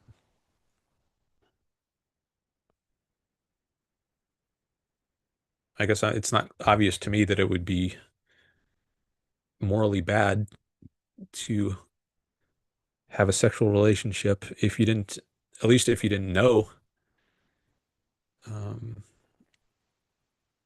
or there could be other scenarios, like if you're on, again, go to the island, you're stranded on an island and it's just you and your sibling, nobody else, and you don't think there's any hope of getting off it.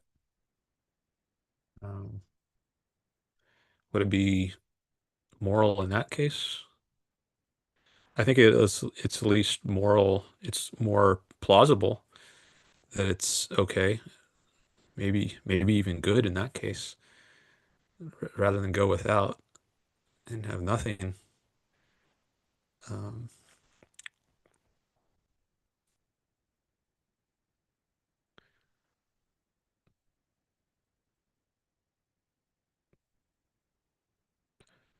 but what makes it seem weird in the first place, such that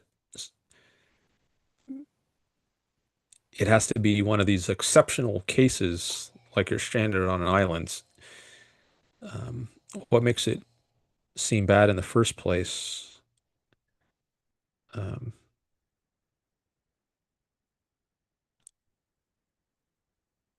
Again, I haven't thought much about this, but I guess there's something about the familiarity that just makes it awkward.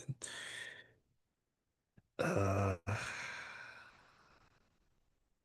but I don't know that I have much more to say on that right now.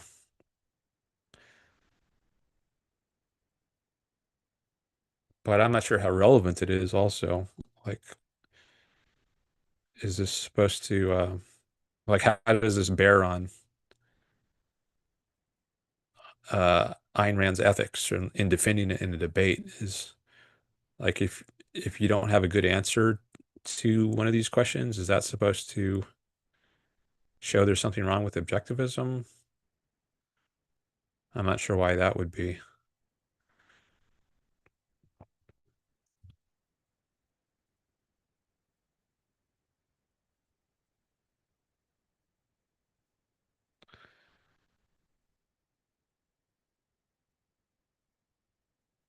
Okay, I'm looking at some more of these chats.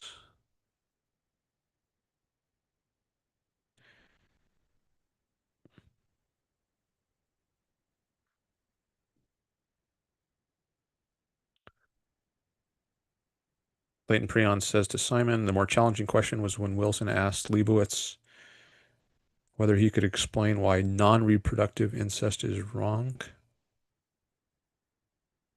i.e., incest where no child is conceived. Objectivism can't answer it.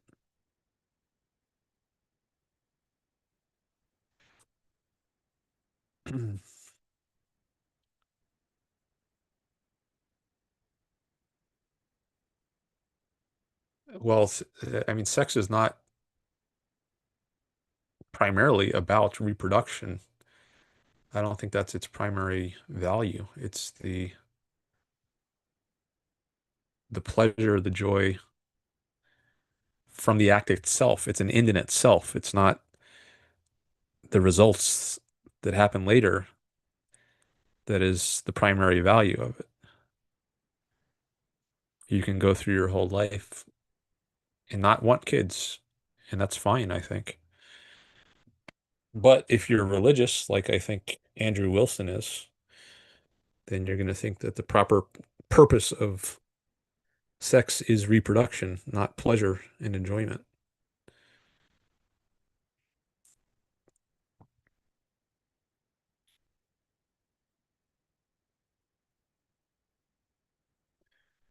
Should I come back in camera? Maybe I should get something, a bigger snack. I'm not sure. I had part of my, I had a snack, but I think I might want more. And so maybe I should leave the camera off and get something else before I come back.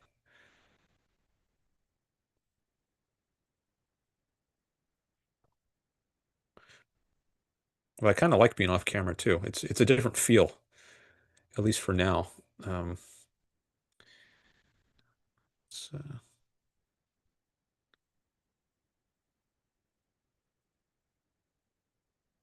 yeah, I'm gonna get another snack and then I'll look at some more of these chats.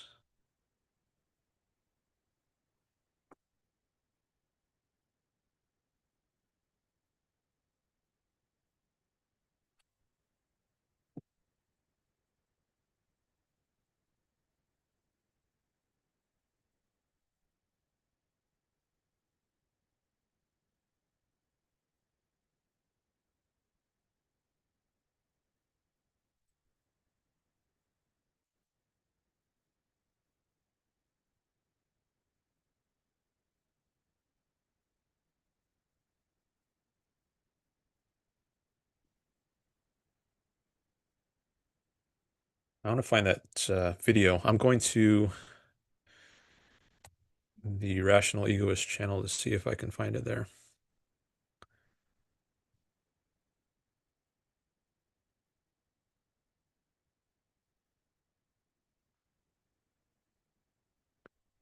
And I'm going to search for Andrew Wilson.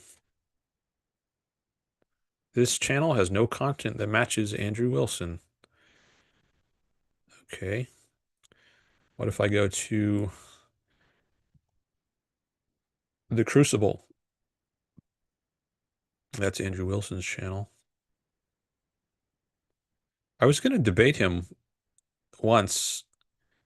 Uh, I mean, we didn't get very far in the planning, but I was in his Discord server briefly, and he said there that he was up for a debate with me, and I somehow it didn't happen. This was years ago, like I don't know, maybe 3 years ago, 2 or 3 years ago.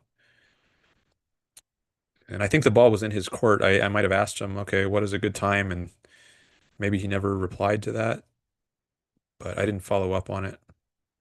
I'm not sure I want to debate him, even if he were open to it, because yeah, I'm not sure he's sincere enough. I think maybe he's too much of a troll. So I would want to consider it more, but I'm not sure I would want to debate him. I need to have a certain level of decency in my debate opponents. All right, so I'm looking for Michael Leibowitz.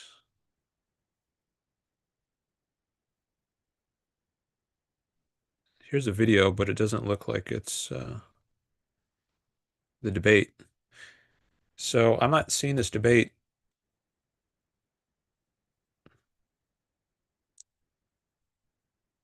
Yeah, can someone describe what channel it's on, where I can find this debate? I know you can't post links, um, but you can just tell me the YouTube channel it's on.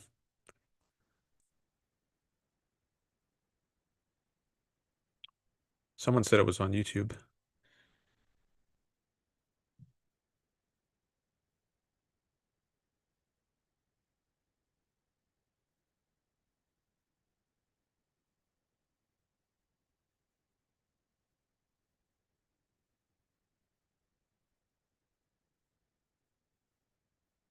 Getting part of my snack now.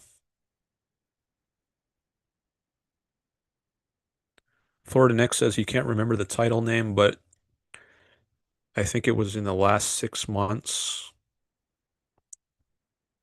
Simon says, here's the link. Yeah, you can't post the link. Um, Priyan says, I would highly recommend that you not debate Andrew Wilson because you will lose badly and it won't even be close.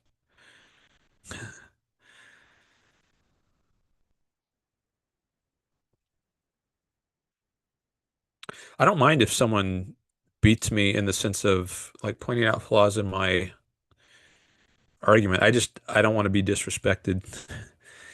Like I want someone to be civil and respectful, and I doubt I would get that from Andrew Wilson. But if you can beat me on the argument, that's fine. I want to learn. My primary concern is to find the truth. So I'm happy for someone to show me a better view, but they need to do it in a way that's civil and respectful.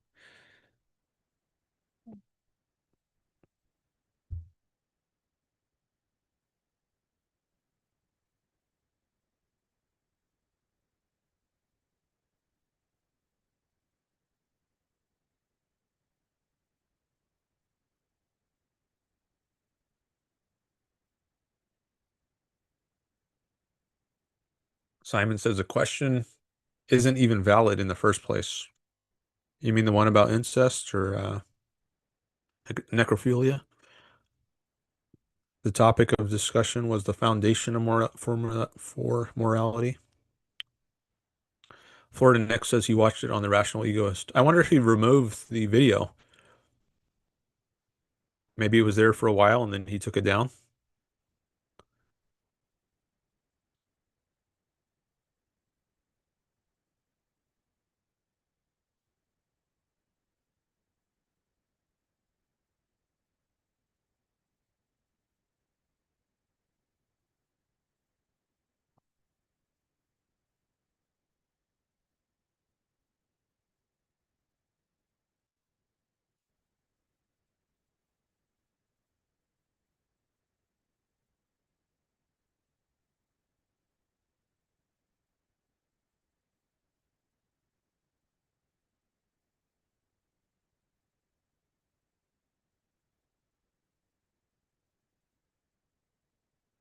Why waste time debating the foundations of morality with an opponent whose foundation can't even justify common intuitions? That opponent is unqualified to even have the debate.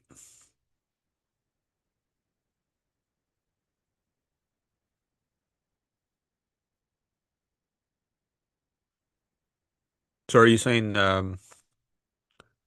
it's not worth debating? Well, before you were saying it's not worth, I shouldn't debate Andrew Wilson.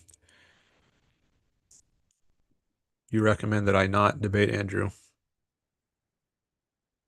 But are you saying that Michael Leibowitz could not account for, he could not justify common intuitions? Like that it's bad to have sex with a corpse or engage in incest? Or are you talking about some other so-called common intuitions?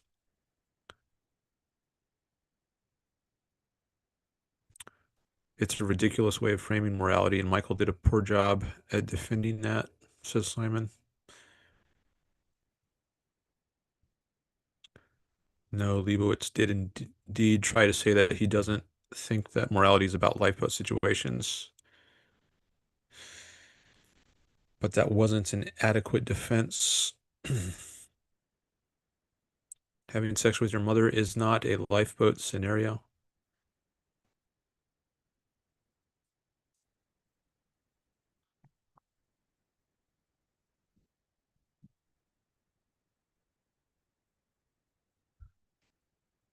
Maybe I should be careful on what I say out loud here. I don't know what kind of algorithm YouTube has, if something talking about this stuff will catch the attention of the algorithm.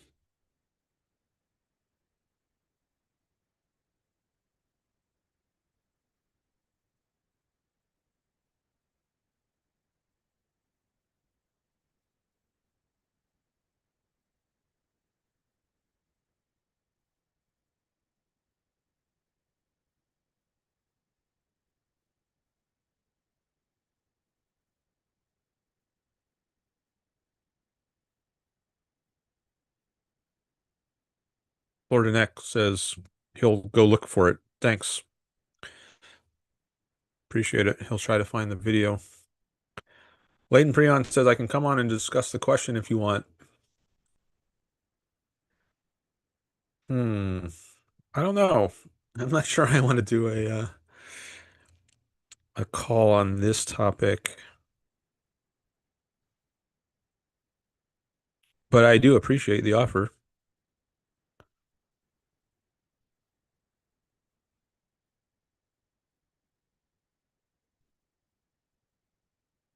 I'll think about that. Maybe I'll take you up on it.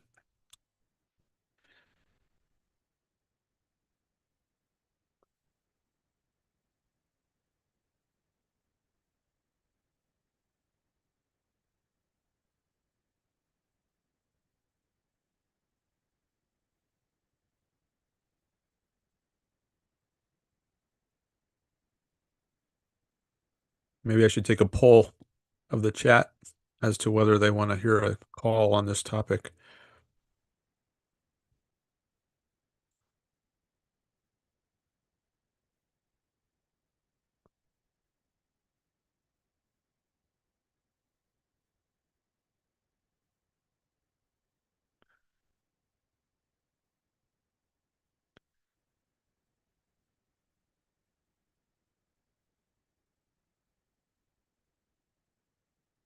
All right, they're talking about intuition. There's talk about intuitions here.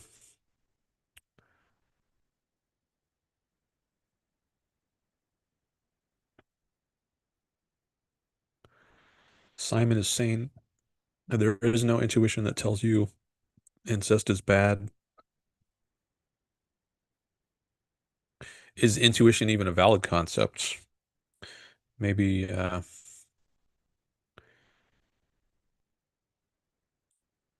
I think there's some discussion in the objectivist literature about how it's not a valid term. We come into the world tabula rasa, and reaction, every emotional reaction we have at least is a product of the ideas that we learn. They're not just innate and we come into the world born with them. So like maybe if you were born in a culture where incest was normal, you would have a very different immediate response um, to the phenomenon of incest. It's not like you're innately anti-incest. It's only because you're raised in a certain way. So it's not really an intuition. It's just if you think an intuition is like an automatic form of knowledge that bypasses your learning process. I don't, maybe that wasn't clear, but anyways, I think we need to be clear on what we mean exactly by intuitions, and then depending on how it's understood, it may or may not be a valid concept.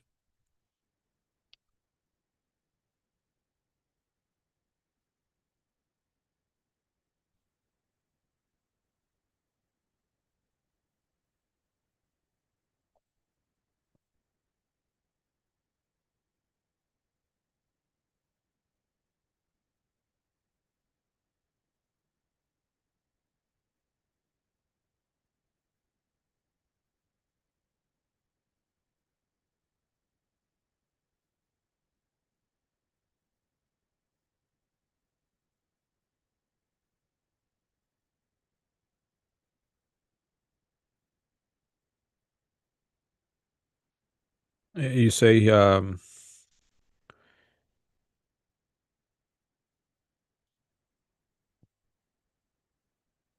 even Dan said that necrophilia simply disgusts him. Yeah, but I wouldn't call it an intuition.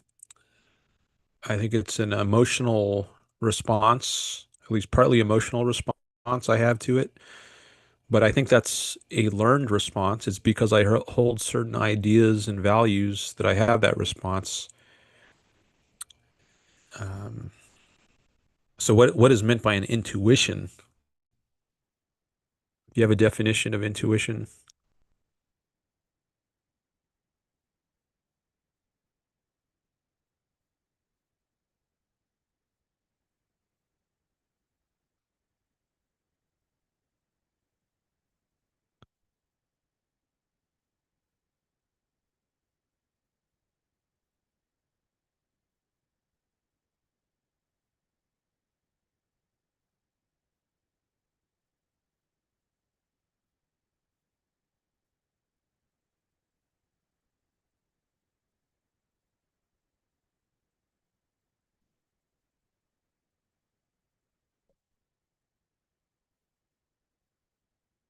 Okay. He says, Leighton Prion says, an intuition is an implicit association which you formed from prior experience,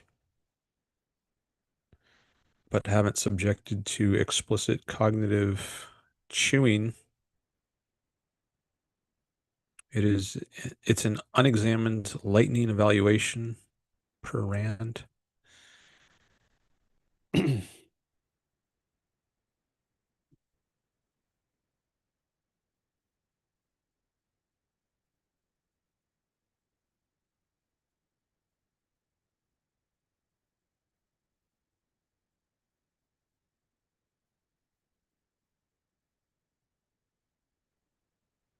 Lauren Nick says the name is Andrew Wilson that I'm looking for, right? Yeah. Well, I mean, I haven't seen this debate, but I heard that there was a debate between Andrew Wilson and Michael Leibowitz. So, and someone, I don't know if that was you or someone else, maybe it was Leighton Prion who first brought up that, that there was this debate. There was he the one? Let me scroll back.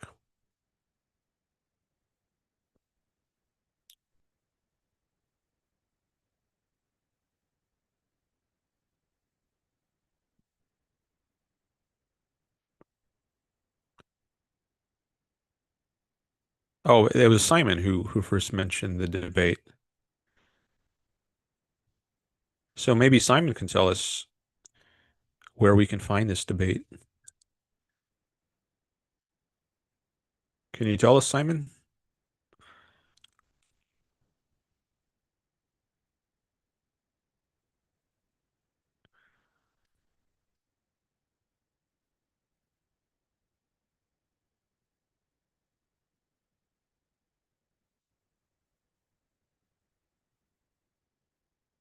All right, I had more snack.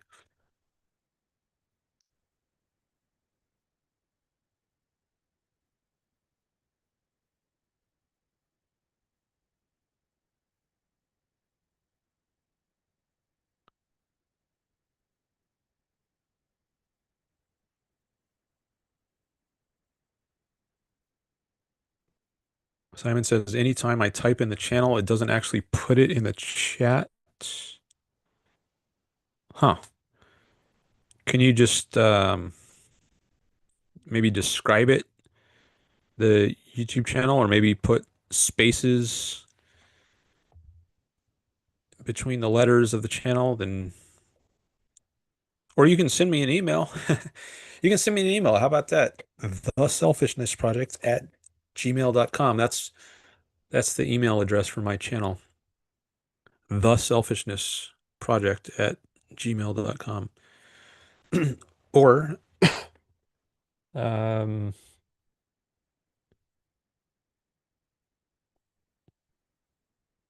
you could also join the Zoom call, and then you could just you could type it in the Zoom chat, and then you wouldn't. If you can't type it in the YouTube chat, then you could put it in the Zoom chat. What about that?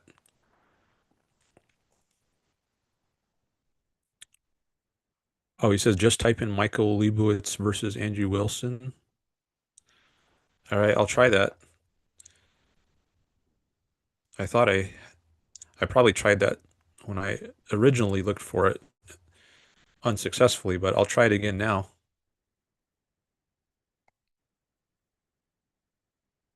I just Googled it. Okay, something from Twitter came up. I remember there were some tweets about it, but I didn't see a link. Okay, now here's something on the Crucible. Michael Leibowitz versus Andrew Wilson. Okay, maybe I'll find it here.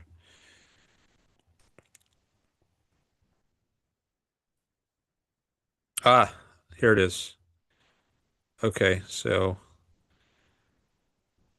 maybe it's not on YouTube. Maybe it's just on the Crucible website. Oh, it's behind a paywall? It looks like it's behind a paywall.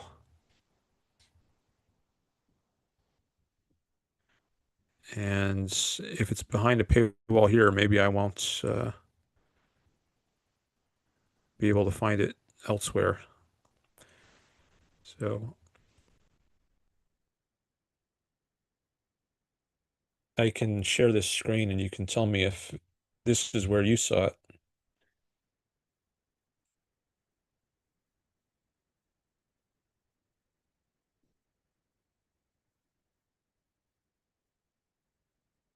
Okay, I think you can see it now.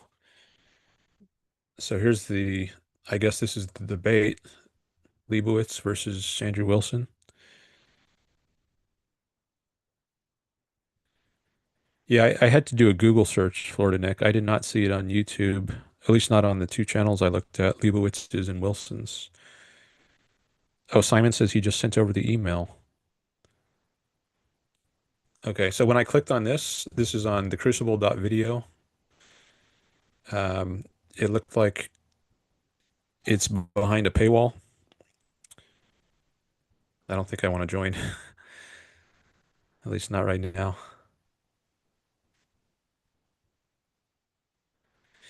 But let me see this email that Simon sent me.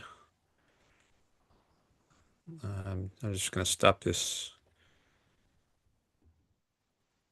Or actually, I guess I can leave this chat up.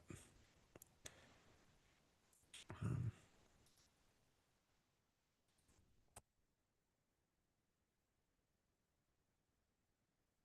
well, no, I'm going to stop this sharing for a minute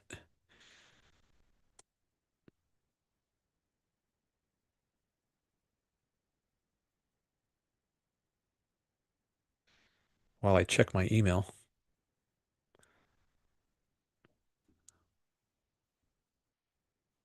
Andrew Wilson debate. Oh, it's a YouTube link. All right, so maybe it is on YouTube. Oh yeah, on PIB Nurse. I don't know who that is. I wonder if this is if someone uploaded this without permission because the screen is not moving. It's just like a screenshot.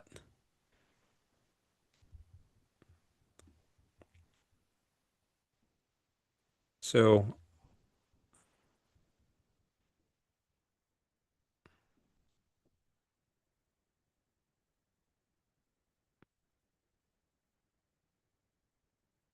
hmm. Well, here, let me, I guess I can share this. Okay, so that's the debate. Andrew Wilson debates libertarian who rage quits when questioned on ethics. But it's just this still screenshot. Like if I hit play, it doesn't move. But you can see the video is playing, but the screen is not changing. So I don't know if that's how it was originally, but in this person, PIB Nurse is the uploader. That's not, I wonder who that is. And if this person had permission to put this video here, 55,000 views. Because if it's behind a paywall on the Crucibles channel, that makes me wonder if this is a pirated um, copy. Okay, well, maybe I'll watch this later. I'm not sure. I don't want to watch pirated stuff, but I'm just showing a still screen of it there. So,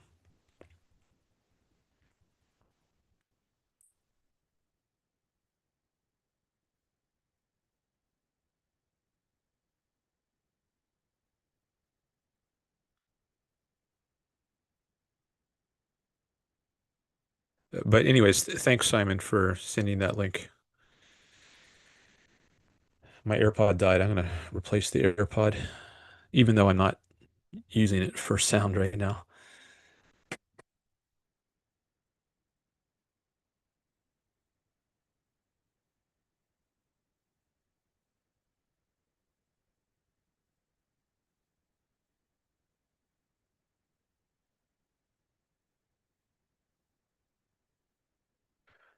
I wonder if you all have a preference on whether I'm on camera or not.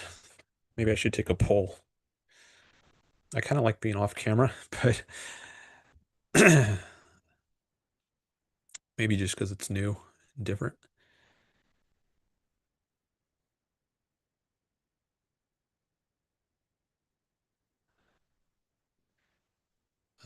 Well, I'll I'll come back for now. Okay. So now you got the contrast. You can see what it's like with and without. But I will do, I'm going to do a poll.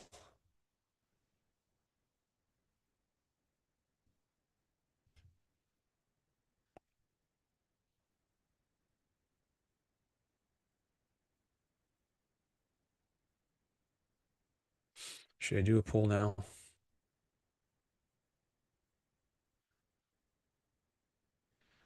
Should I do a poll on whether I should do a poll?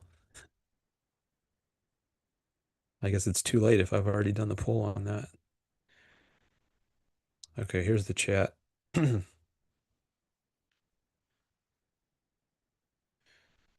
I'm going to start a poll.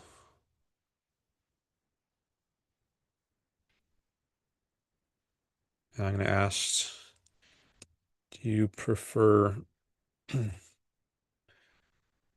me being on video or just audio? And you can say, oh, I guess I can't put it like that because your options are yes or no. So I'll just say, do you prefer me being on video? Yes, no. I can add an option that says sometimes.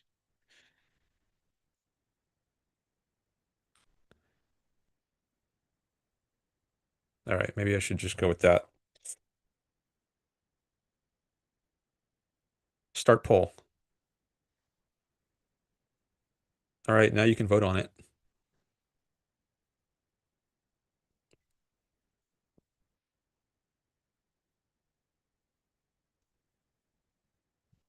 We got one vote so far.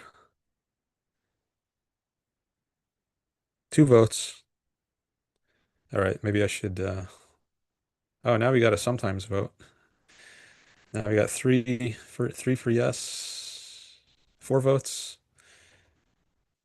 I haven't done this before where I show the votes coming in real time.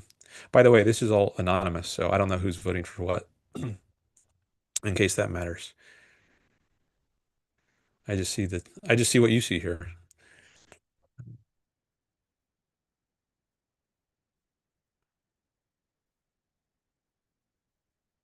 I haven't done this before where I show. That was my phone audio. Sometimes I turn that on just for a second to make sure that it's coming through. Okay, so far a majority want me on video, which is a different issue of whether I'm in the corner of the screen or in the middle.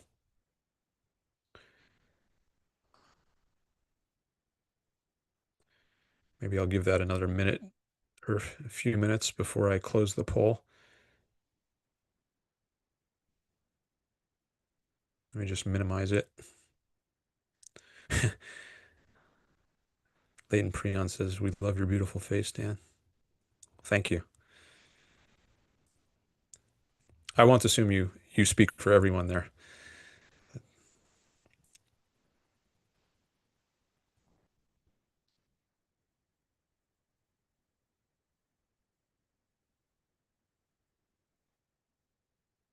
All right, yeah, so I was reading this one where I asked for a definition of intuition. Um, I don't know if I have more to say on this right now, but maybe I'll come back to this issue of what an intuition is and its role in whether it should matter, whether we can convince people of things that seem we should be able to account for people's intuitions. Like, well, that I'm not sure that should be important.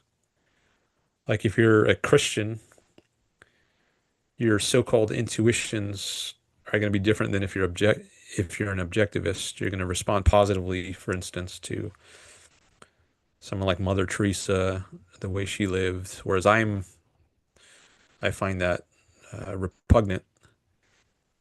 Um, so is there something wrong if a Christian finds my views of morality intuitively repugnant?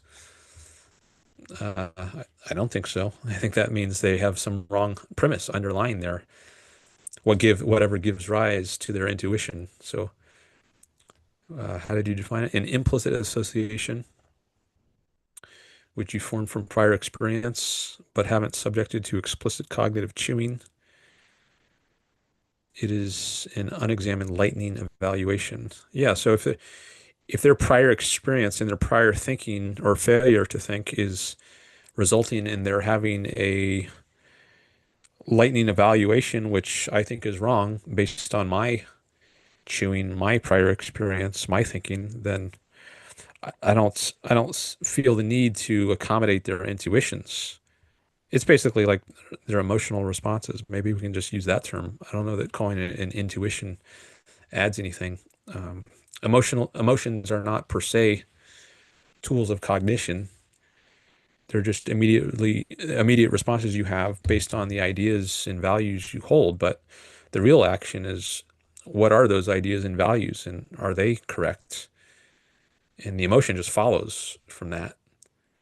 So I don't really care what intuition or what emotion someone has. I want to know, like, what are they based on, and then evaluate those. And um, if someone has an immediately bad reaction to something I say, I don't think that's a knock against my views. It doesn't show me there's something wrong with my views.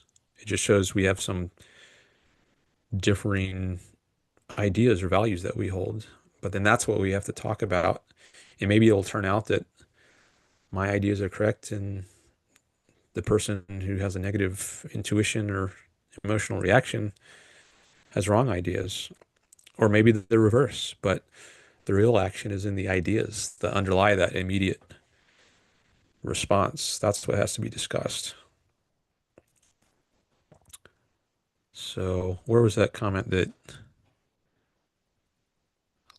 Leighton Preon made?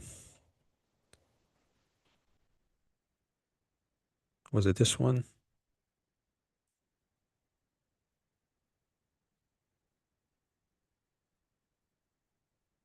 Oh, I think it was this one.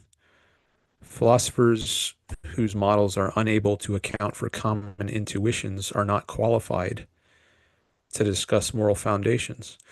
Well, Christianity is a very common view. Most people are, there are billions of, in the West at least, most people are some kind of Christian. So there's going to be many common intuitions people have that I reject.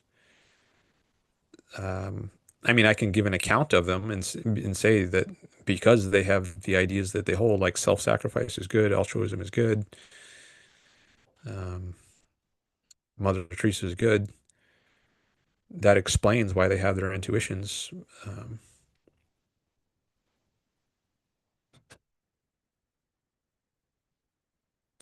okay, maybe you're saying something different than I was thinking a second ago. Philosophers whose models are unable to account. Well, so it's different if you say agree with. If you just say account, that means they can be explained. Like I can account for the Christian's intuitions. I can say, well, it's because you hold these ideas like self-sacrifice is good that you have the so-called intuitions you do. But um, if you mean philosophers who,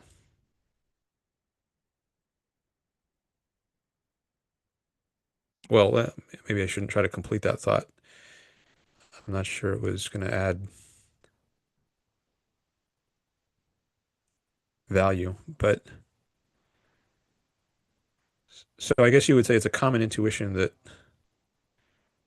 necrophilia or incest is bad. And if you can't account for that, then you're not qualified to discuss moral foundations. I'm not sure that follows. Um, Maybe it's complicated sometimes to account for intuitions or emotions, even if they are common. Maybe there are some tricky cases, Huh. But I'm not sure that that would mean that you can't discuss moral foundations.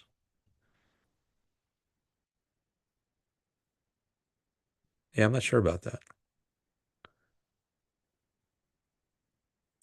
So maybe I should just replace this word in my mind with emotions, because I'm not sure calling it an intuition really adds anything.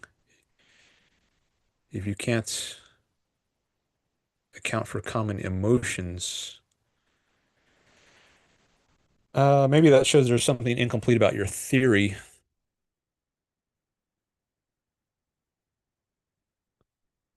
I'm still not sure it would mean you're unqualified to discuss moral foundations.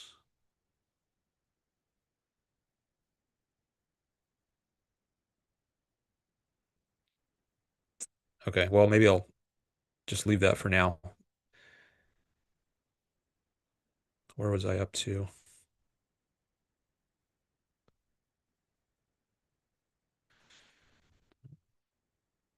Whoa, we have a new person in the chat. I just saw Shmi Mungor says Jesus spirit coming in hot. Whoa, fire emoji with a bunch of crosses.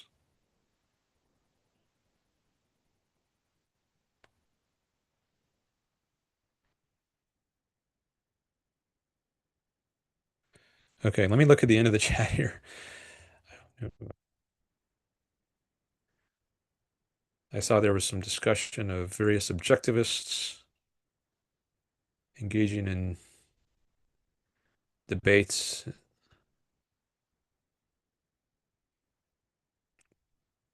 Not sure I want to go into that right now.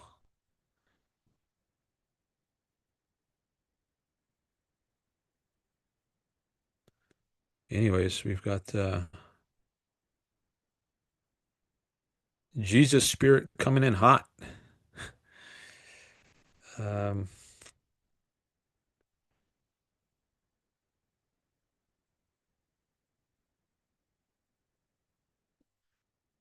Sometimes I want to read these chats before I put them on the screen. That's why I'm pausing here.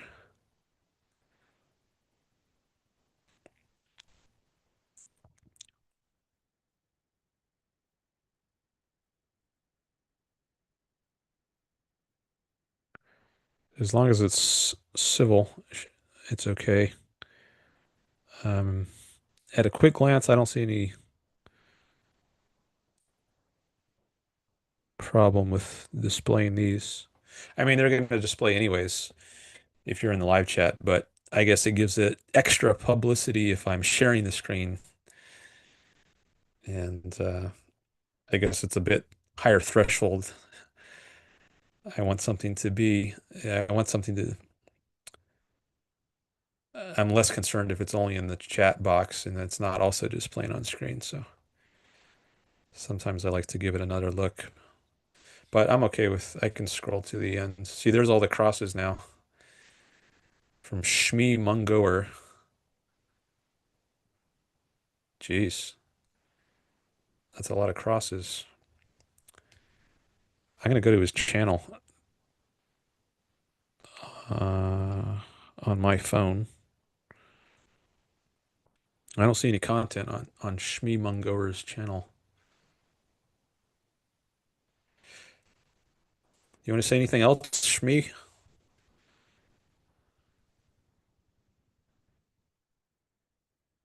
I don't know if Shmi is still here.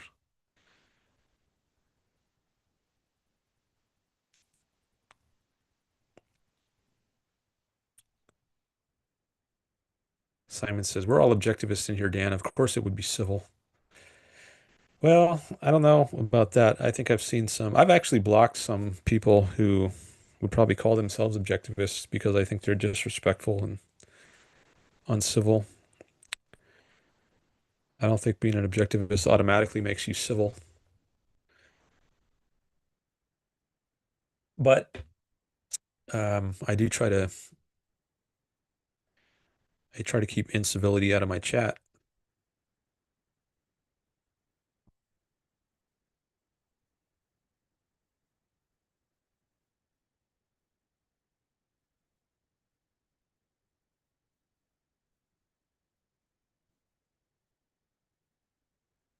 Wasn't the rapture supposed to happen last Tuesday, says Florida Nick.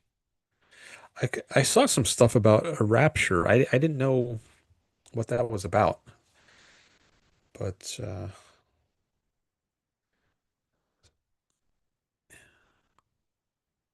Florida Nick just reminded me of it.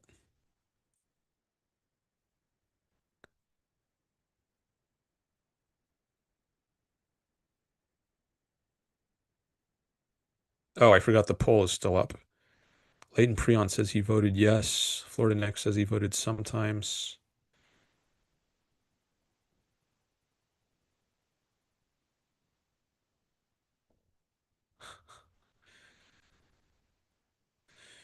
Leighton Preon, see a comment like this, and maybe he's trying to get under some people's skin with a comment like this. But he says he's an objectivist Nietzschean mixture.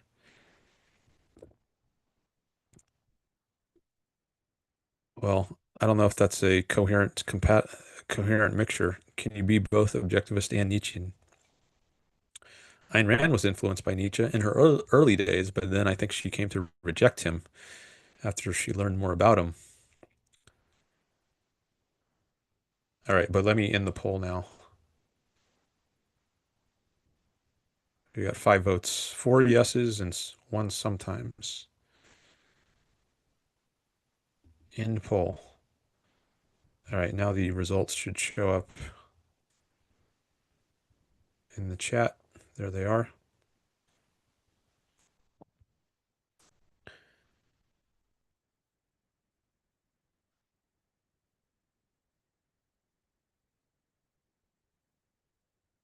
I guess that makes it more engaging if you see a person than if you just hear a voice. Maybe we are evolutionarily wired to be more responsive, reactive, emotionally involved if you see a face than if you just hear a voice. Maybe that's why. You can say the reason if you want. You can expand on your answer if you'd like. You can say why you prefer video or prefer it sometimes.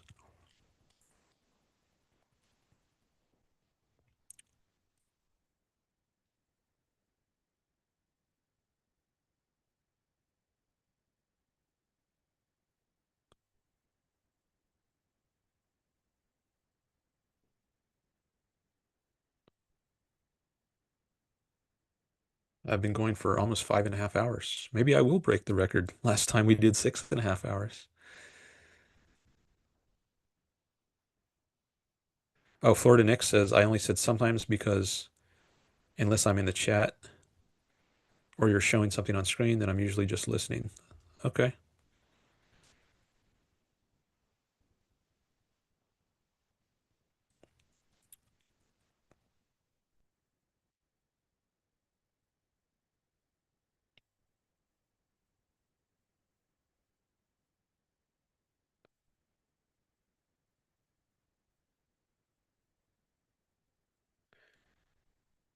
So Leighton Preon, he's maybe he disagreed with Alex Epstein. I remember that. I think that was the first time he called in some months ago. And he says he's an objectivist Nietzschean.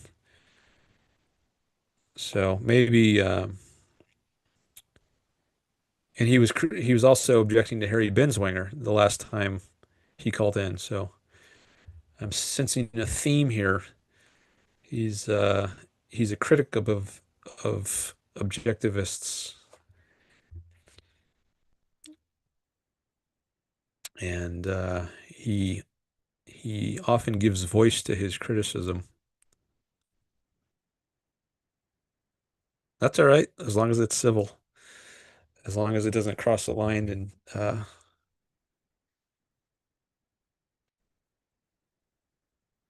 become uncivil. Sometimes it can be hard to define exactly where the line is, but um, so far I'm okay with him saying what he's been saying. At least all the things I've read so far. I haven't read everything.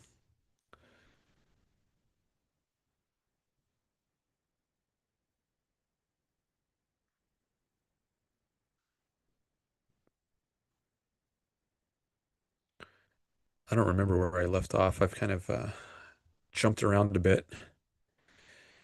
So I think I got at least one new person to jump in the chat and say hello. If anyone else wants to jump in and say hi, I welcome you to do that. So we have 10 people here, but mostly it's just a few people in the chat. Simon, Leighton Preon, Florida Nick. I think they're the main chatters. Yeah.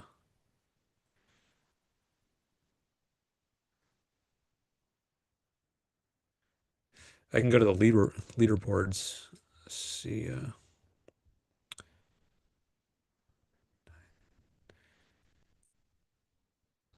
maybe Wade had to go. Wade is in South Africa, so he's about 9 hours ahead. So 3:30 a.m. his time. Yeah, some of these people I know they had to go, but we still have 10 people here. So if anyone who hasn't jumped in wants to say hello or make a comment, ask a question, I invite you to,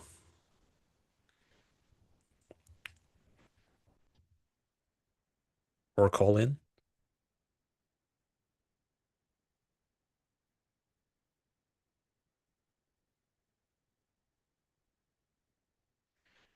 Right, we were talking about intuitions.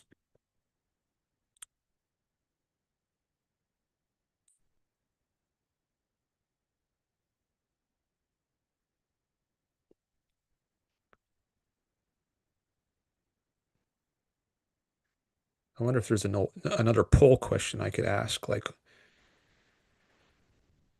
what topic would you like to hear about?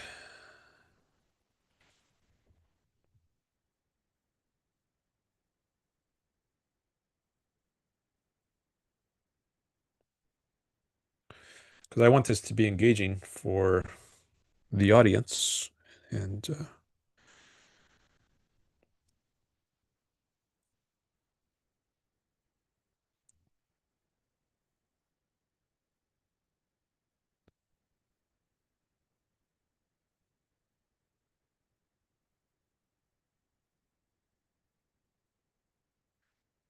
Florida Nick is asking, how is Alex wrong? Epstein kind of cray? So that's okay. Yeah, sometimes you say stuff which is, I think, a little borderline. You're calling people crazy like this, Epstein kind of cray, and you say it in a slang way, which maybe adds a little disrespect. So you're kind of on the edge there, Leighton Preon. It's stuff like that. I mean, if you go too much further than that, you might get blocked or timed out or something. But what you could do is just say you disagree with him and explain where your disagreement is instead of calling him cray. I think that would be a better way to engage instead of using an insult or talking like that. Just say, what is your disagreement? And we can debate that.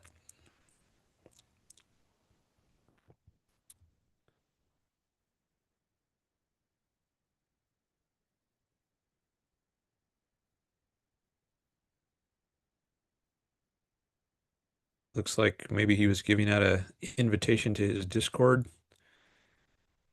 Just add my Discord account. If you look up politics and religion Discord on Google, you'll find a Discord server with about 31,000 users. Okay, so you can find them there or just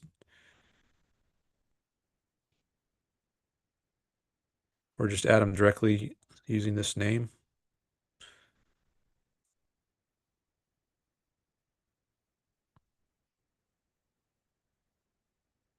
If you're interested, oh, is this because is he saying if you want to continue this discussion later after the stream? Is that why he's giving you the Discord handle? He does voice chats there too. All right. So now you know how you can find Latent Prion. At least one other way you can find him. Now he's saying Rand is wrong about something. So yeah, I'm definitely seeing a theme here. Yeah. That's fine. You can disagree as long as it's civil, which you're kind of pushing the bounds of, I think sometimes.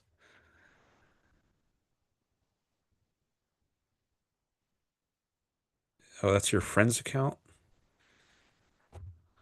Why don't you have your own Discord account?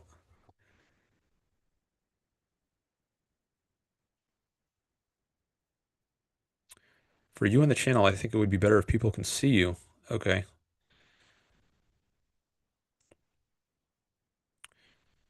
But I'm always working, so I don't have the window opened unless to type. I'm curious to hear the morality thing. What morality thing? That'll take too long to answer. I guess that's the Alex Epstein, not Jeffrey Epstein. Or Epstein. I think Alex pronounces it Epstein. Alex Epstein.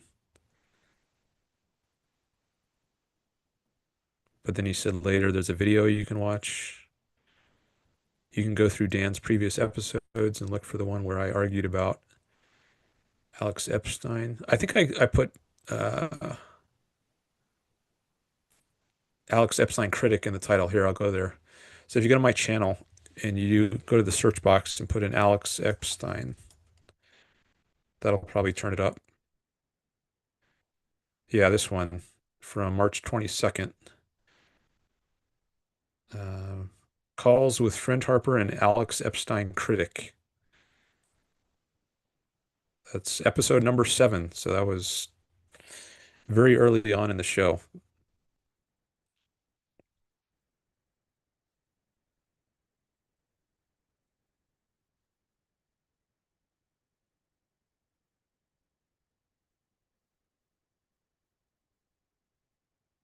Okay, looks like Simon and Leighton Prion connected on Discord.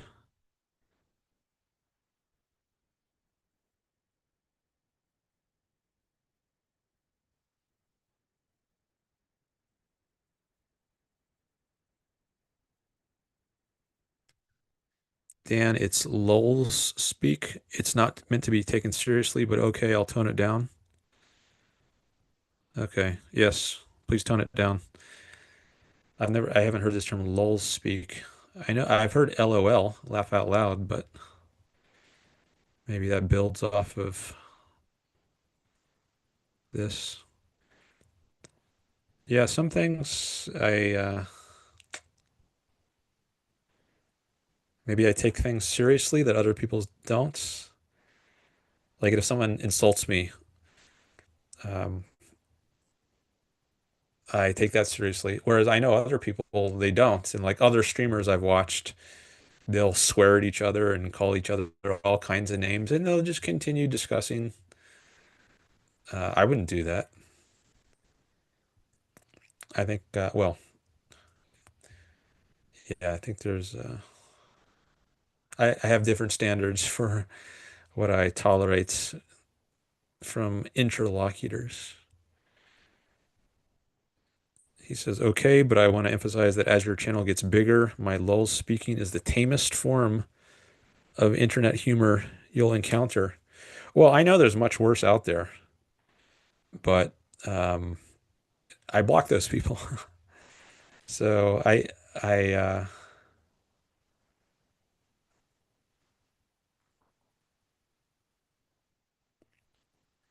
as my channel gets bigger, it doesn't mean that I'm going to allow more disrespect in my chat. Maybe it'll mean I'll block more people,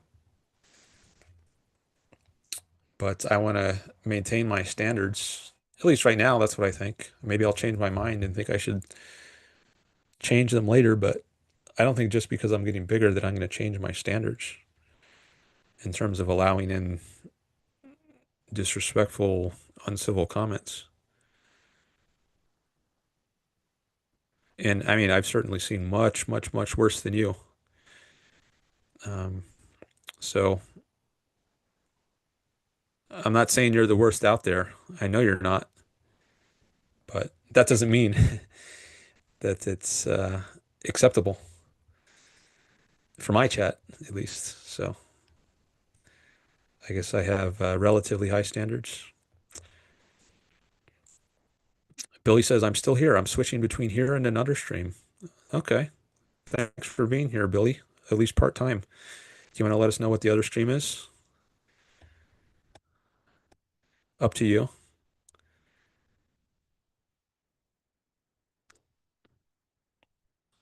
I'm an OG in this game, says Leighton Prion.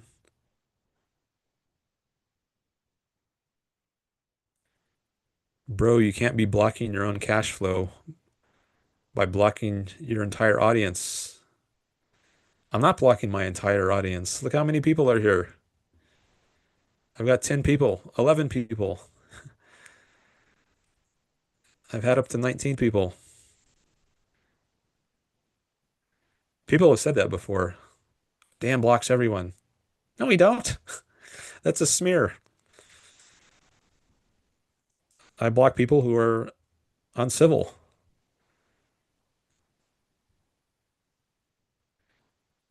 Blocking your entire audience. Come on. It's such an overstatement.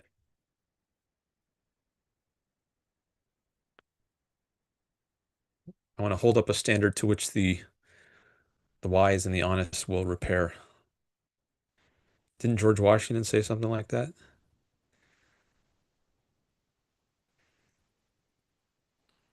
Yeah, here again, block all, you're going to block all viewers.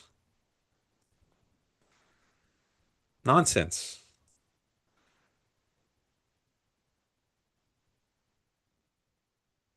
It'd definitely be a lot of viewers. Yeah, it might block a lot of people, but not all of them. And maybe I can encourage some people to uh, have higher standards by insisting on them. Like if I lower my standards, then maybe people will just say all kinds of garbage. But if they know they're going to get blocked and not be able to participate, then maybe they'll change. A lot of people don't know how to have a civil discussion. Then they need to learn.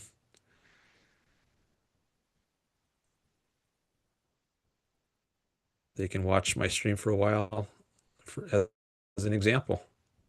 Don't insult people. Don't throw ad hominems. Stick to the arguments.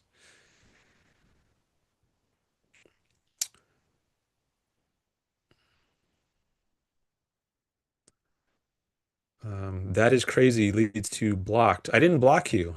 I said you're on the edge. I said it's comments like that that start to make me wonder. You're calling someone like Alex Epstein crazy. I think that's crazy.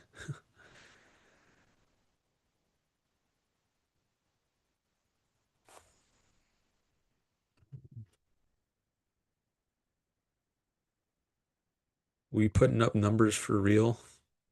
What you when I showed I can show it on this screen too.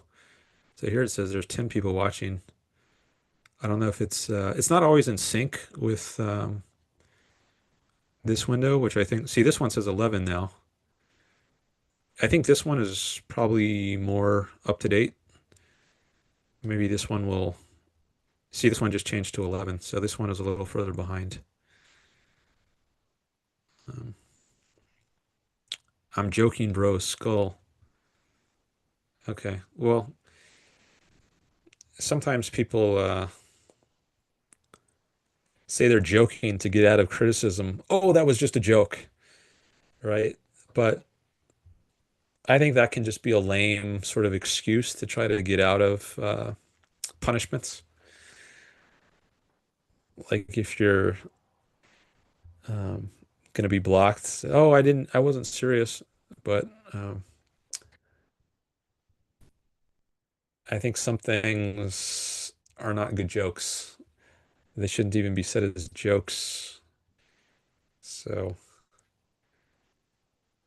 um, I'm not always going to let that serve as an excuse necessarily if someone says, "Oh, it was just a joke." Um,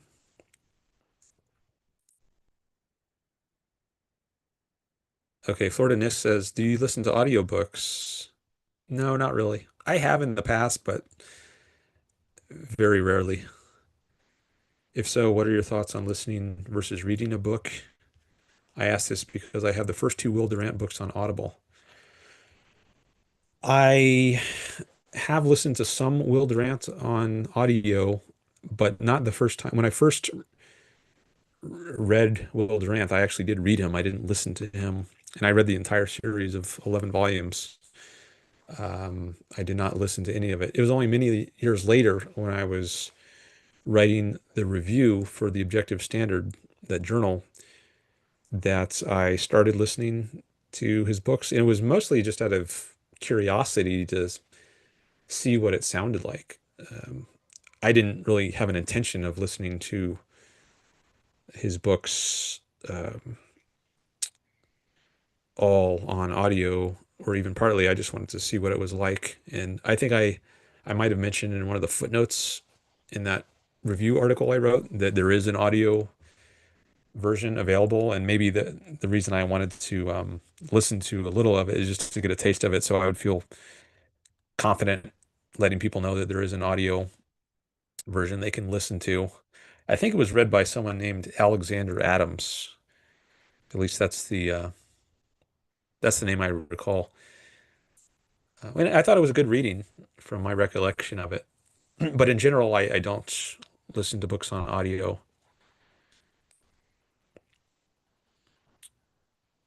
I'm not sure why that is. Maybe because it's too dense and the audio just goes by fast, too fast. Um, like when I read something, I often reread. Like I'll read a paragraph and I'll get a feel for it, and then I reread the paragraph and get a better feel for it. And it's easy to do that if I have it just stopped in front of me on a page. But if you're listening to audio, then you have to rewind, and sometimes it can be hard to get to exactly the right spot you want to go to. Um, and if you have very dense material, like is in a book, where every word is chosen carefully, as opposed to just this, like I'm doing a live stream right now. This is extemporaneous speech, and it's not calculated so that a lot hangs on every single word. I don't think it's as important that you be able to stop and pause things and go back. But if it's very carefully crafted text, like you see in a great white writer like Will Durant, then or even on Wikipedia, I find this. Like I read a lot of Wikipedia. That's what I mostly read these days when I'm studying history. And that's very carefully crafted text, a lot of it. I think it's lots of very well written articles. And I want to be able to pause on any given word. Um, and audio format, I don't think is very conducive to the kind of reading that I like to do. Um, so maybe that's why I don't do much audible listening of books. But for other people, maybe it's a good system for you. I haven't tried it very much too. Maybe I could get better at it if I tried it more. Um, but anyways, that's where I am right now on that.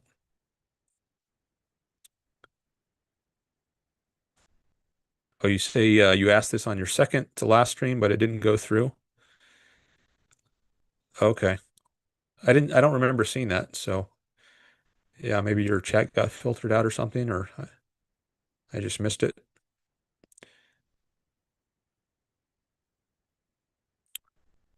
Simon says, I listen and have the book in front.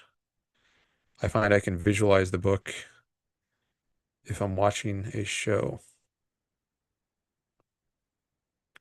I think I might, I don't know if I'm going to do this blue highlighting all the time because if I just point at it and it's highlighted in gray, light gray, you've already got two methods of tracking where I am, right? I've got this moving, I can even move the pointer.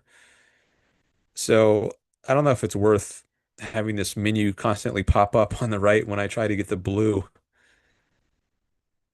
Um, I might just rely on pointing and highlighting it in gray when I hover over the chat.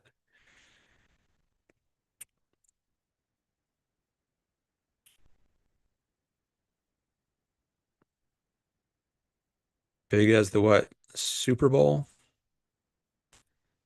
Maybe he's talking about my audience. Uh, hopefully I'll be that big eventually.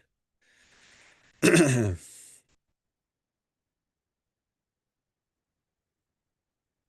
gotta plug my phone in. My phone battery is running low.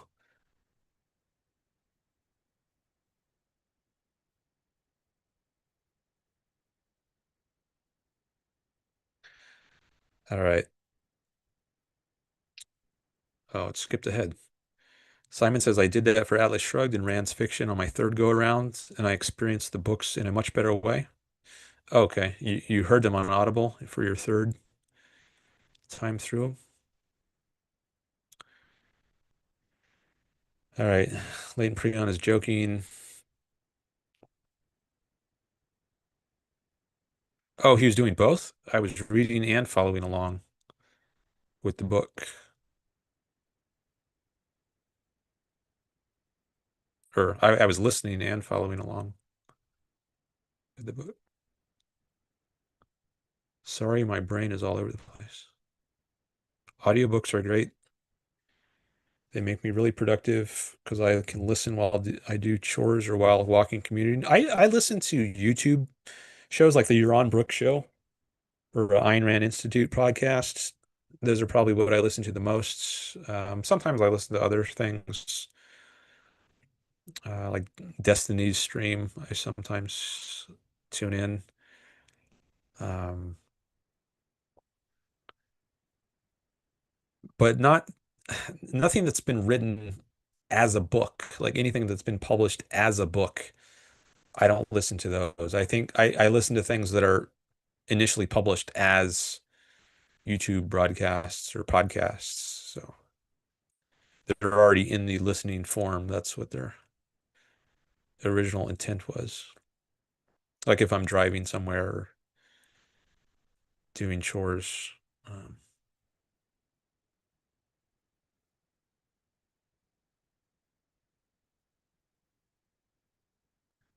I find that fictional books are better to listen to, says Florida Nick.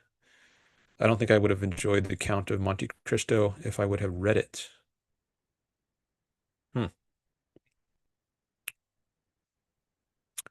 Yes, dense is better read. I just have a lot of time to listen, not read. How did you get into objectivism, Dan?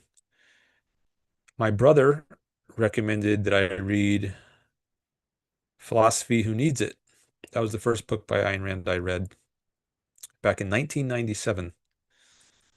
I had just finished high school in the summer before I started college. I read Philosophy Who Needs It, and then the rest of Ayn Rand's nonfiction books, The Virtue of Selfishness, Capitalism, the Unknown Ideal, For the New Intellectual, The Romantic Manifesto, and Introduction to Objectivist Epistemology.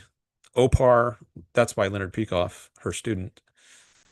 Objectivism, the Philosophy of Ayn Rand. It actually wasn't until a year later that I started reading the fiction. Most people start with the fiction, but I started with the nonfiction. But I recommend you start with the fiction if you can. That way there won't be plot spoilers. I talked about that with Holden Mitrione, who's called into my show a few times.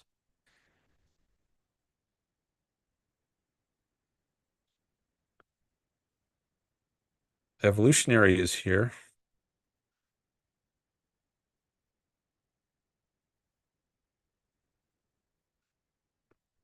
He asked Leighton Prion if he's an objectivist. He said earlier he's a Nietzschean objectivist, which I don't think is really a thing, because I don't think their philosophies are compatible, at least based on my secondhand knowledge of Nietzsche. That was quite, oh, objectivist Nietzschean mixture. Yeah, that's what Leighton Prion identifies as. He's an objectivist Nietzschean mixture. Well, I guess maybe you could be a mixture, but I guess I wouldn't say you're an objectivist if you're a mixture of objectivism and Nietzscheanism, or maybe it depends on what kind of Nietzscheanism you're trying to mix in. I think some aspects, at least, of Nietzsche are not compatible with objectivism, but I don't know Nietzsche very well. I'd like to learn more about him. Um, it would be weird to read the Yaron Brooks show while instead of listening to it. Yeah, I think it would take quite a bit of editing to get it into a form that would make it readable. I'm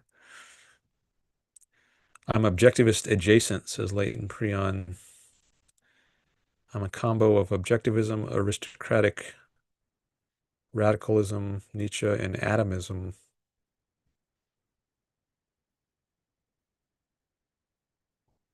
Simon says, I don't think it can be a thing. That is objectivist Nietzscheanism. Contradictory premises. I'm out here living it, bro. The rock is alive every time I breathe. What is this short for? The rock? I don't know what the rock is.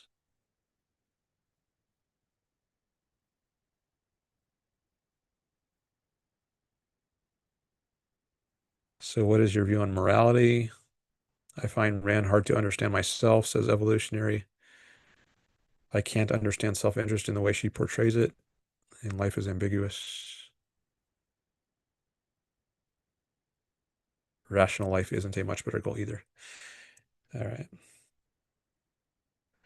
I engaged with Evolutionary quite a bit in the last chat, or the last live stream at the end, maybe in the last hour. Maybe it was a long live stream, but I think in the last hour of it, I was mostly engaging with Evolutionary.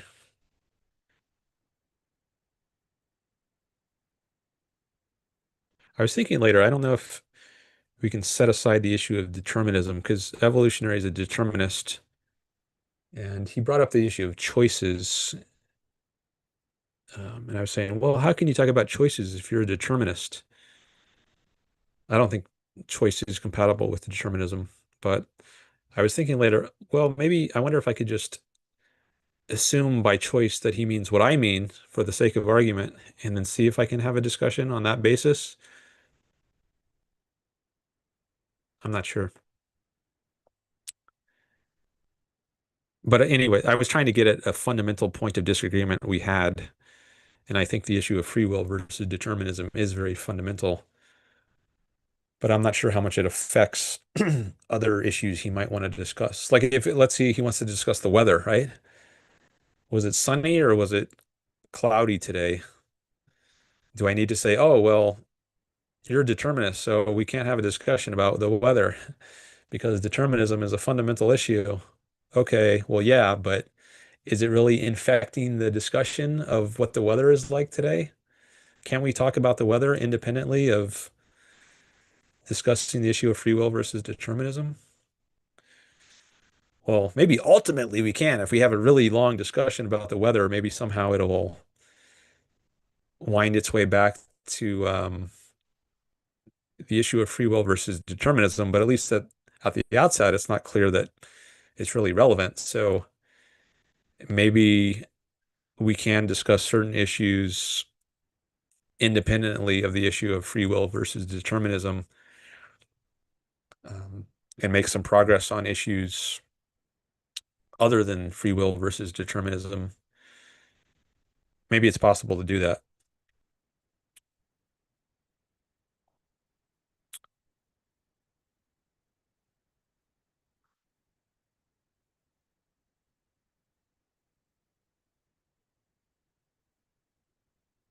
Adhering to reality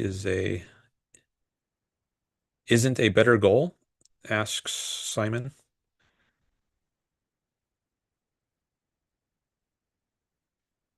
Because he said rational life isn't a much better goal either than the goal of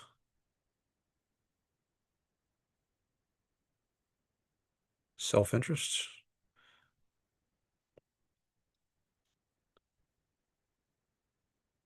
I take admirable enjoyment to be the top level end in itself in ethics, says Leighton Prion. Metaethically, I'm an explicitly consequentialist and moral realist. What is an admirable enjoyment?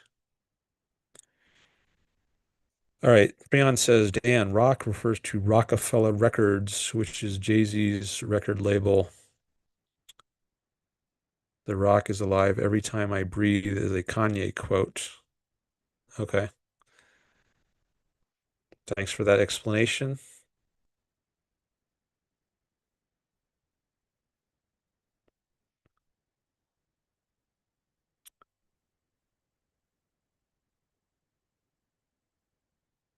All right, here's another invitation from Leighton Prion to connect with him on Discord.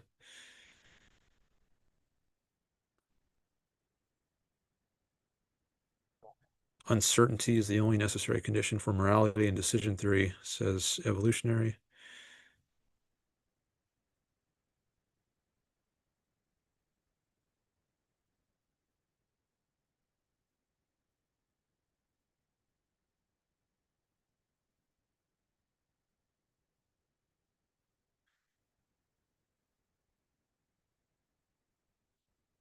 Yet another skirmish on epistemology, says Simon. This is where Rand's genius just shines through. I haven't seen this word before, skirmish.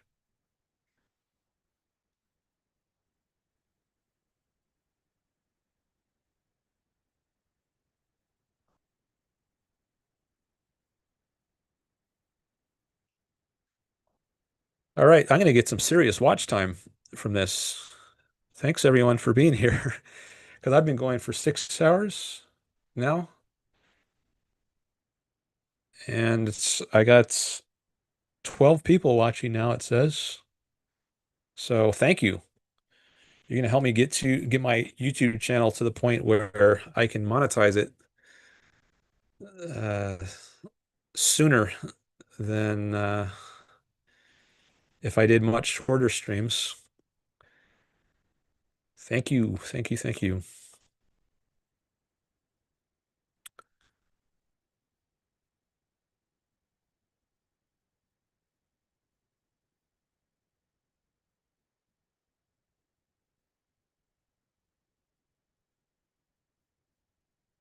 Okay. All right. Oh, skirmish. He misspelled skirmish. Maybe he meant skirmish. Oh, maybe he's using text, speech to text, and it translated it, or it took it down as the wrong spelling. Oh yeah, that would make sense. Skirmish. Thanks for that.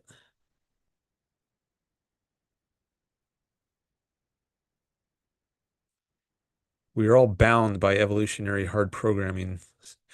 Maybe there's some determinism there.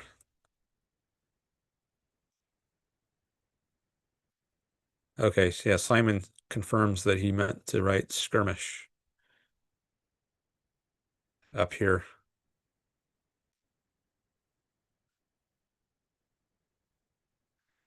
We're bound by evolutionary hard programming. So I think evolutionary might be extending the theory of evolution beyond its proper bounds. I think it's a great theory in biology, but some people they apply it to other areas like psychology. There's a whole field, evolutionary psychology, which from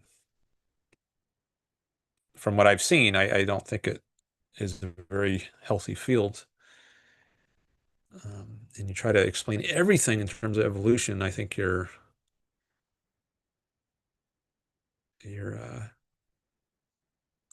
applying the theory outside of its proper domain.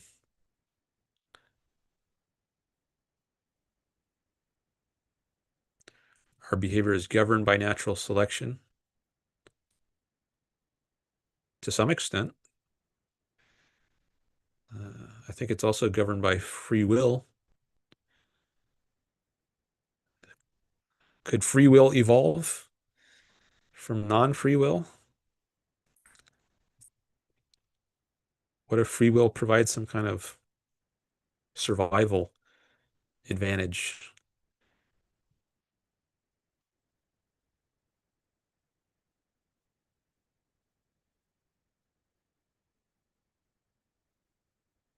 No speech to text, just me being tired. Okay.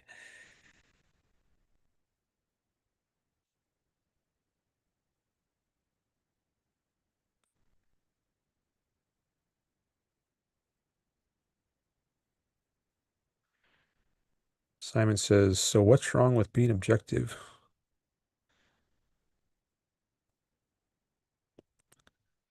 Who said there's something wrong with being objective? Did someone say that? It's silly to think evolution is constrained by biology. Maybe it has other applications, but uh, I guess I'm not sure what they would be. But I mean, do you use evolution to explain everything? Like, what about meteorology? What's the weather going to be like next week? Do we need evolution for that? Or do we need some other science? Or uh, I don't know. What's a good way to cook filet mignon? Does evolution explain that, or do we need other principles? Um, Principles of cooking. So I mentioned evolutionary psychology. I think um, that's a field where I don't think evolution. I mean, maybe it explains some things about psychology, but like the example that I gave in a previous stream, why is it that we associate the color pink with girls and blue with boys, or baby boys and baby girls? I think maybe there is some evolutionary psychology explanation of that, but it turns out that that's not really a universal thing. Like maybe there have been times and places where it's reversed and the color associations are blue with girls and pink with boys, yet evolutionary psychologists have leapt to explain that as though it were some uh, fact of nature as opposed to just a artifact of culture. Um, it's not even something that needs to be explained in terms of some, as though it were some necessary phenomenon of nature. I don't know if this is the example I'm remembering. I don't know if I'm remembering this correctly, but I think it might have been an example I read in some article about problems with evolutionary psychology as a field. So I'm not saying evolutionary doesn't have any application outside of biology. Maybe it does, but at least some of the ways it's being used, I don't think are good.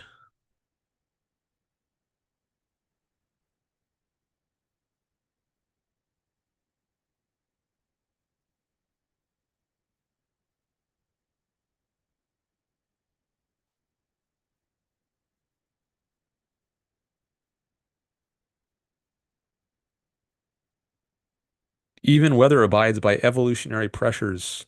Okay, so are you going to try to give an evolutionary explanation of why? I'm going to look at my weather app right now. My phone says, my weather app says, a week from today, it's going to be partly cloudy with a high of 81.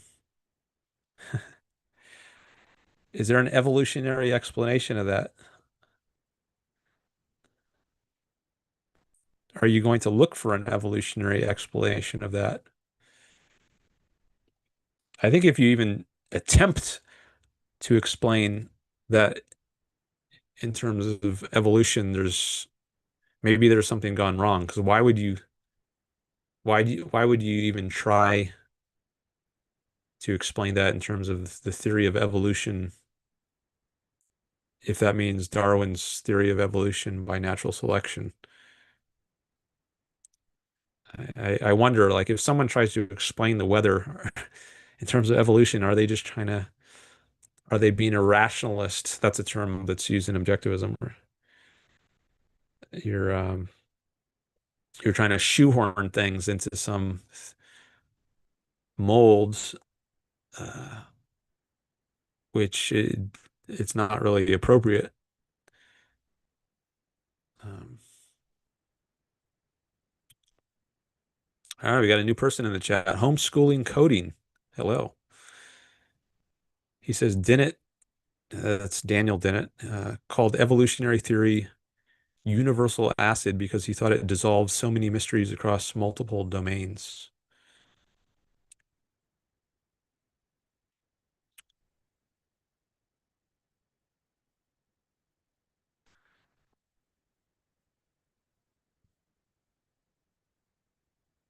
Even weather abides by evolutionary pressures. All right, did you say anything more about that? I want to hear about this. How is the weather, how does the weather abide by evolutionary pressures?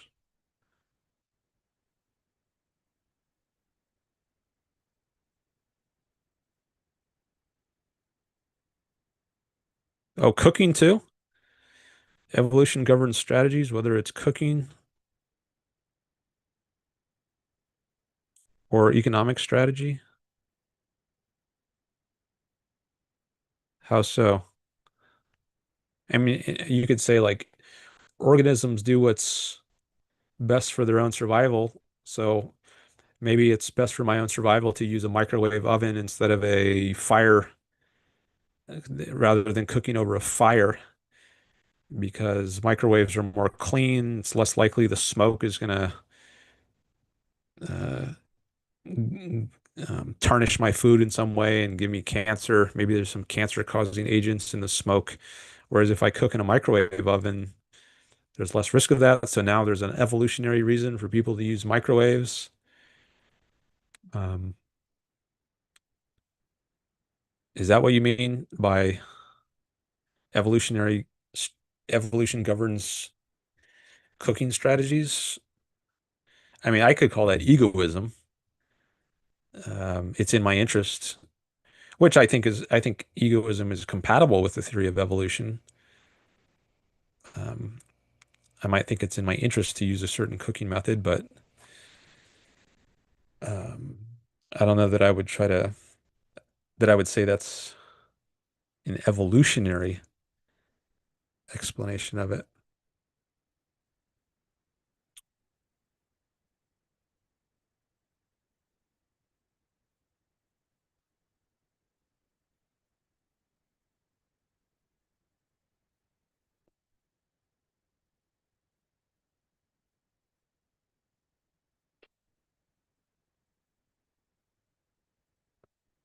Technology, morality, cooking are all part of memetic evolution. Wasn't that a term that Daniel Dennett came up with? Memes? I don't know if he was the originator of that, but I seem to recall that maybe he was.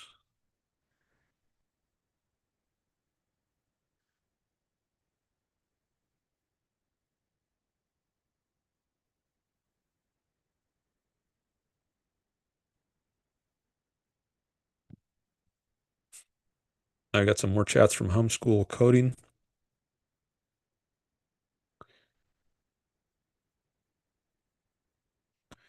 Survival of the fittest is a tautology, so it applies regardless of domain.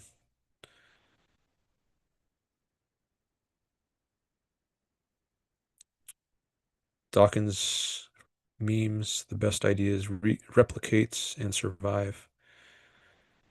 That's Richard Dawkins, I guess.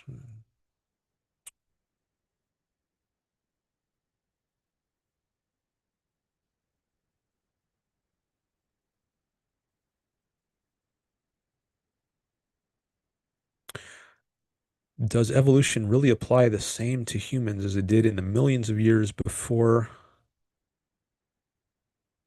after we get evolved to a certain point?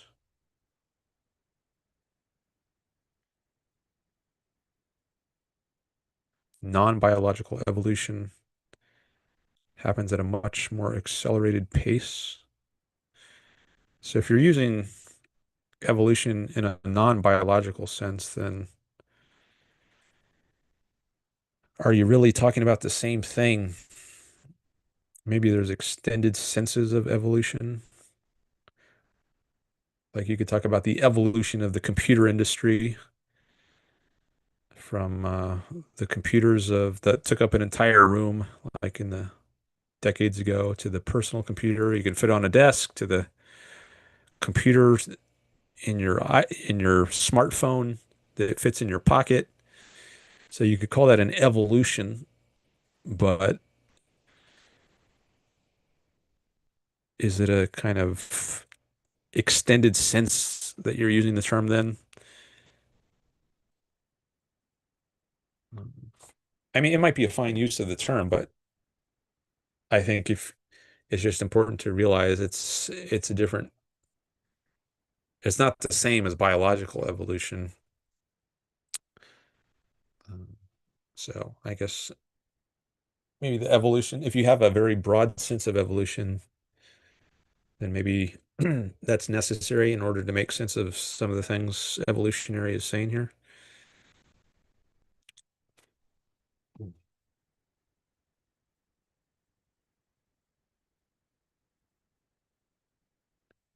Google universal Darwinism. He's okay. I think I probably have read a little about that before. I don't know if I'll Google it right now. He calls it general evolution.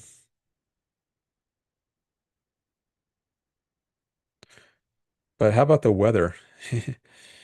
Even the weather, I mean, the weather changes. but- Weather changes, but would you say the weather evolves? There's a kind of normative dimension where if you say something evolves, that implies it's getting better in some way, right? And if you say it devolves, that implies it's getting worse. But with the weather, how can that get better or worse? I mean, it could get better or worse for human beings or for some living thing, but the weather itself, would you say the weather itself can evolve?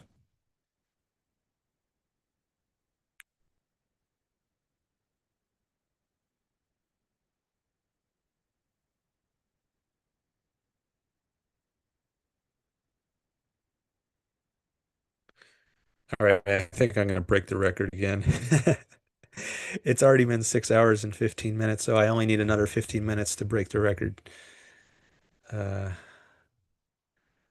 or maybe a little more than that. How long was it? Let me go to my live tab here. A last stream was 6 hours and 31 minutes, almost 32. So if I go for another 16 minutes, I'll break the record again. I'm going to do it.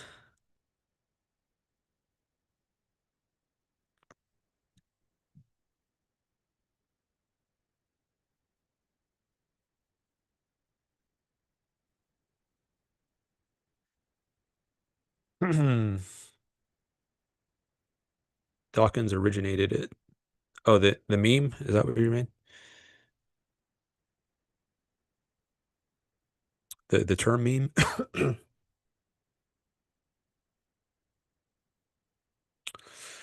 Reality is a battle between thermodynamic heat death and evolutionary equilibrium.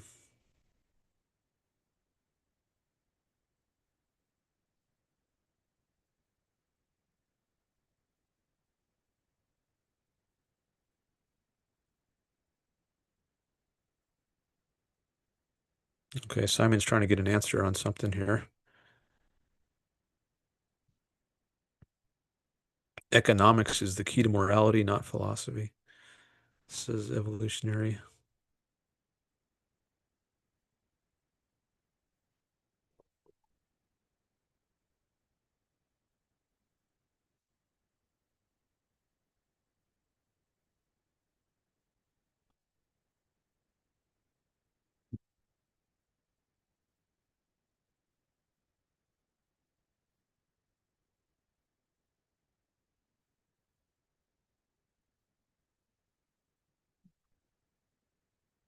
We are on the cusp of manipulating weather.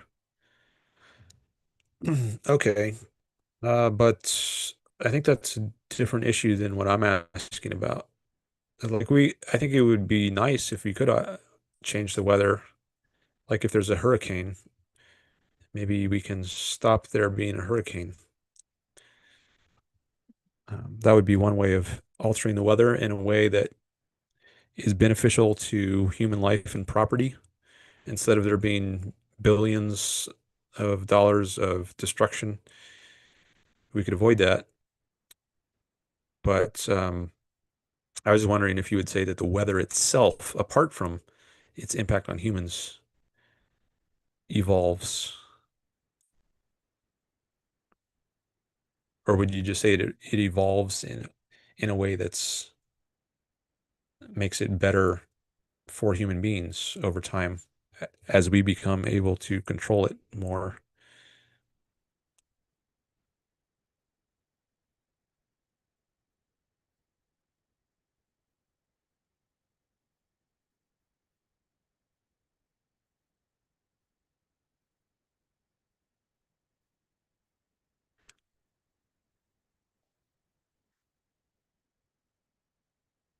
Oh, I watched that video you asked me to watch on the Khan Academy.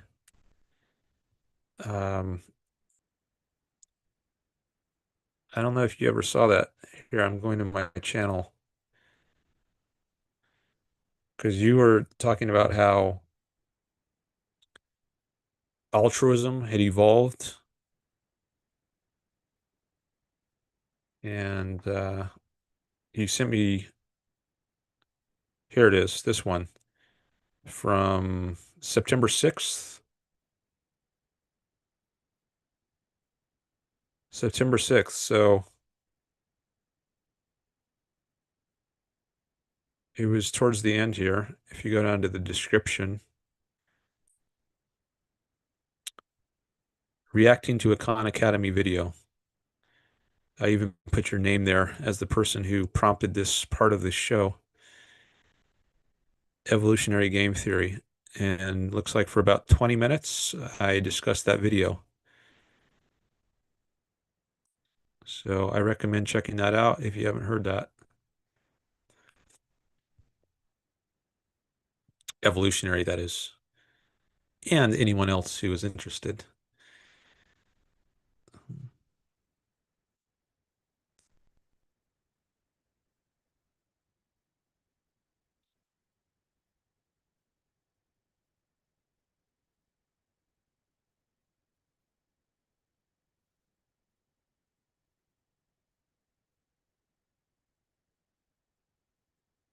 Joseph is here. Hello.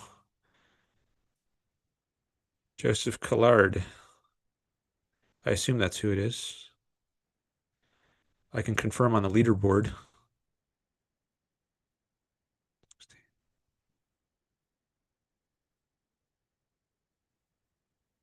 See if Joseph shows up here. Oh yeah, there he is, Joseph. I got more people too. I think this is the highest number of people I've seen on the leaderboard. Before, I think it might have only gone up to 14, but looks like at least 18 people have participated in the chat today.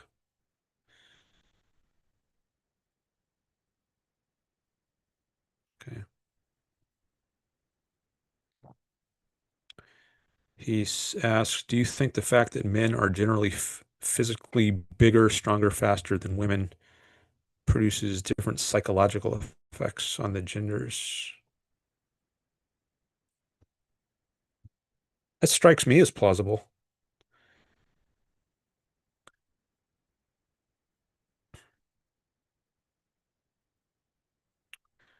I don't know if I'll say more about that. I just want to see what else is here for now.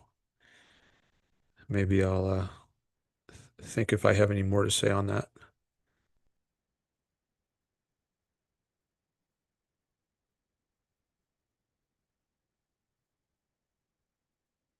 Yeah, the term meme comes from Dawkins' selfish gene. Oh, okay. I thought it, for some reason, I thought it was from Dennett, but you say it came from Dawkins here. His book, The Selfish Gene. Okay. Thanks for that.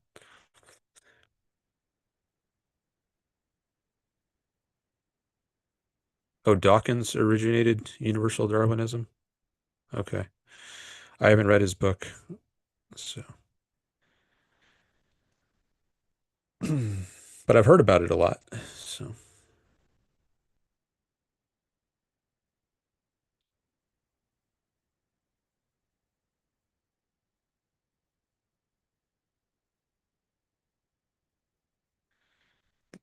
Prion says it'd be wrong to ground morality in economics.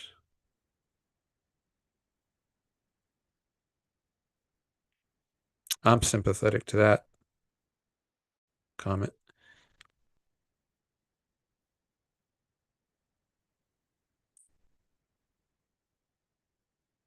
Maybe I'll say more about that later.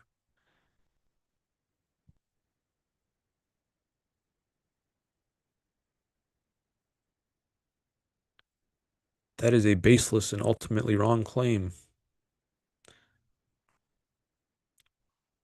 Why do you say that? Have you have you asked him if he has a basis or what his reasons are?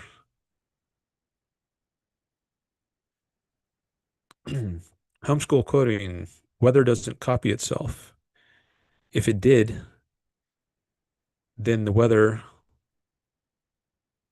that was best at copying itself would become abundant.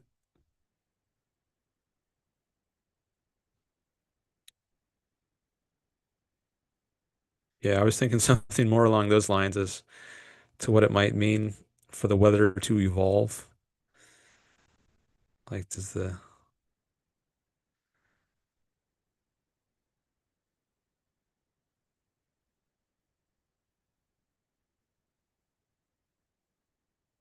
weather breeding?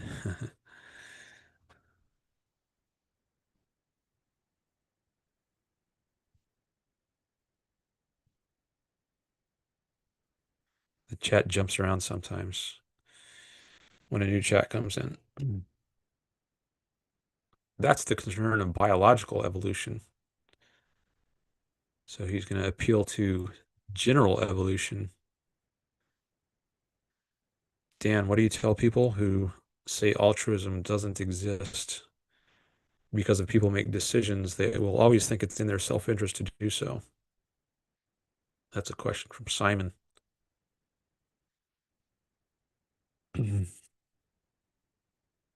Well, I don't know that I have a regular answer I give to this. I've talked about this sort of thing before, but I wouldn't say I've got a canned answer that I always give. Um, Maybe I will one day. After I give it enough times, maybe I'll settle on a certain type of answer. But for now, I'm just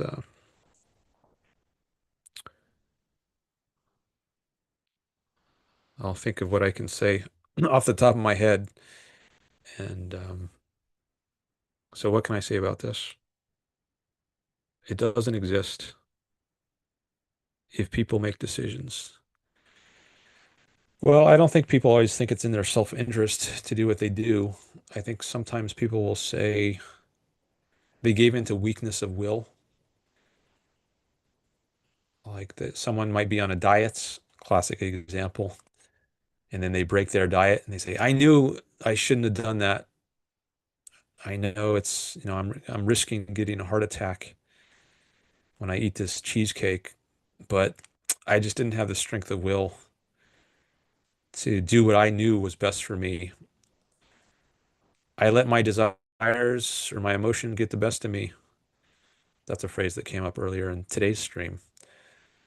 Some people they don't assert their rational faculty. They allow their emotions or desires to take over.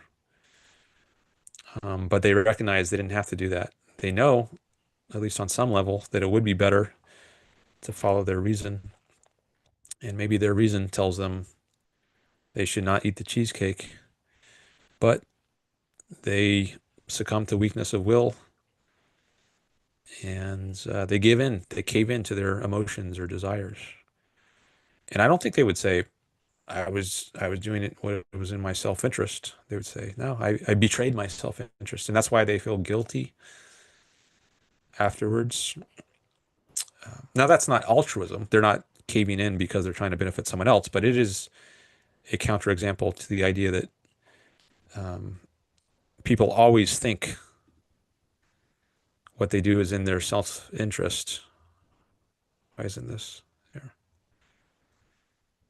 Um, so if they're going to do something more specifically altruistic rather than self-interested, as opposed to just something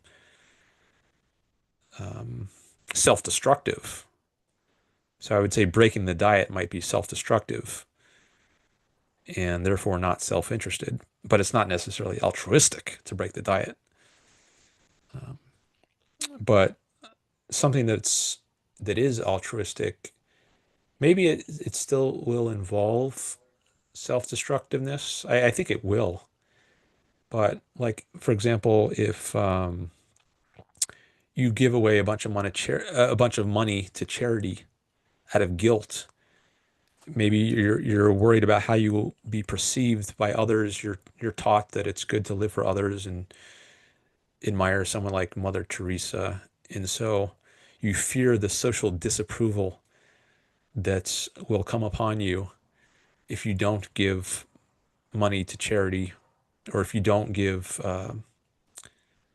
money to a beggar. That actually happened to me once, many years ago, before I learned about objectivism. I went by there was a guy begging for money on a street, and I was with someone else who was Catholic. And at first, I wasn't going to give the money, but then she guilted me into it. Said, "Oh, Dan, that." I don't remember exactly what she said, but she gave me a little guilt trip, and I succumbed to that. And I think I might have gone back and given him $1 or two. Um, I forget exactly what happened, but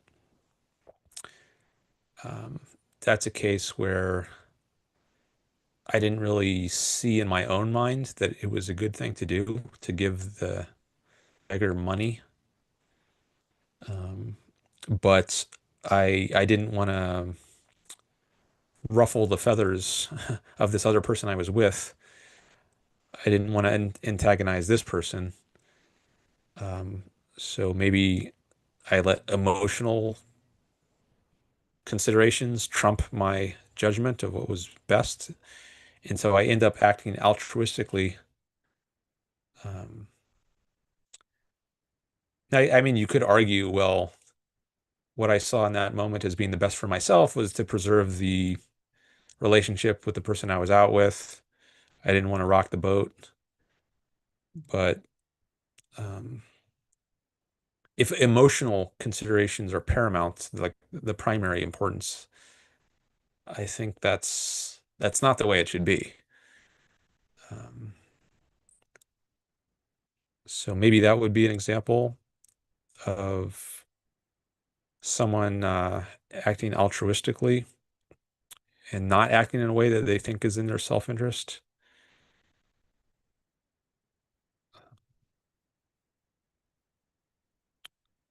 So I guess if you do something which is to benefit others, like giving money to a beggar or living a life like Mother Teresa, and your reason for doing that is because of some kind of emotional consideration, fear of social disapproval, for instance, then I think that might be a case where uh, someone is acting altruistically, but not because they think it's in their self-interest what they're doing.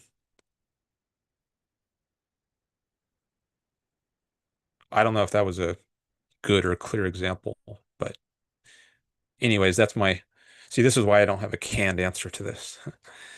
I stumbled around a little bit there, but those are my first thoughts on this.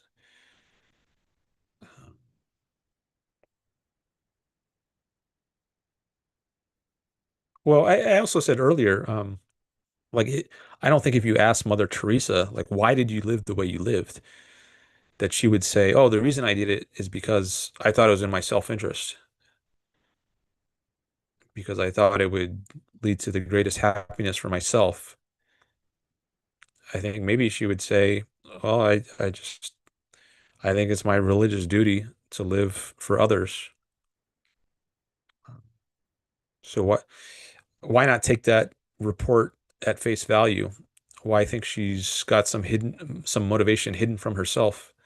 And she really is doing it for her self-interest, even though she would say that's not her reason. I don't know if she would say that. I don't know what she would say, but I think there are some people who would say that they do what they do because they think they have some duty, maybe a religious duty, to live for others, and it's not because it benefits themselves. Even if they get some satisfaction, that's just a byproduct. That's not the reason they're doing it. I think that's what many people would say, and I don't see why we shouldn't take their word for that. I would want to hear an argument as to why we shouldn't believe that's why not take them at face value. I would want to hear an argument as to why we shouldn't.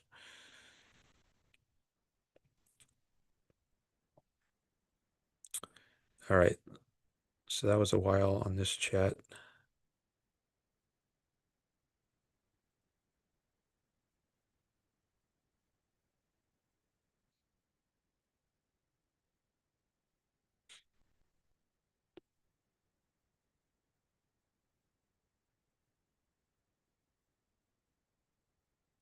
She didn't give any money herself.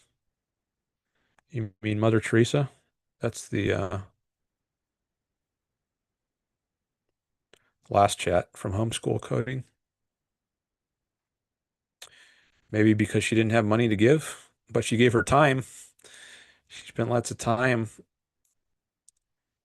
Uh, I don't know what she spent her time doing exactly. Washing the feet of the poor or tending them in their sickness. Oh, you're talking about the person I was with. Yeah, yeah. I don't think she did. Um, I was actually taking her out for her birthday, so I don't know. She didn't think it was her place to be giving away stuff on that day as opposed to taking stuff, receiving presents. Um,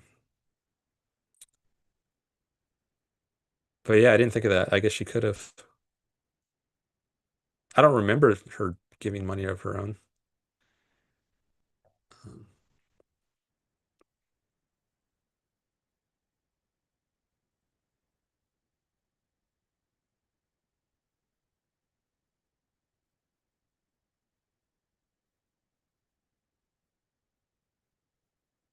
yes, says Joseph.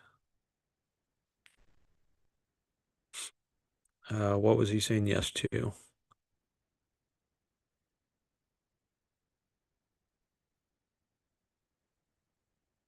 I'm not sure.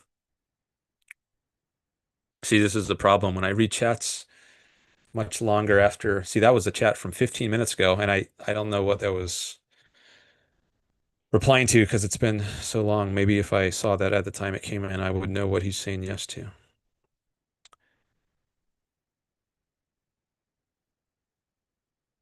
So, I mean, there's an advantage to not keeping up with the chat because then I can go on for a while on certain topics if I have a lot of thoughts on it. Like I was just going on for a while about this chat from Simon, and it's nice if I can do a little segment sometimes. But when I do that, I get behind in the chat.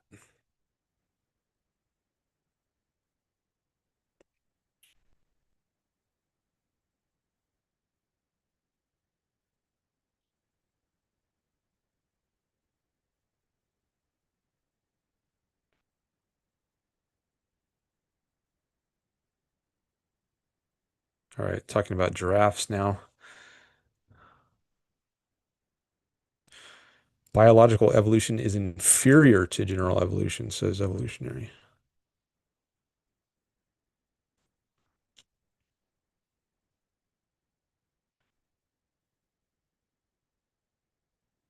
We can now rationally bypass the genetic mechanisms of evolution.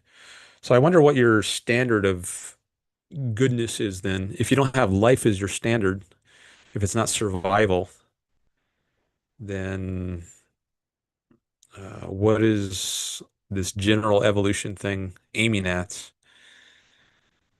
Or is it aiming at survival of something, just not individual organisms? Or before I thought the way you talk, it sounds like it's a kind of a god or personified process. Um,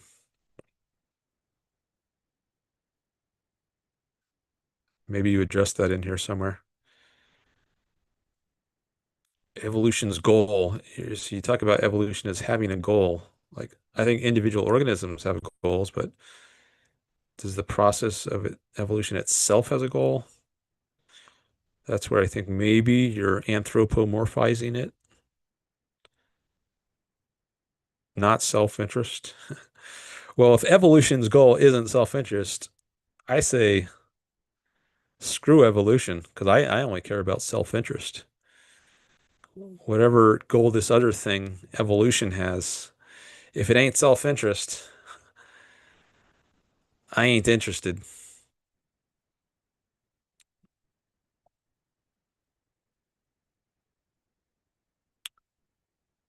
Didn't really ran with the meme idea in his Darwin's Dangerous Idea. Says homeschool coding. I've heard of that book. Haven't read it though. Do you like homeschool? Is that why you chose that name? I like to know why people choose their names, if they choose a name like that at least. You don't have to say, but I'm curious.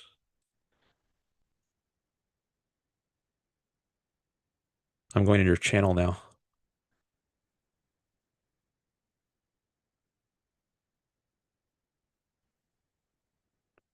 Oh, you teach people who are in homeschool how to do graphics or something? How to code? Okay.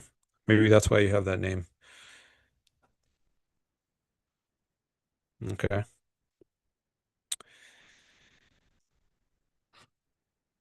Once humans get to the point they can realize that certain traits improve survivability and select for those traits, is that the same as before?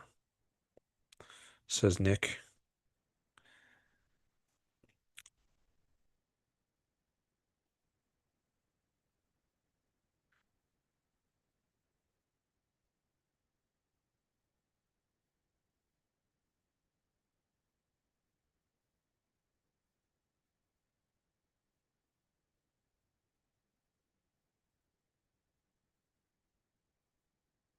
Evolution wants us. This is a thing with desires.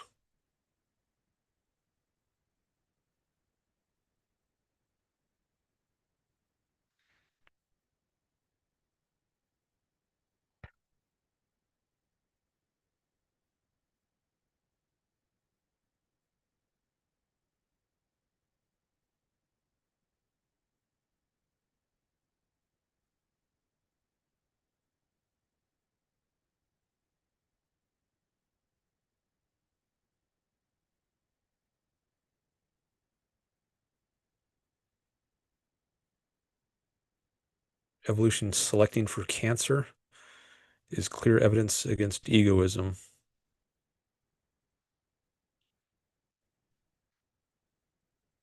Why is that?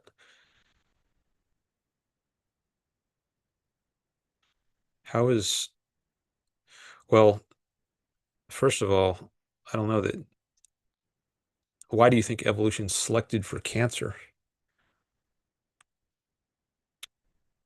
I mean, is cancer on the way out? Like, are we getting better and better at treating cancer? If so, maybe there's reason to think cancer is not being selected for. I mean, I don't really see it as an issue of selection anyways, but just kind of going along with, because I think I wouldn't say the process of humans curing diseases like cancer is a process of evolution.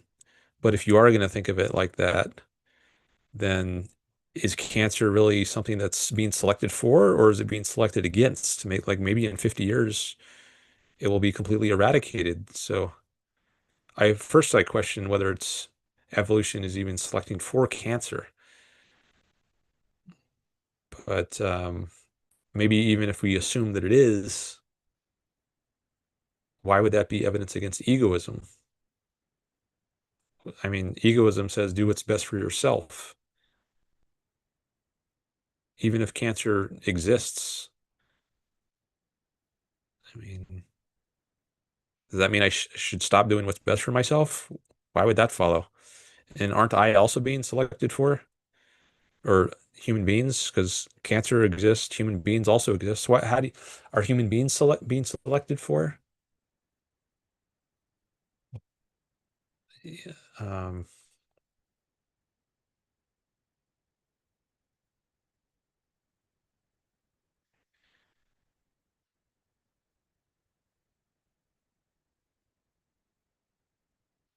I don't think giving money is altruistic because the dollar amounts itself is not sacrificing any real value for the sake of other people.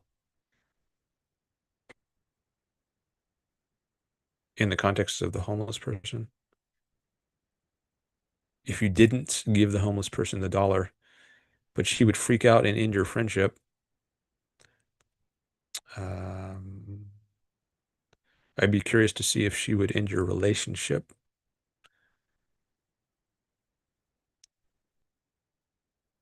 It was my girlfriend at the time, actually. Um,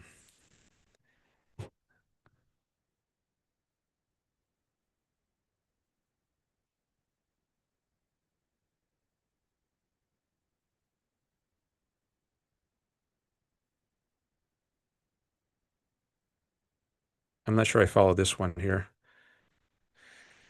I don't think giving money is altruistic because the dollar amount itself is not sacrificing any real value.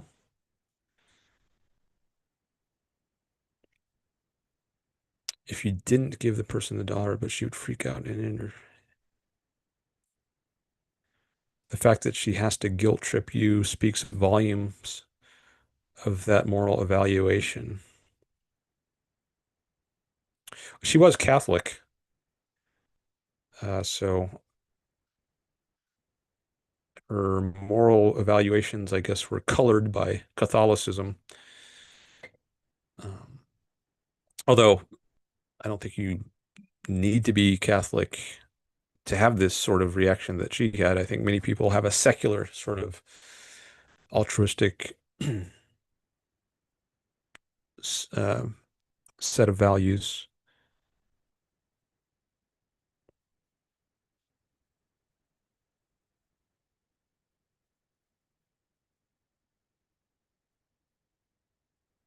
But the fact that you gave the dollar says that you value the friendship more than the dollar you're giving up, even though the motivation was kind of emotional.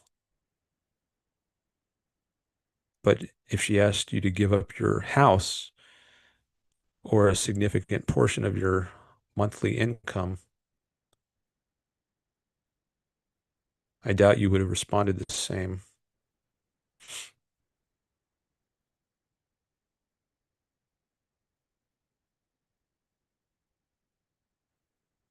Yeah, I don't know what the limits are. Like, what if I gave $1 and she said, "Oh, that's not enough. Give him $5 or give him your entire life savings."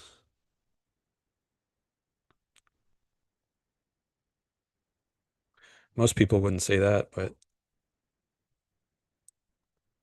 some would probably. Greg says 6 hours, 45 plus minutes, a new record. Yes, this is a new record. 2 streams in a row. Set a record.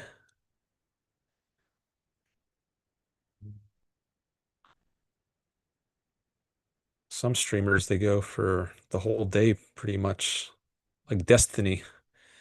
Well, I don't know what, and I don't follow his streams too closely, but it seems like he'll stream for 8 plus hours sometimes. Basically, his whole working day. Simon says he's waiting for the 24-hour stream now. Yeah, maybe I should just go on a break when I go to sleep and then keep the stream going and then wake up the next day and turn my camera and mic back on and keep going. There might be a limit. I don't know if I think I might have seen that there's a limit of 12 hours for live streams. I'm not sure if that's correct, but I thought I saw there was some kind of limit, or at least there was. I don't know if that's changed.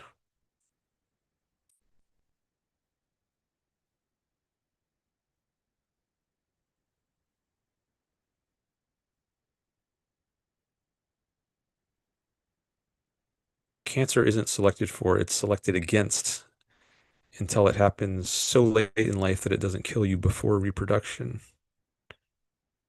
Then evolution stops taking an interest, as it were.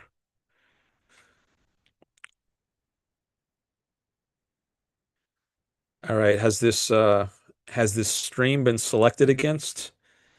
Is it about to end? Is evolution taking its course and it's gonna replace this stream with a stronger stream that's gonna go even longer? Maybe that's gonna happen soon. So maybe even the fact that I end the stream soon is going to confirm evolutionary's theory, his theory of general evolution.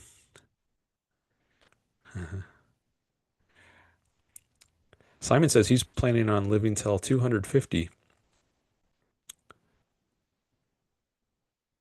Cancer is never getting him.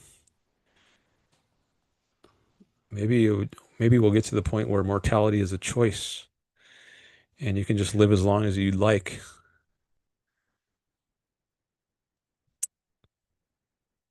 Florida Nick says I was just kidding when I asked if it was going to be a 5 hour stream.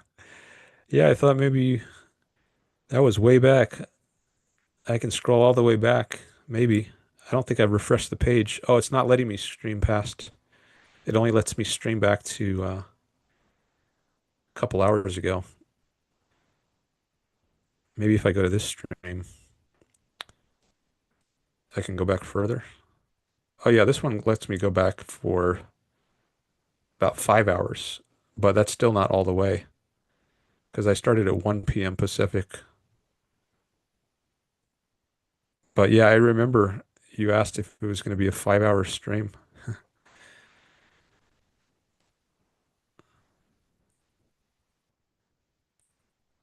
Um,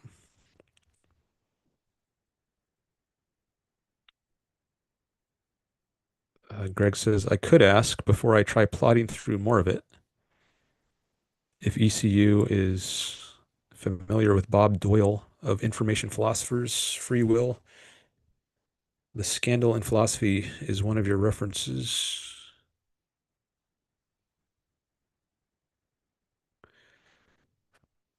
Okay. Well, I actually listened to the entire stream I did last time, all 6.5 hours of it, after the stream, so I could put in timestamps for the description You can see, I this is not the last stream, but I like to do that, but it takes more time. So you can see, here's the last stream. If you go to the description, I got all these timestamps and topics and subtopics for the entire 6.5 hours. But and that was done across 3 days. Like when I did much shorter streams, ones that were only a couple hours, I could listen to it, the entirety of it, the same day as the stream itself, and just put in all my timestamps and uh, breakdown of the topics. But I don't know if I'm going to have time to do that.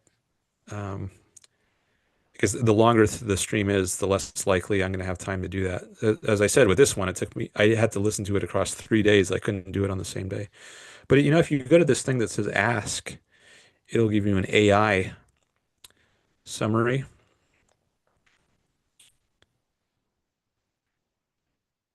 I think that's shows a panel somewhere. Oh, here it is, the AI. I had to go up. Summarize the video. And the summaries I've seen in the past have been quite good. However, this is the AI generated summary. So you can kind of use this in place of a description that I produce, and it gives you timestamps. But I think this description is informed by the description that I create manually, because when I had done like I had listened to half of the video and I put it, and then I clicked onto this Ask AI thing. Then I saw the AI generated description, but only for the half that I had manually done, not the other half. Um, However, for other videos, it has created good summaries for the entire video. Even I think maybe before I did any manual timestamps of my own in the description. So maybe I'll just rely more on this if people want to find out where different things are in the stream, because I certainly can't promise I'm going to have time to re-listen to streams that are this long and create a description. So maybe what I'll do this time, I'll just rely on the AI, and maybe we can go over that in the next stream and see how good I think it is. Yeah, I'm gonna add that to my list of topics of things I can talk about in the next stream. Where's my list of notes?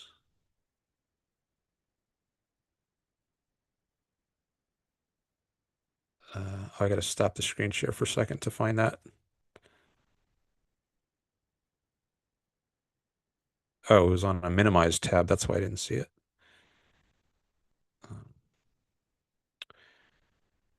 How good is the AI summary of my last video? All right, I've got that on my list of things that I can go over in the next live stream. So I think maybe I'll take a little vacation from producing my own description and see how that AI summary turns out.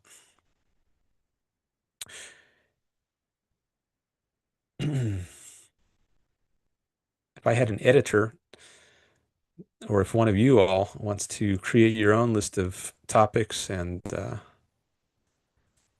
timestamps, you're free to do that. You can put it in a comment below the video.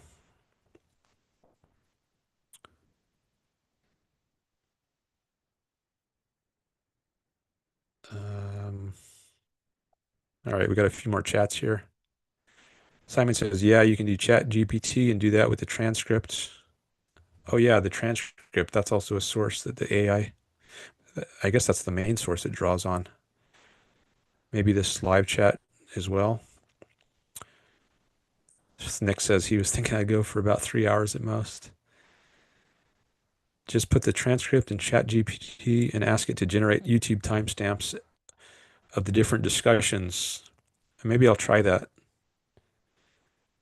I don't know if I'll do it uh, after this video, but maybe at some point I'll try that. Do you practice debate? I don't really practice it. I do it.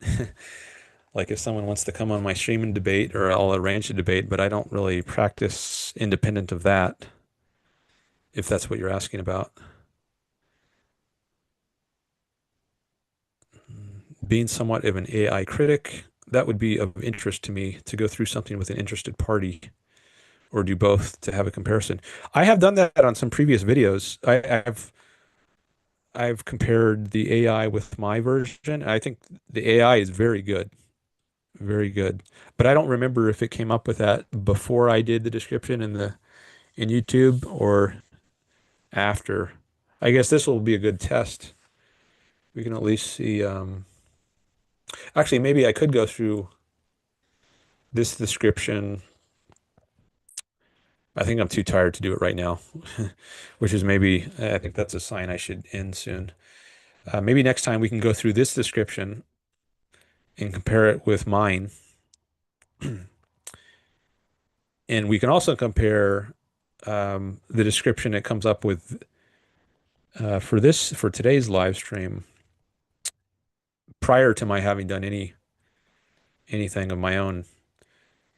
And then we can compare and see which one is better.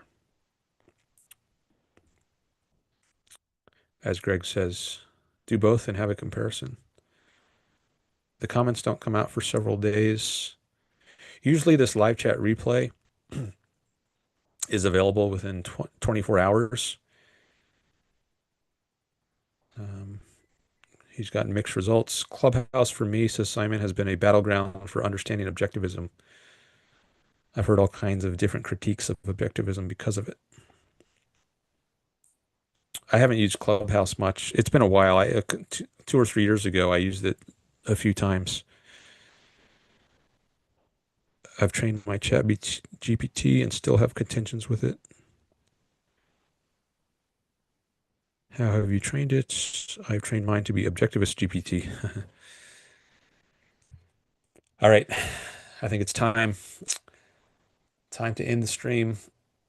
Well, 8 p.m. That'll be when I end it. That'll be 7 hours exactly. Oh, and this time I want to end it with less time after I stop talking because it still goes on for like 10 or 15 seconds after I stop talking. It takes me too long to hit the end stream button. I want to figure out how to do that sooner. All right, well, I'm going to do my outro now. So I will say thank you all for coming by my stream. I do appreciate your presence. Greg says, wait, time to end the stream. I just got back. I'm sorry, Greg. It's been too long. I need a break, a long break, not a short break. Jason Adams is I am back. All right. Well, Florida Nick says good night and goodbye. Yes. Good night. Goodbye. Thanks everyone for coming by. I appreciate your chats, your participation, or just your watching. I get watch time. So even if you're not participating in the chat, I get value just from you giving me watch time or listen time. That helps me get closer to my goal of monetizing the channel. Congrats on the new record, says Simon. Thank you. I appreciate it. Thanks you for any new subscribers. And if you're already subscribed, thank you for that. And same to all of you who are not watching live or listening live. Thanks for commenting or watching later. Okay, have a good rest of your day, everyone. And I guess I'll see you in another 4 days, assuming that nothing comes up in my schedule, which requires that I break that pattern. So 4 days from now would be Tuesday of next week. So I'll probably stream on Tuesday. We'll see for how long. Oh yeah, don't forget to like, says Simon, if you liked it. All right, so until then, have a good one. Oh, wait, I got to get the stream ready to end so there's not too much time after I stop talking. and hopefully it doesn't cut me off in mid-sentence. All right. Wait, now the Zoom window is getting in the way.